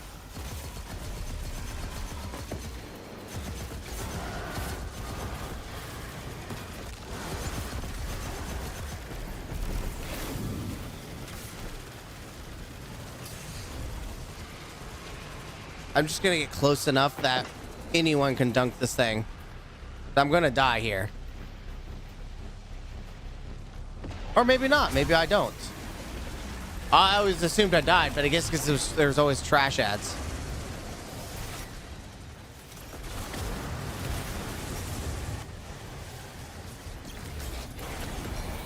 Yeah, that'll do.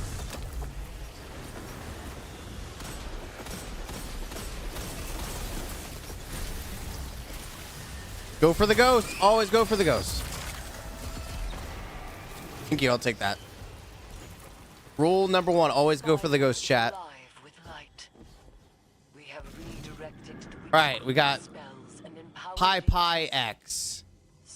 Pi X. I am not certain. Hive runes manifest here. Discern their pattern and traverse the Witch Queen's labyrinth. Already on it, Chief. Zebrath can't be confronted. That's what she wants, and she always gets exactly Pi what she wants. X. Let's go. So loved. You'll have to find another way. Only her equal could ever have a hope of overcoming the threat of my Let's go. warlock. Only a hive. So it rests with me. Yeah, I'm pretty sure. I'm pretty sure this is where we get the cutscene. Excuse me, coming through. My sister depends on the foundations of her cold logic. If you want to remove her from the board, All right, Pi X. Pi X. It's up top. there's power for the taking, Ares. And for that, you'll have to prove your right to exist. Savathun speaks of the sword logic. No, we can't play the Hive God's game. Ooh. And yet we must. Yeah, we must. Let's do it. Let's roll up. Let's show up. Let's get her done.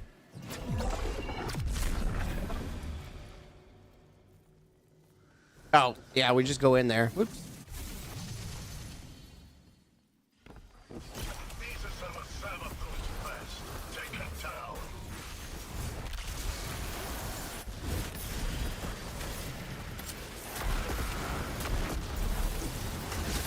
I don't know why I bother to throw that knife, because every time it just misses.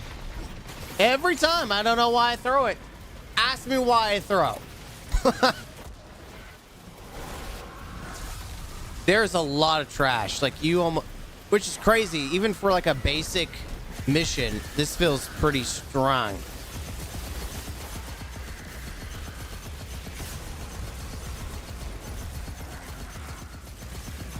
I'm just focusing the boss because everything else seems very trivial. Oh yeah, I forgot they buffed the exotic in PvE, so now you can use the stasis resistance now. Groovy. Nice. Good stuff.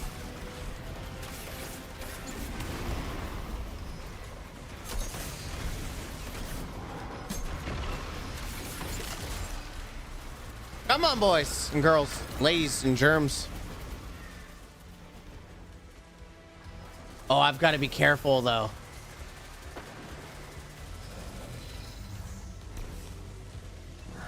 I'm transferring a lot of my stuff over because it's going to get deleted if I don't. I don't want to lose my 10 stack of things. I don't want to lose my 10 stack of ascendants.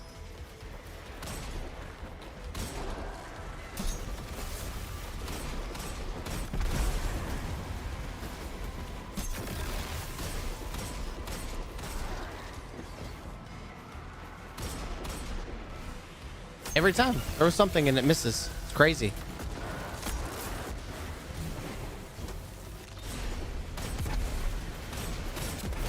Okay, it definitely has to power level something because these things do not, like... It takes some hits still.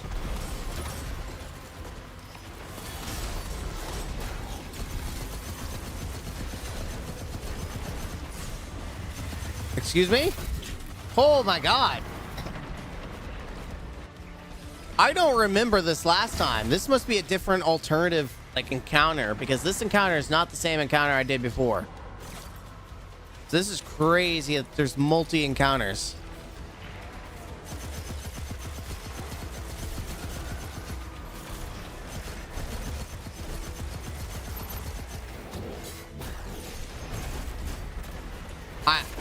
How did that miss? You know what? That super actually really does suck for single targets that aren't like 3 stories wide.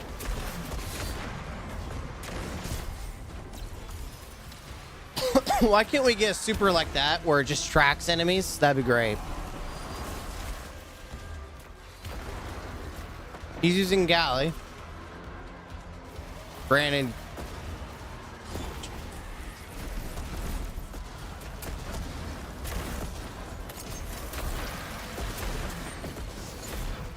Dude, the blast radius needs to be increased on this thing. This is a crossbow. I just realized it. That's kind of cool. Not how I would have put it, but that's right. Feeble offering. Magic here, and I am its conduit. We may use this power to our own ends. Eris, you can't. Increase your chances of creating additional offering. Guardian, I will prepare the ritual.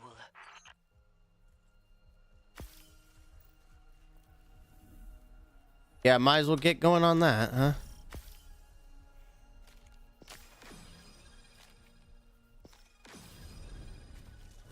Yeah, I'm gonna stay here because I think the stupid mission's tied to this again, or the cutscene is tied to it.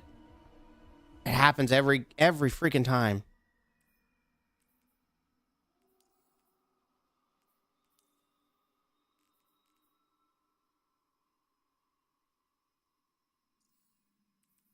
Armor does seem important though. Increase your chance of creating additional offering during activities. I'm not for sure exactly what that means. Increase the chance of creating additional offering. So I'm guessing that we create this. All right, let's see if we get the cutscene now. If I wait patiently.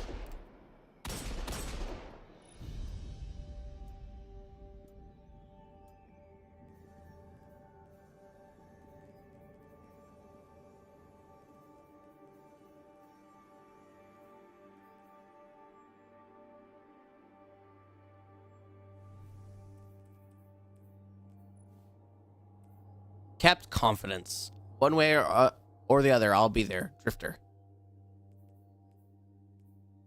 A very interesting weapon. Are you getting cutscene now?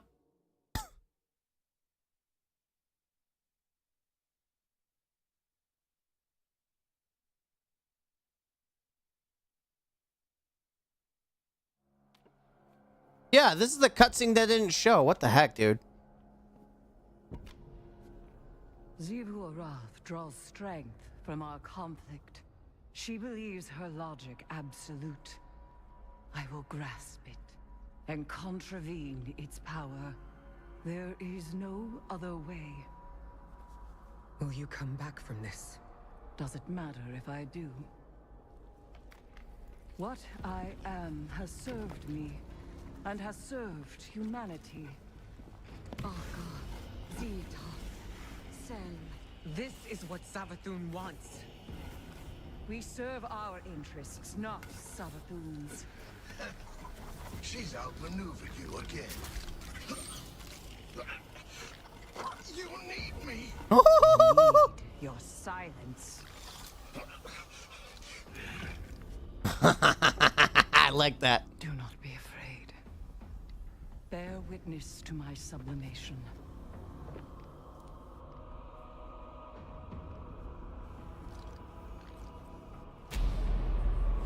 I separate the true from the dead. Ooh, buddy. I am the many-mouthed hunger. I am the knife-edged truth. I devour the free. I conspire with my vengeance. I will take what I need. The words in my throat are the weapon Holy in smokes. my fist. Hayat. Oh, she took her mask off. Oh, we are not going to see her for her mask off. That sucks. Holy smokes.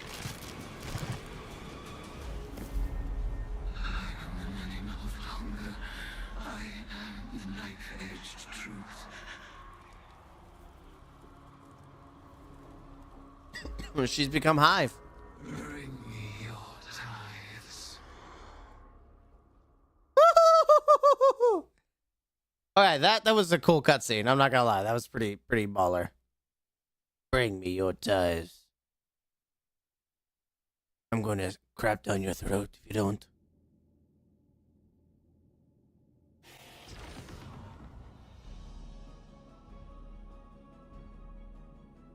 All right, cool. Well, that was worth redoing just to get the cutscene. I think so, at least. All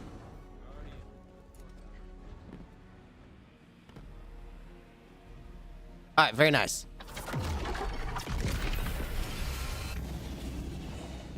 Toil and trouble. Contact Eris. I'm wondering, is this her own ascendant? This must be her ascendant world then, because she's transcended, right? It's the only thing I can think of. Guardian, though my form twists in this rune-bound circle, I remain Eris Morn, given not to the deep, but to vengeance. The Hive have taken much from me. By naming the worms, I have taken from them, and I must take from you. The splinter of Hive Worm rests in your staff. It is enough to bind us and mark you as my acolyte.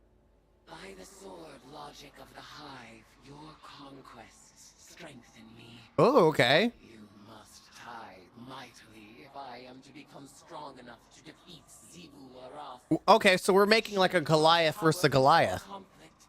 She is the blade breaker, war, drinker, conqueror, immortal. I ought drown her in blood. Add your voice to the chorus of violence. Let us show her what it is to be Hive. Oh. Say less. Lectern of Divination. Yep. We unlock playing cards. Using your witch keys will award additional witch engrams.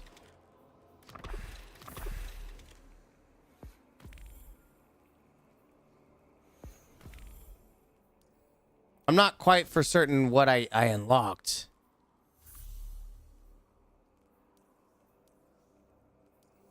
All right, sisters. Gathering insight by defeating high combatants and 7th Inspire and altars of summoning. Gather altars of summoning encounters to gather insights. High tier encounters will provide more light. Okay, then.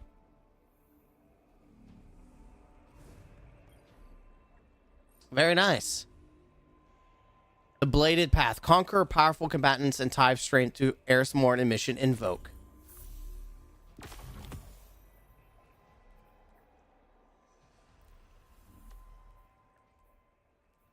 All right, let's go to the tower first. And let's check out some fun.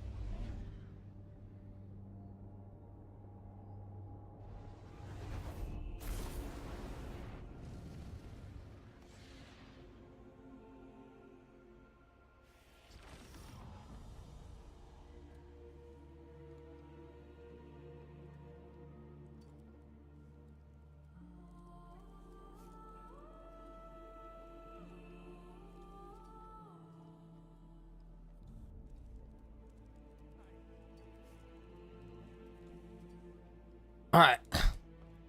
Let's see what we got over here. Let's go clear out some junk too. We'll start the mission in a minute. I just want to just like pop a couple of these. I'm honest, like we've gotten so many of those. It's like, I gotta make room.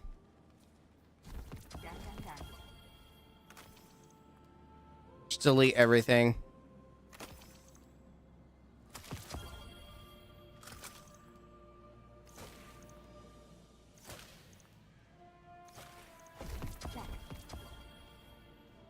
Trash. I do want to see that Gerfalcon's. Oh my god, it's so bad.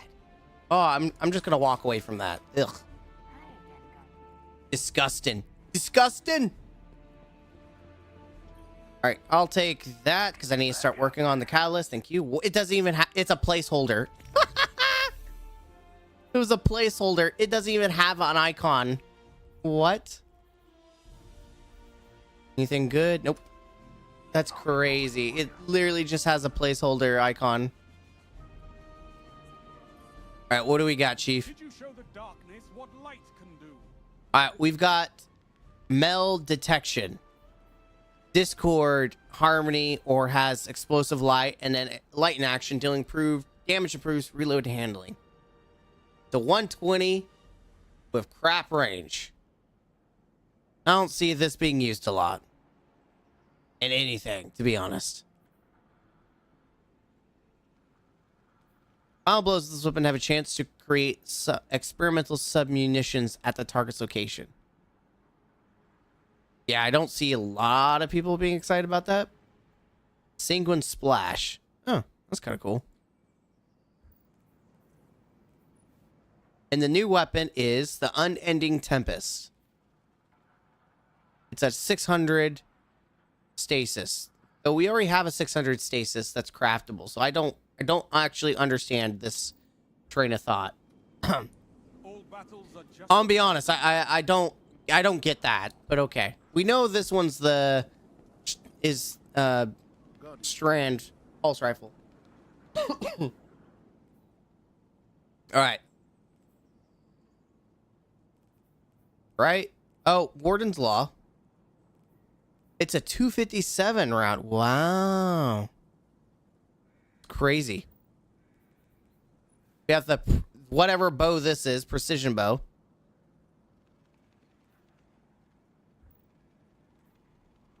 And that's it. So we got a new bow, we got a returning one. This one's the Luna. The an aggressive sniper. Solar. Okay. All right.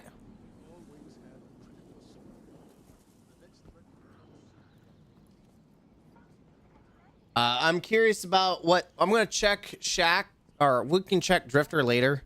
I'm not really keen on Gambit at the moment. We'll check Gambit. Let's check it all at once. We might as well go and see, and then we can check ornaments and all that jazz later too. My main goal is honestly, let's just kind of see what's new to see if there's any good weapons to just immediately chase. Warden's Law has me interested because it's a new subfamily. So I'm very interested in that. If you ever feel stiffness in your joints. All right, so we have the grenade launcher, the 120. Trials of Osiris. It looks cool. And then the return of Igneous Hammer.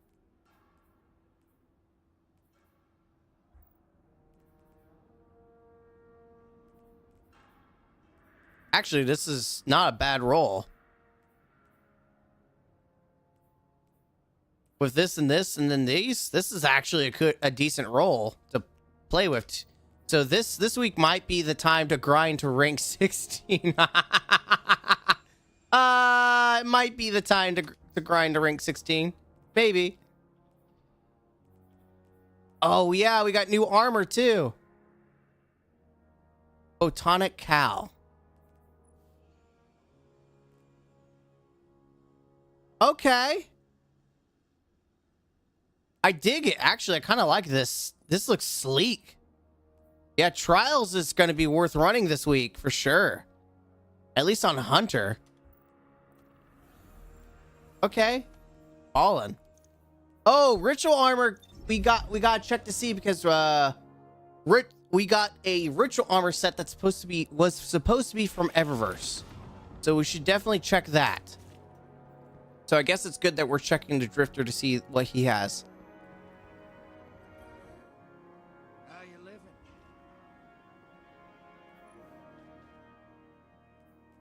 It is the machine gun. It's a 360 machine gun. Void.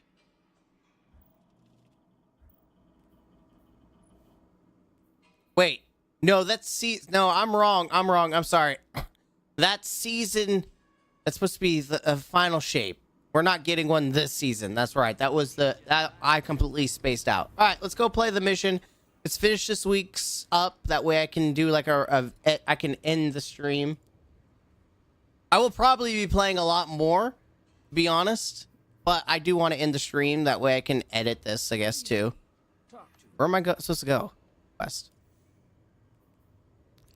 Oh, the bladed path.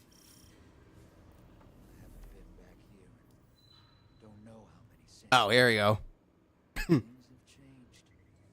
right, let's do the mission. Mission sucked in the previous seasons. Like, I thought they were very bad, so I'm hoping that we get good seasons. Oh, we got a new oh!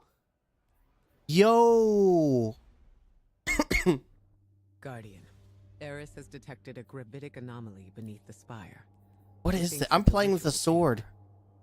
We call that the Arcane Oubliette.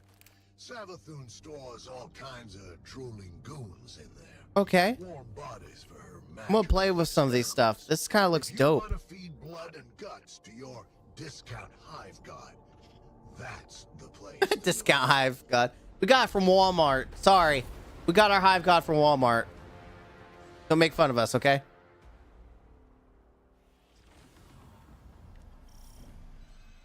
Panic throws echo upward from the well of power and death. All right. Beneath you, Guardian. Assemble the ritual space. I'm doing it. Fruit of Savathun's foul experiments as our own. After I resurrected Savathun, she was dying to learn about her new light. But she needed test subjects to experiment on. Same way you use the poor slobs in Gambit for target practice. Oh. I named this chamber the Oubliette, after a human invention. A prison where the only exit is the ceiling, just out of reach. A place for people to be thrown in and forgotten, until the time is right. This is where I'll keep in touch with all my bygone subjects, both as a queen and researcher. Oh, that's cool, because that means the new guard feature doesn't take away power ammo, which is great. But it does take away from your heavy attack, which is weird. All right, so what do we got here?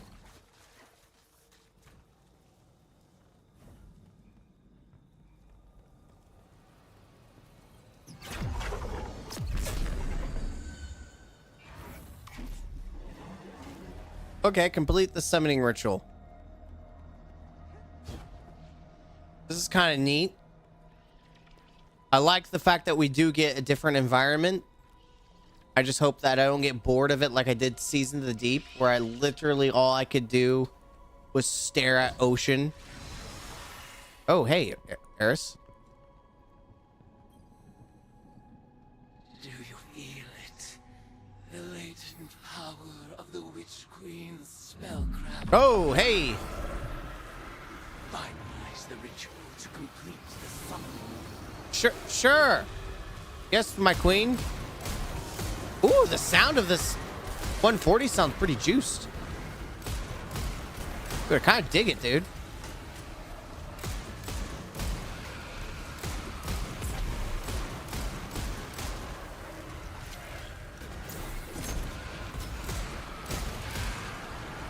Gathering insight, my queen.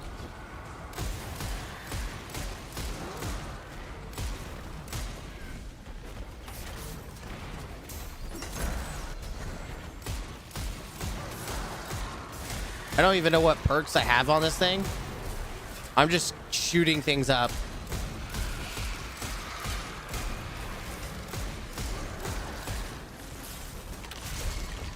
I'm assuming I'm supposed to be attacking big girl. All right, reveal. Let's see. What is this supposed to do? Maybe I'm getting too far ahead of myself. Yeah?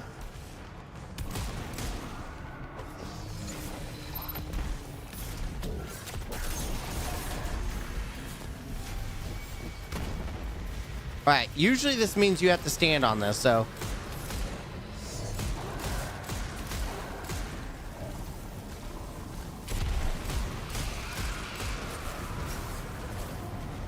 Okay, I see some things.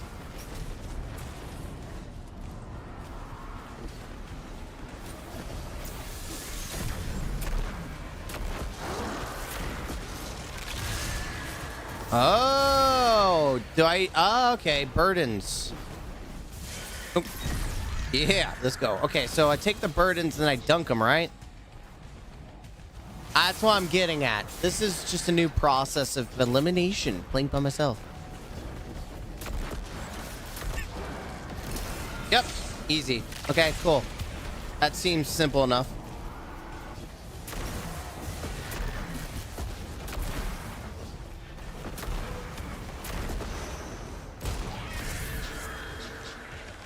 I'm just confused what the reveal's supposed to do, that mechanic.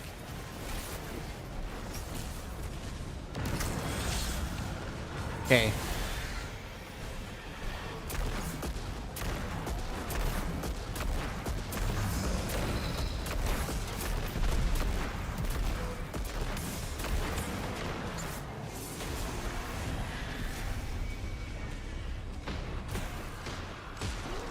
All right.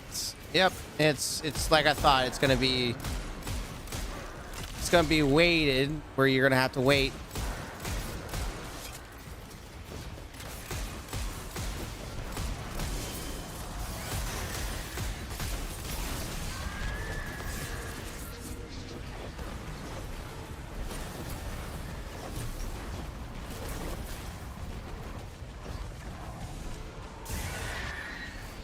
Okay, I'm trying to find where these guys are. Hey, there you go. Have that. And he slams on me still, which is great.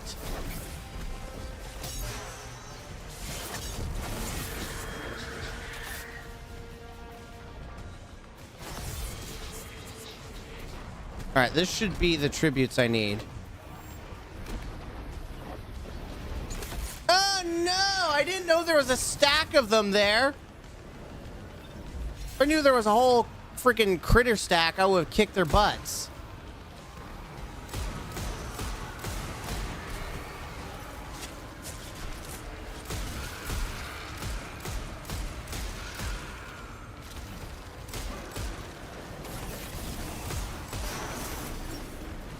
Dude, every time I go to throw, it happens every time.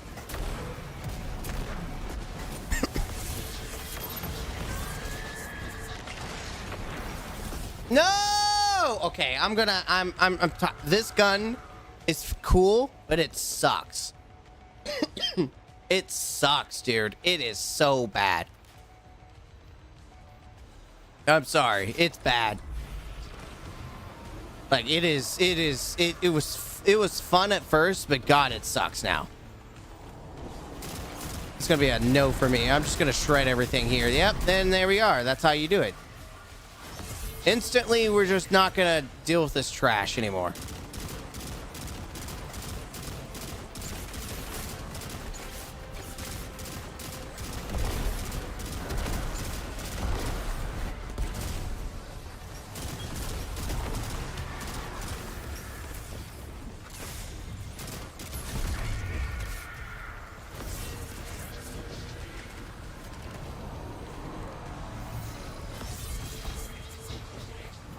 Sorry. Try not to hate, but that exotic is not good. At least not for what I need.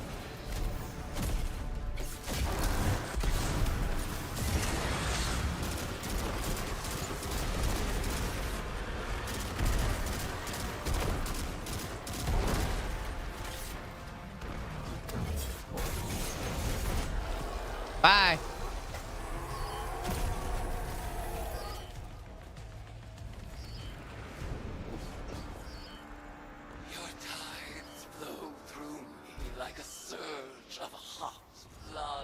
That sounds very detailed. Where are these subjects being summoned from? Some kind of suspended animation? Maybe they're teleported from somewhere right into your gun sights. But what do you care? They're all just dead meat to you. I mean, he's not wrong, right? Like, we just want to kill things. That was rather annoying. It was fun, but also annoying because, well, if you don't have good gear, or at least you're not suited up for the task, you're just not going to have a fun time. And I guess that's what they're trying to do, is make it a little bit more challenging. Your arcane skill conjures forth horrors once cloistered, awaiting brutal deliverance. We're doing this again? So they shall receive it. I'm sorry, these are Vex? What are the Vex doing here? What are the Vex doing here? Have the Vex been here before? I'm sorry.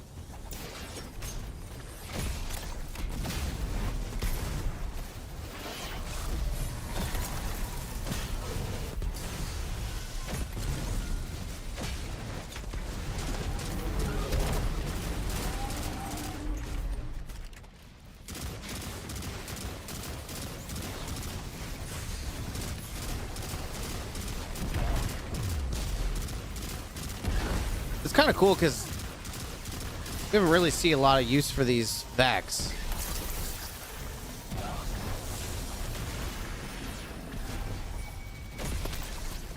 Oh wait, he's got overshield. Who's overshielding you? You.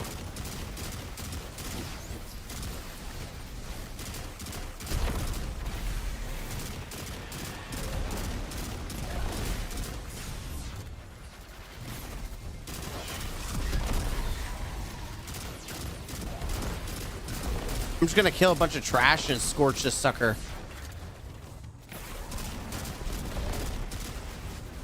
Oh, it missed. That sucks.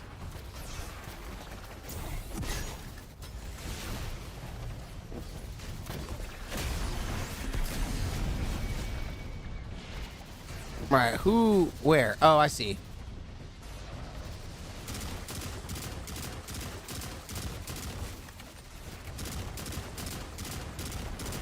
All right.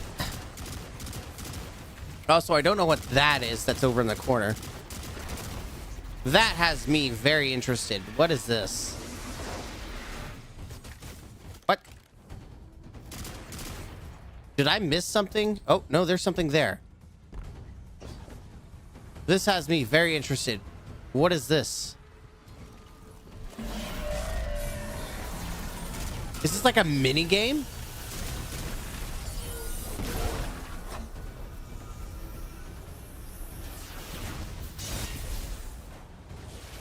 It is like a mini. Excuse me?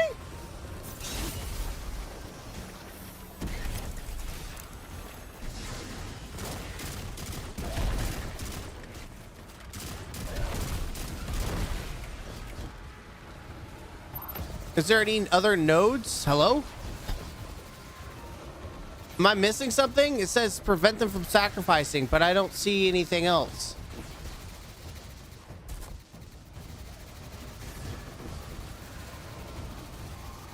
Okay, I'm finding all kinds of stuff here.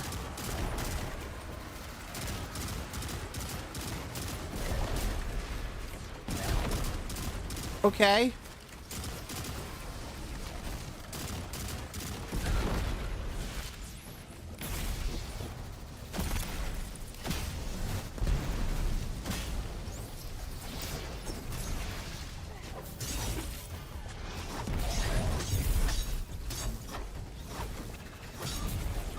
That's cool.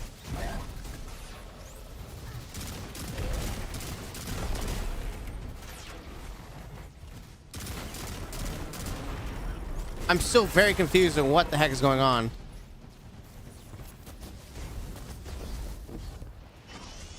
Like, there was a spot to not let them sacrifice, and then it disappeared, so I don't know what did I succeed or I fail?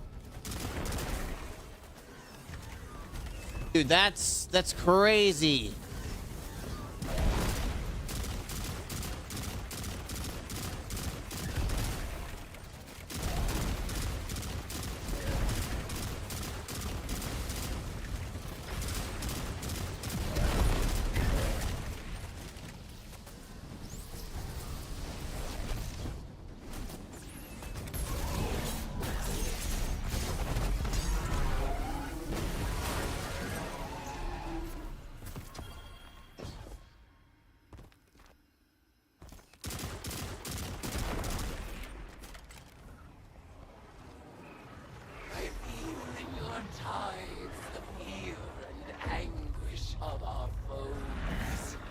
Okay. Exalt in your retribution. You know why the boss is so much better at magic than you? It's because she's not afraid to make the tough choices. Uh-huh. I'd like to share my experiments with the Guardians one day, just as we share the light. But I know they won't approve of my methods. They love Ungrids, but hate breaking eggs. I mean, she's not wrong. Participating in my rituals will expand their provincial sense of morality.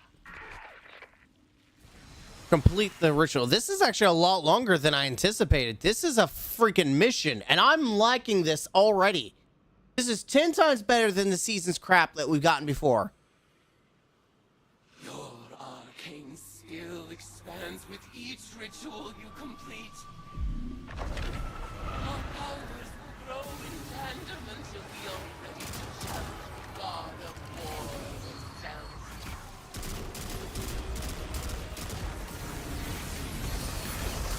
I do think we need to get rid of the light bearer, and then we can experiment with everything else, yeah?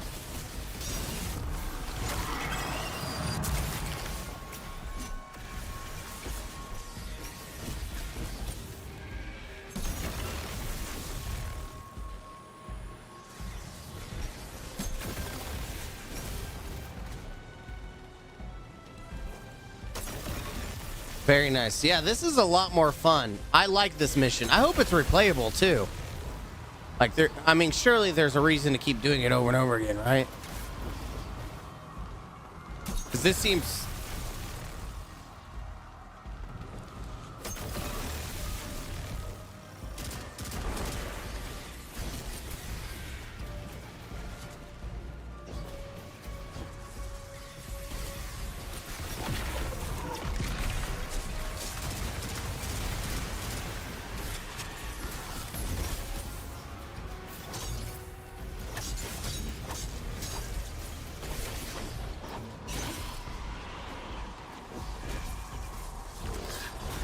It's a Hive Guardian. I didn't expect it to...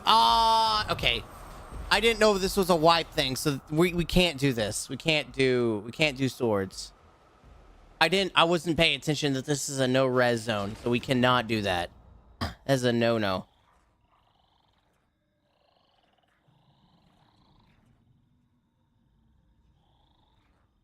That is an actual no-no.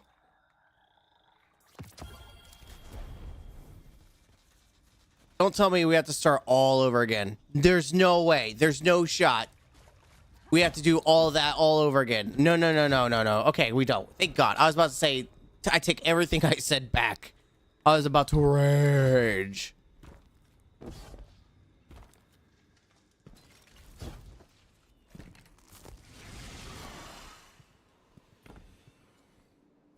Your arcane skill expands with each ritual you complete. I don't know what that does. The altar awakens.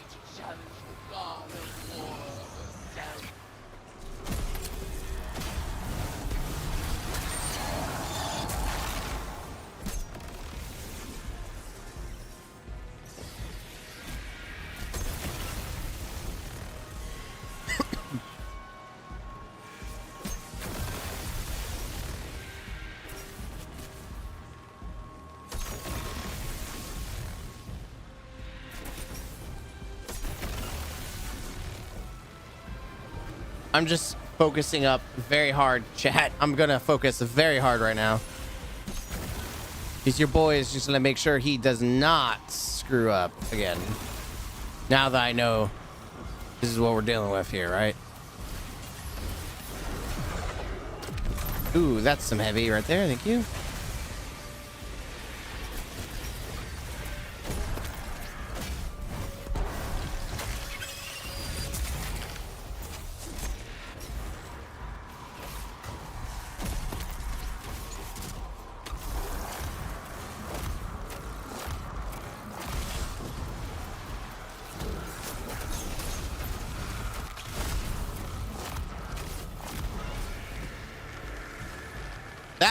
Was better. Once I actually had the setup, oh yeah. That was much better.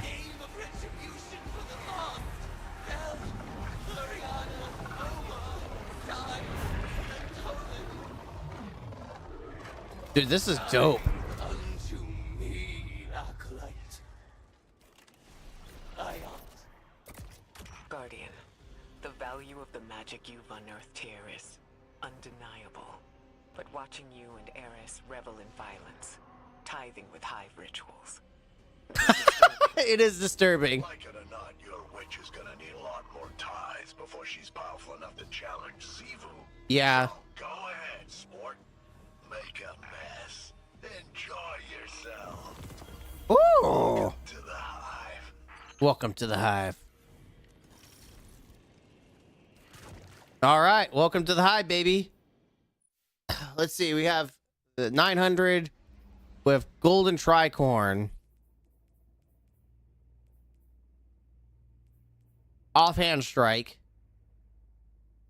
I don't know how I feel about that, but what if it's a nothing burger to me.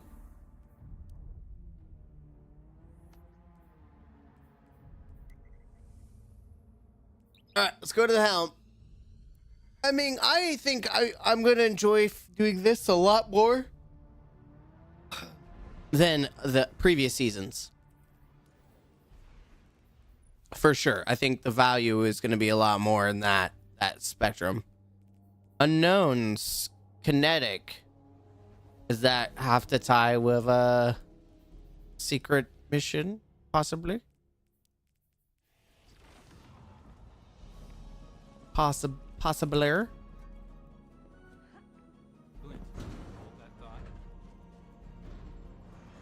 All right, what do we got?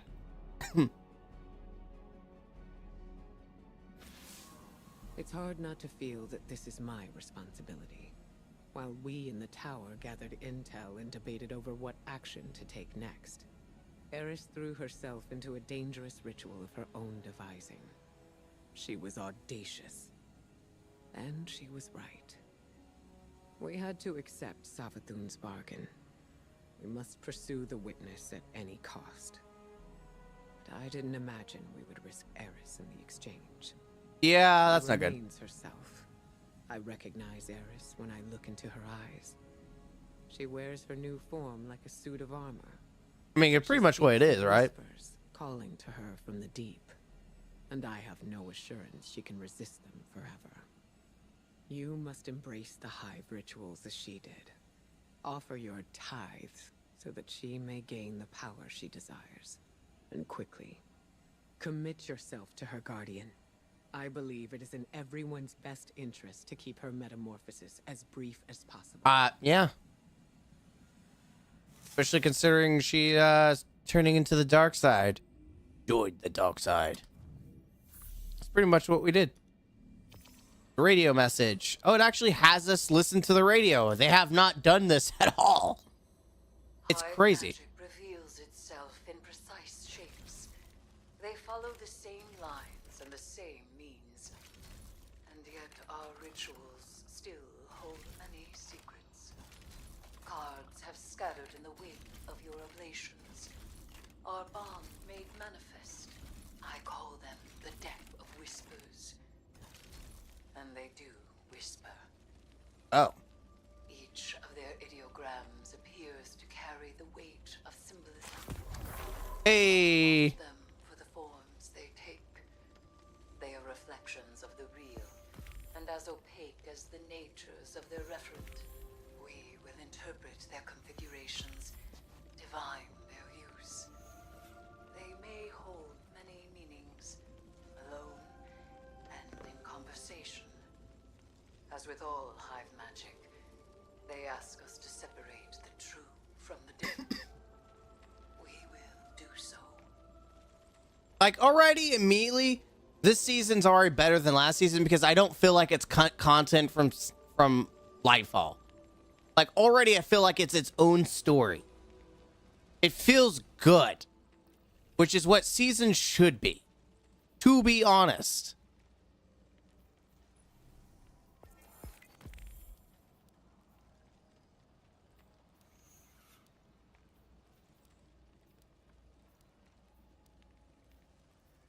So I guess we're not doing this anymore where we have these side things that count. Nope, guess not. Guess we have to do all these kind of suck. Complete major arcane quest to collect your deck of whispers.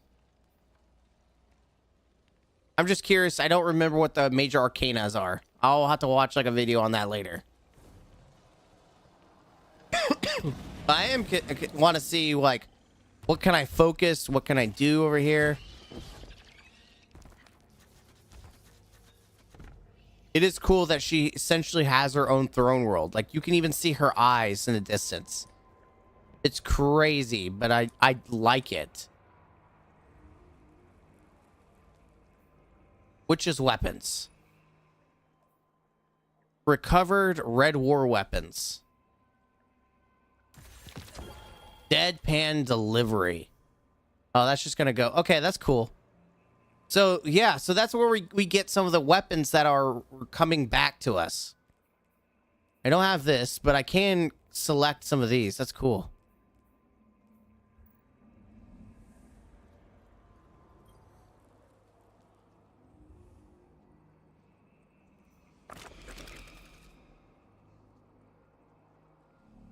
Wait, can I focus?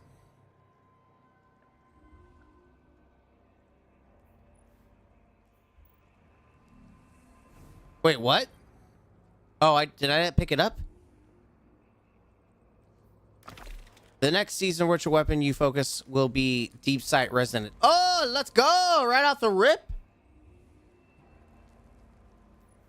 Let's go! That's so much better. There's zero reason why you shouldn't be able to focus it off the rip. Let's go. Thank you. Thank you, Bungie.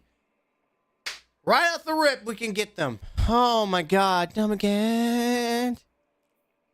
How many do we need? You need 4. That kind of sucks, to be honest. But that's kind of ballin', you know? Balla. All right, let's look at Flare. Let's see. Can we see the day 1 emblem? Sometimes I wonder if they forget that stuff. But let's see. Any new shaders? I want to see what the new shaders.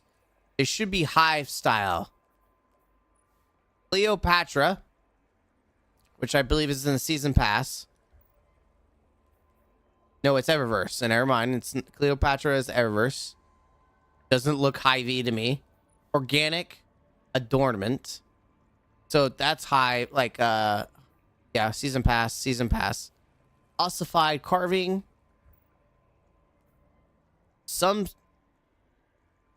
What? Apply the shader to change the color of your gear. Some surfaces and textures move or change over time.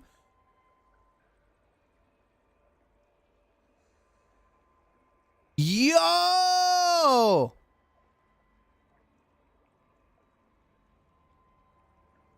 So it's like a half and half. That is dope.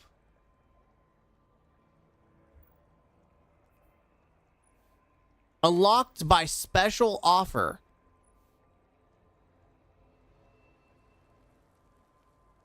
What the heck is the special offer and why does it look Gamekeeper?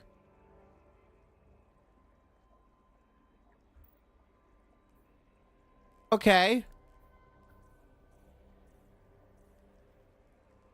Night Vision. This is new Gambit shader. Okay, looks pretty good. I like that. That looks like a decent. Cirrus Whisper. Very generic. Don't care. I'm sorry. Don't care. I do not care. Wait, activities. We forgot. Oh, phosphorescent. Wait, what? Complete Gambit matches earn rank up packages from Drifter.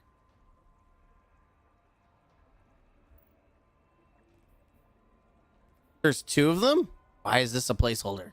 Dude, it's almost slightly lazy of Bungie. Dragon's Teeth. Iron Banner. Okay. Oh, there it is. Sanguine Splash. We've seen this one already, right? Yeah. All right, let's see. How about equipment? Do we got any new ghost shills? Trials?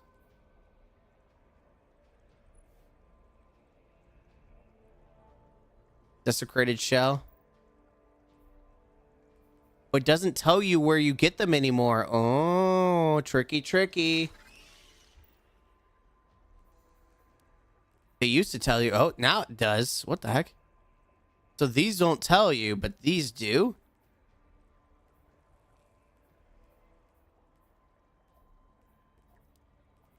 So nothing new for trials.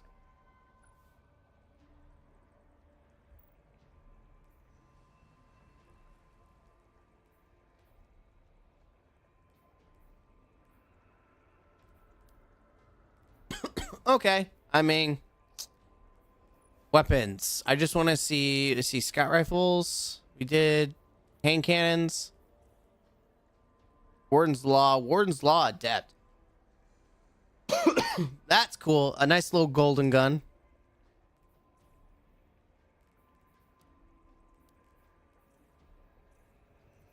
So they didn't add any.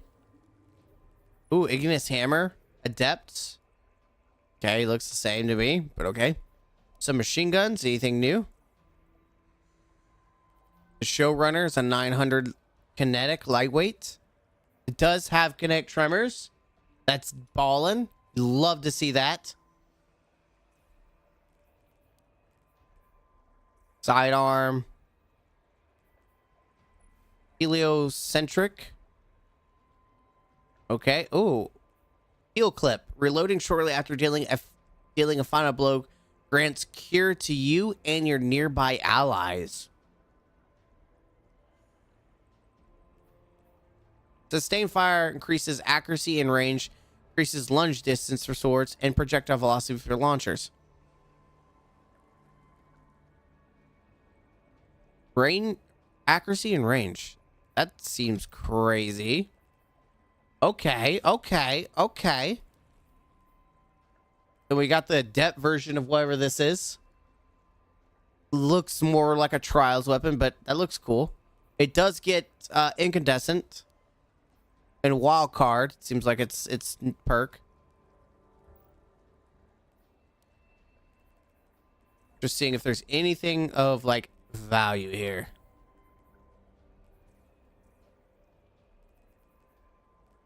Never cared about the Inquisitor. It was a very mid gun.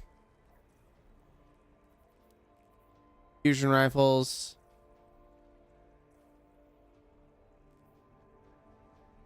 Nox Perianal is a strand high hitting kickstart wild card. Okay.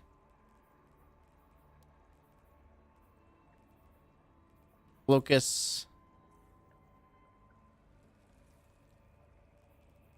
We do have the Persuader.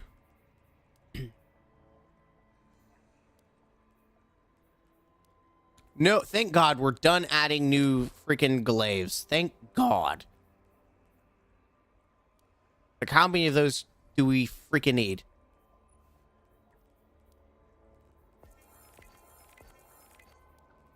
All right, I think that's it. Besides doing one last thing, which is to pull up. I don't care about this. Let's go to Light GG and see if we can pull up new weapons and kind of see what the weapons are.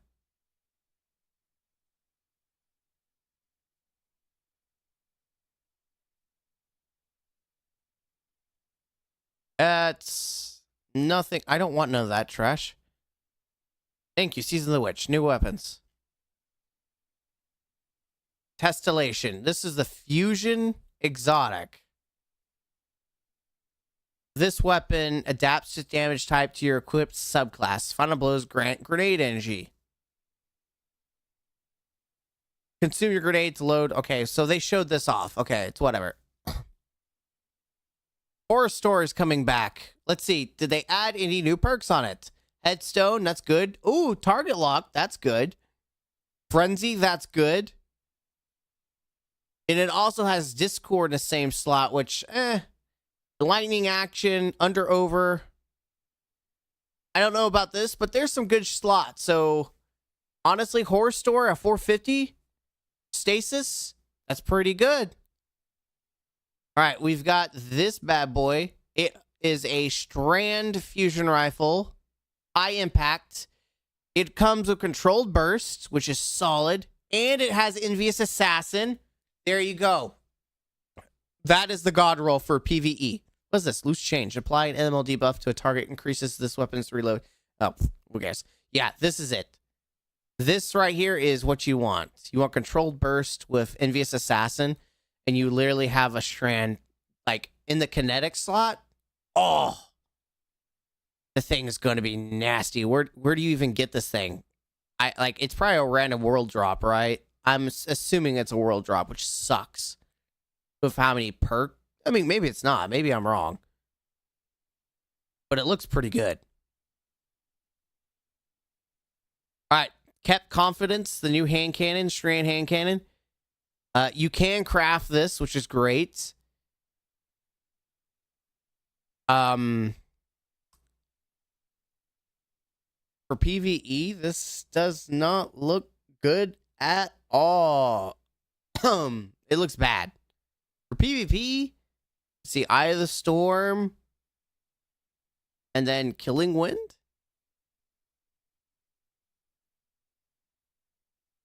Maybe that's what I think is. I mean, I don't like it. I think the hand cannon is trash. Warden's Law. All right, this is. Well, I'm hoping for some good stuff here. Frenzy. So we do have Frenzy. It does have Kill Clip. It does have Zen Moment. Perpetual. 4 times the charm, which sounds good. So I'm going to have to get my hands on one of these just to see what it actually feels like. Nightshade. This is back as a Strand pulse rifle. The 450. It does get Headseeker.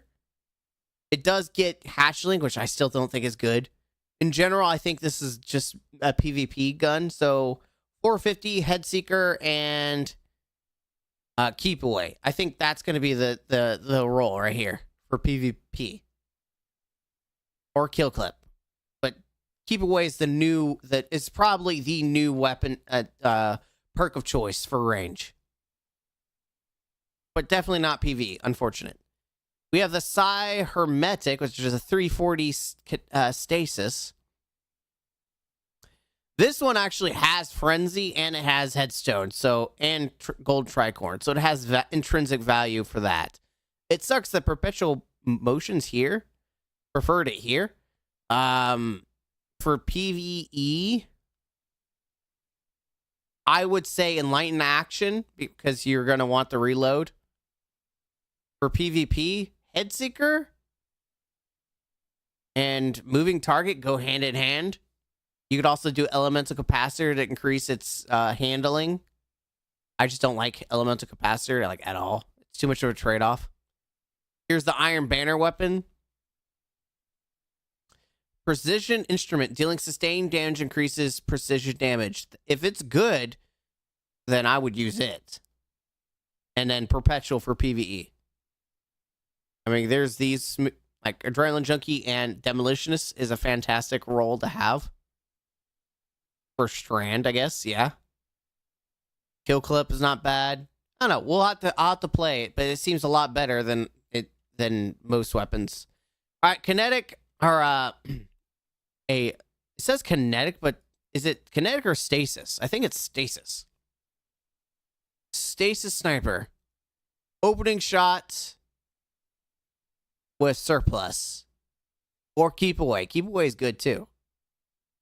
Just Keep Away is always active and have opening shot. Then having Firing Line and Overflow or Discord. High Ground. Gain bonus damage when attacking targets from higher ground. Depends on how much High Ground gives. This is going to be an interesting sniper for sure.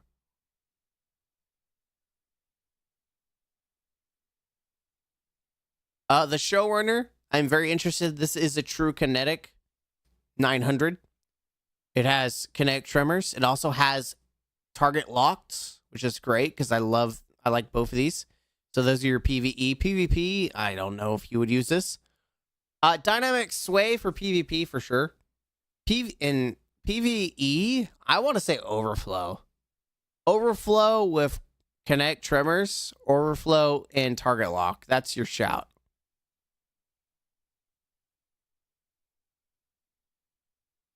Unending Tempest. This is a actual stasis in 600.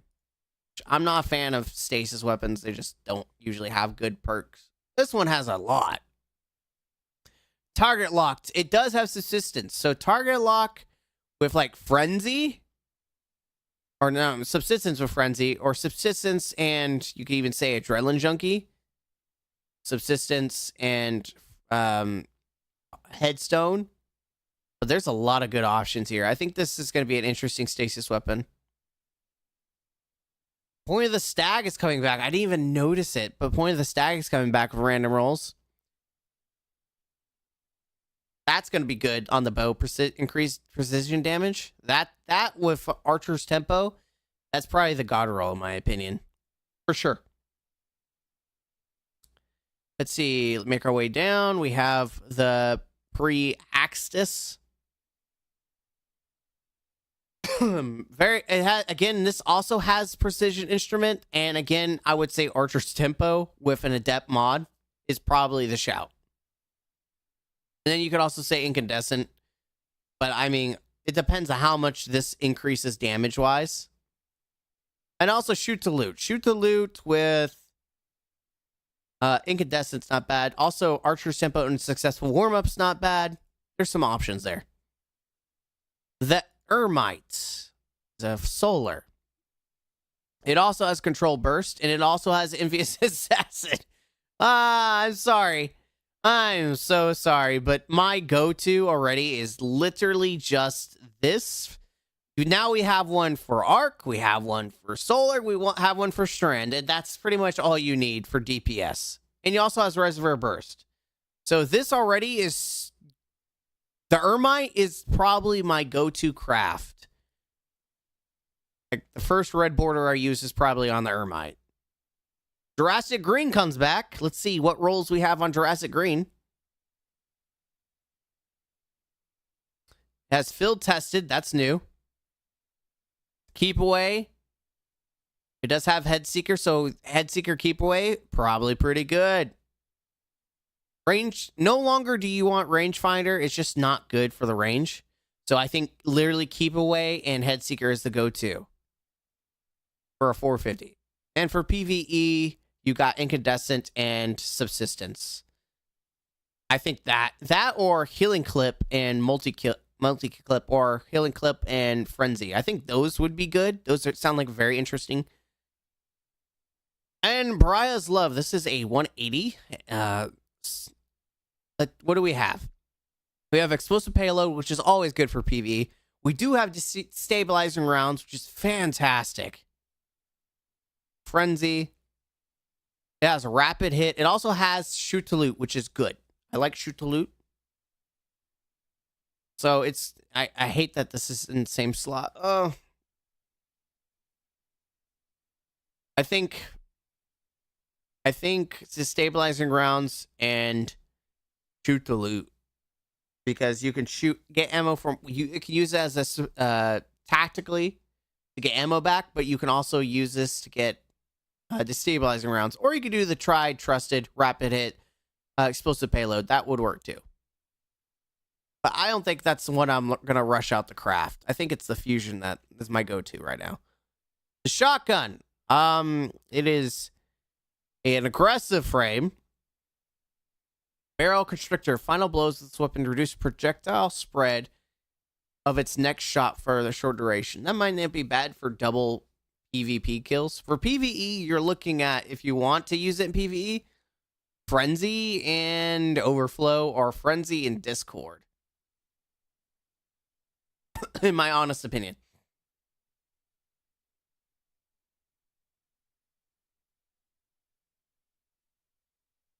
All right, there's this little sidearm I was talking about earlier. It does get Incandescent, which is pretty good. It gets Kill Clip, which is pretty good. It also gets Frenzy, which is pretty good. It also gets Heal Clip, which is pretty good. Like, it has... This little lightweight might be pretty good. I don't know. We'll have to see. It's got some good rolls. And we got this energy sniper, the Luna Regolith. It's an aggressive. High ground. It has explosive payload. It gets precision instrument, which may be good. It gets a lot of options. It gets clown cartridge. It gets triple tap.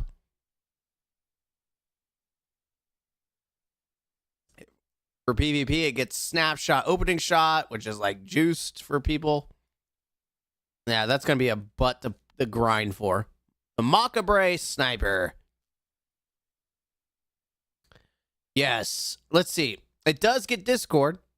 It gets Volt Shot. So it gets triple tap. It also gets Eddy Current. No one cares. It does get Clown Cartridge. So Clown Cartridge Vorpal, Clown Cartridge Discord. I don't know how that would go. This is Final Kills, though. The Final Blows, like, it's more PvP than it is anything. So Snapshot Discord, like, honestly, that's probably what people want. Snapshot Discord, just start cracking out kills for the tried true. I don't think Volt Shot is any good on anything that isn't a kinetic, or not a kinetic, but a primary. The only thing viable here is Clown Cartridge Vorpal. That's it. I think it's going to still be a trash weapon for PvE. Like, why would you use it? Persuader. Energy. Rapid Fire. It also gets destabilizing rounds. I don't know why you would ever use it. It also gets triple tap.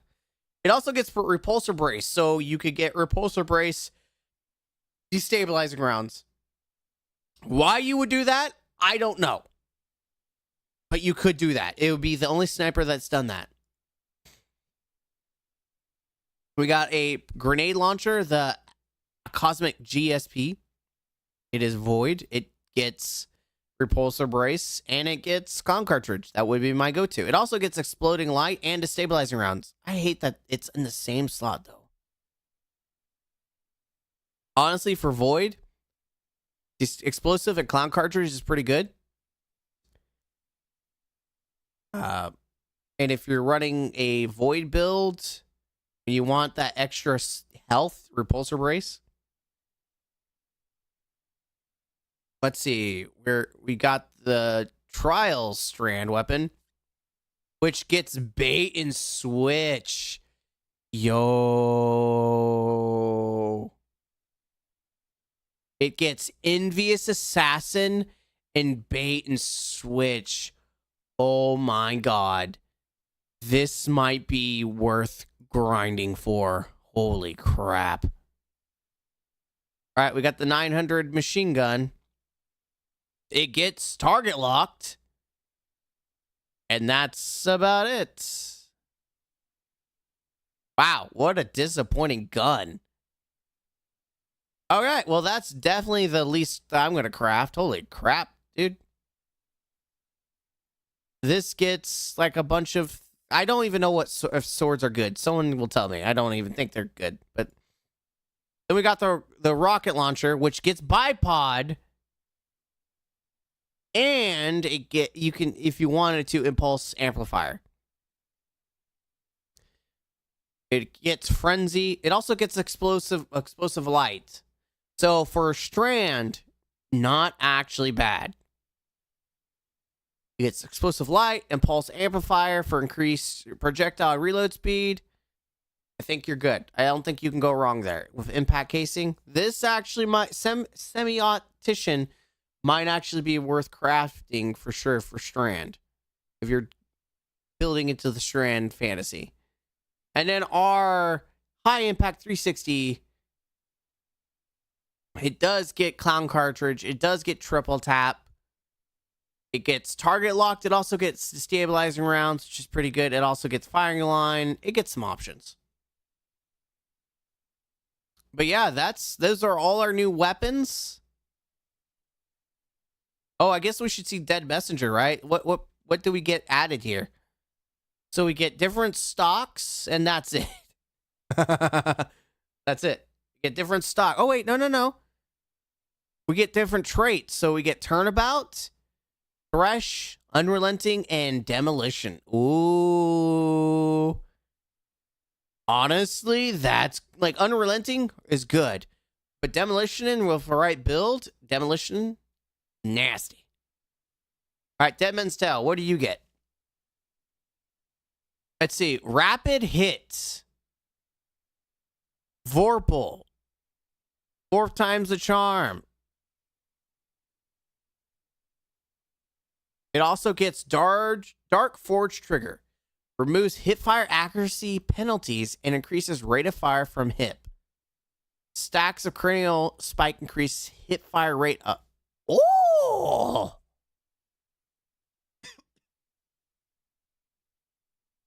Has that always been there? No, Cranial Spike. So this is different. Oh my god, removes hipfire accuracy penalties, increases rate of fire from hip. Stacks of them increase the rate of fire further. Dude, it may be back on the menu. It also gets Shoot to Loot, which is not bad. For PvE, I don't know. Moving target? Or for PvP, moving target? I don't know. I do not know.